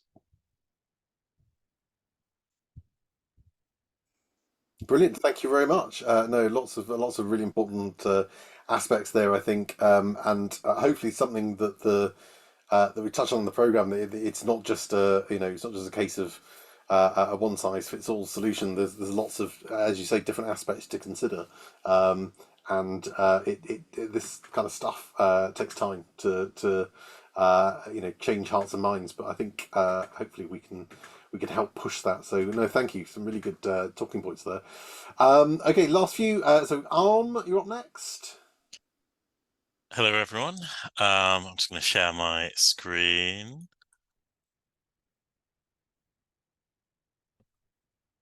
Is everyone able to see? Yep, it's come through. Awesome. So in a similar sort of vein, going around our group, we all had like similar stories. So we haven't picked one particular example.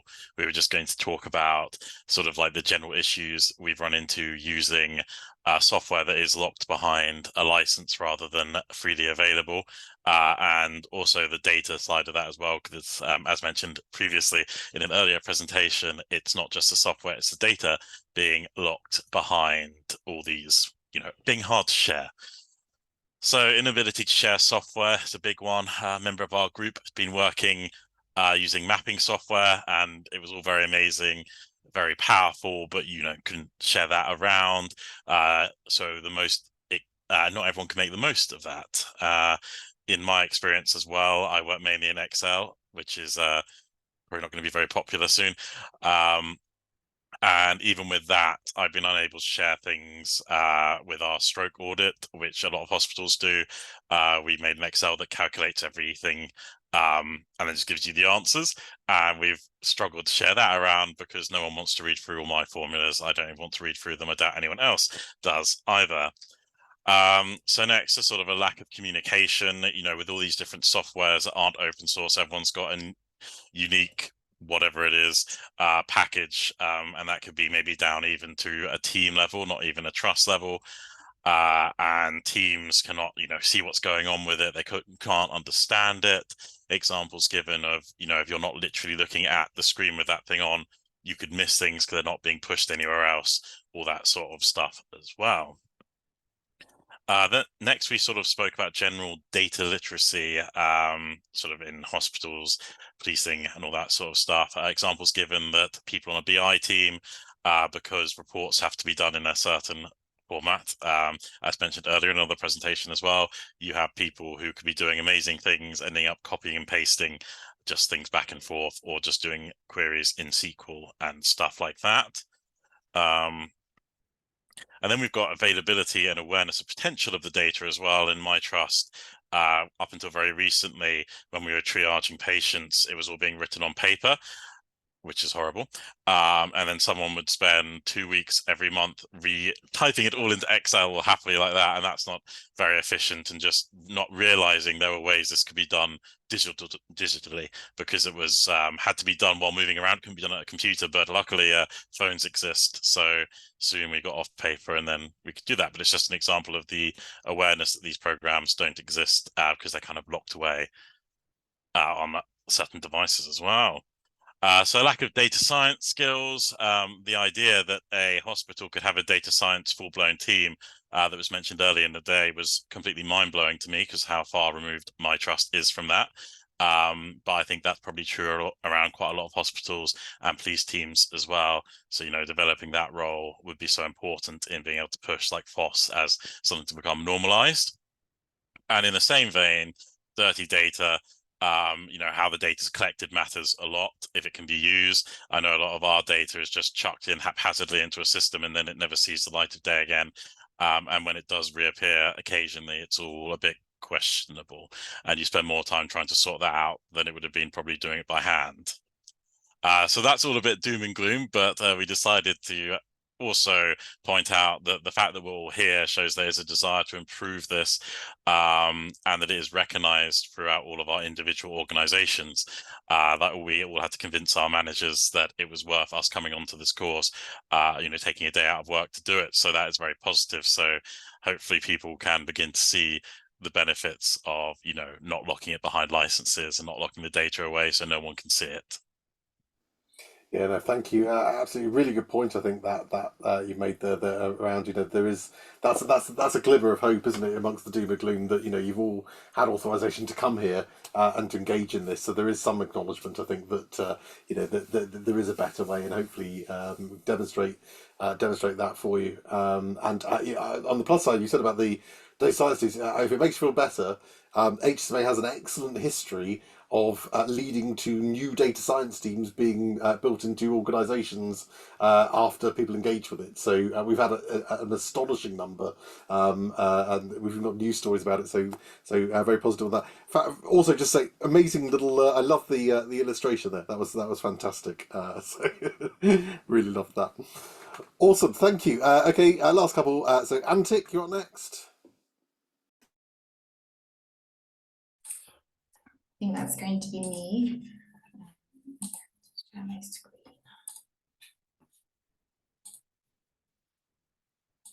Okay, hopefully you can see that. So we all came from lots of different backgrounds in our group, but quite a few of us, or quite a few people, do these manual kind of situation report submissions as SIP reps that lots of NHS trusts have to do on a daily basis in many cases, and some of them weekly.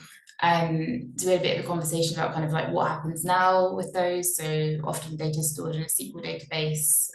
People kind of run SQL scripts to extract the data and then have to enter it into locked Excel templates manually and then submit that through an online portal.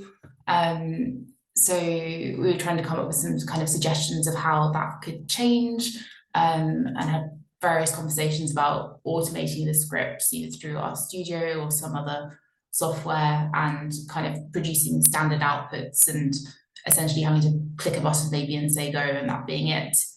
But ultimately we kind of came to the conclusion that the submission process would need to change for any of this to be possible, because the templates are locked and it's not really possible to edit them. And there needs to be a bit of an agreement between kind of NHS England and the trusts about a standard process to do that, which was kind of more practical and less time consuming for people. Hopefully that covers it. Brilliant, no, thank you. No, again, really interesting example. I think that's an interesting point you raised, one of those barriers there, and I think potentially some of the power of being able to do this kind of stuff is to say, well, we've got this, if only now this could change. And you sort of dangle that carrot of that glimmer of what it could be like. I think that can really. I remember years and years ago, I did a project. One of the first projects I did when I joined the Pencourt team, and one of the things we found was that their data was atrocious. And one of the big impacts on that project was that they cleaned up the way in which they were collecting data, because suddenly they realised it was important why they were collecting this, because it prevented us being able to answer their questions. So yeah, stuff like that I think can be quite powerful. Brilliant, thank you. Okay, so lastly we've got Agnes. You want to give your presentation before Sammy gives her judgment?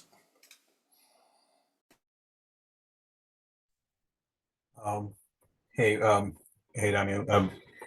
I'm sorry, we didn't quite reach a consensus of who's going to talk. Let me share my screen. Open to people pitching in. Just a moment. Sorry about that.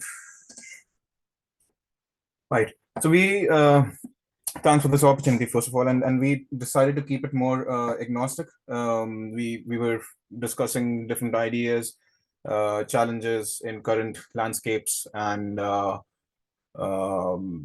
challenges in adoption of FOSS, and that's how we've broken it down. So existing landscapes. What's happening? What are the problems that we face day to day? One is definitely version control problems, issues. We were joking about how we each maintain different versions of the same Excel sheet or PowerPoint or CSVs, and it can be hell to manage individually, and there is clearly a skills gap. And open source solutions would definitely do have a learning curve. Having worked on R myself, it took me quite a while to get more familiar with it, and that's me coming from an engineering background. I cannot even begin to speak for people from a non IT-ish background. There is also there are also issues with the way organizations take decisions. A lot of times this decision making can be very top down rather than bottom up. wherein we are just at the receiving end of we're being told what to do, what solutions to use, what ways to work, rather than what I know that for example, best software practices would be agile would dictate that you keep your customer first, you keep your software developers first, and you work with synergies, and you listen to each of these stakeholders and then take decisions. We also talked about moving a little away from IT. We also talked about from a clinical perspective, distributed data collection points, and it could be clinical equipment that's sitting at a GP practice somewhere within an ICB and collecting data that has no link to a central repository. So until you come up with a solution to incorporate or create a network where you can actually collect information and collate information, you hit roadblocks.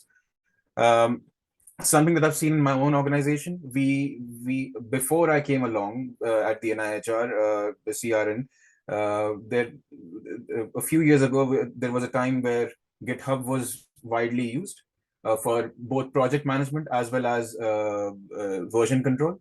And then leadership changed, and we fell back to more comfortable ways of working using spreadsheets and Excel and Google Sheets, which, I mean, me personally, I wouldn't go for that.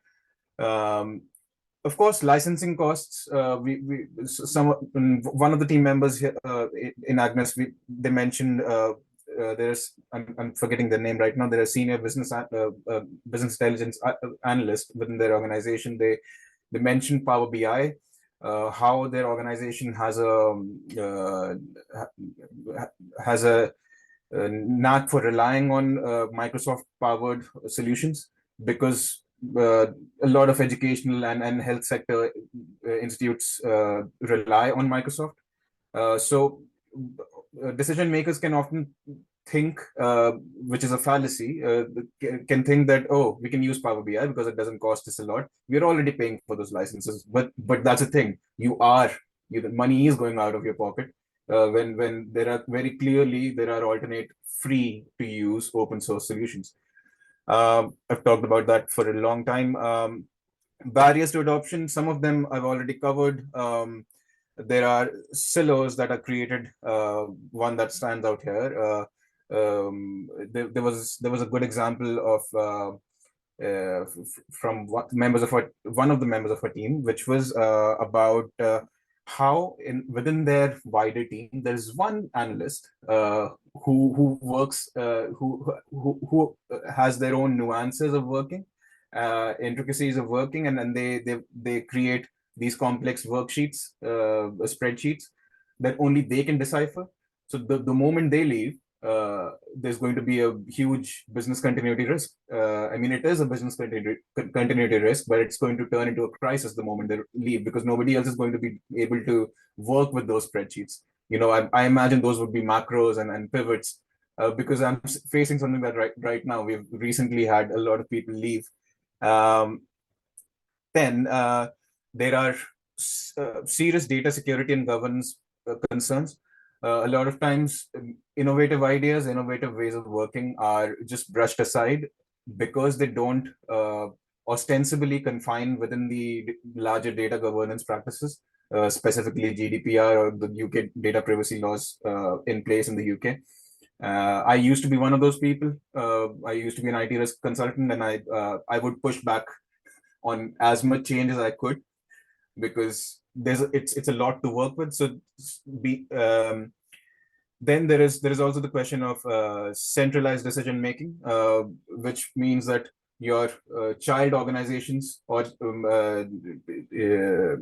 there's a hierarchy, your child organizations don't have the necessary autonomy to take those decisions of coming up with new ways of working.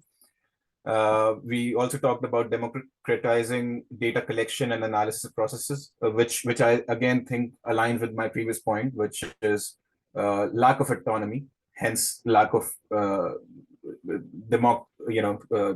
processes that can be called that can be described as such. Sorry, there's so much to cover and so little time. Actually working with, so how can we get over these challenges or these hurdles? Of course, first and foremost, programs like the HSMA, which empower individuals, which empower professionals to be better informed, be better skilled, to actually know about alternative methods of working. Because to the layman, you would tell, if someone tells you, okay, you've got ClickSense, you've got Power BI, you've got Tableau, you've got AWS and this and that, that's all, those are the only things that you can work with. It's people like you, it's initiatives like these that actually help us find out that, oh, there's a world outside of our little bubble. Working with data security and governance experts to bring them into our fold, creating those synergies, not treating these people as outsiders, rather treating them as stakeholders. Other ways, again, I think it's beating the same point, working with IT infrastructure teams to better manage expectations and get stakeholders on the same page, which system-wide ways of working, where you have a lot of team players, but you are working to better reach a consensus, so that people don't feel left out in that process. Of course, there will be huge financial benefits when you're moving away from licensing costs to using solutions that are open source. I mean, what ClickView does, essentially, if you train in Shiny apps, you train in ggplot, and you can produce comparable, if I might say, dashboards. Such as ClickView. I mean, they may not be as refined at the first instance, but it's an iterative process. Organizational attitudinal shift brought on by senior management. Of course, here is where we need that top-down influence. If there's an organizational change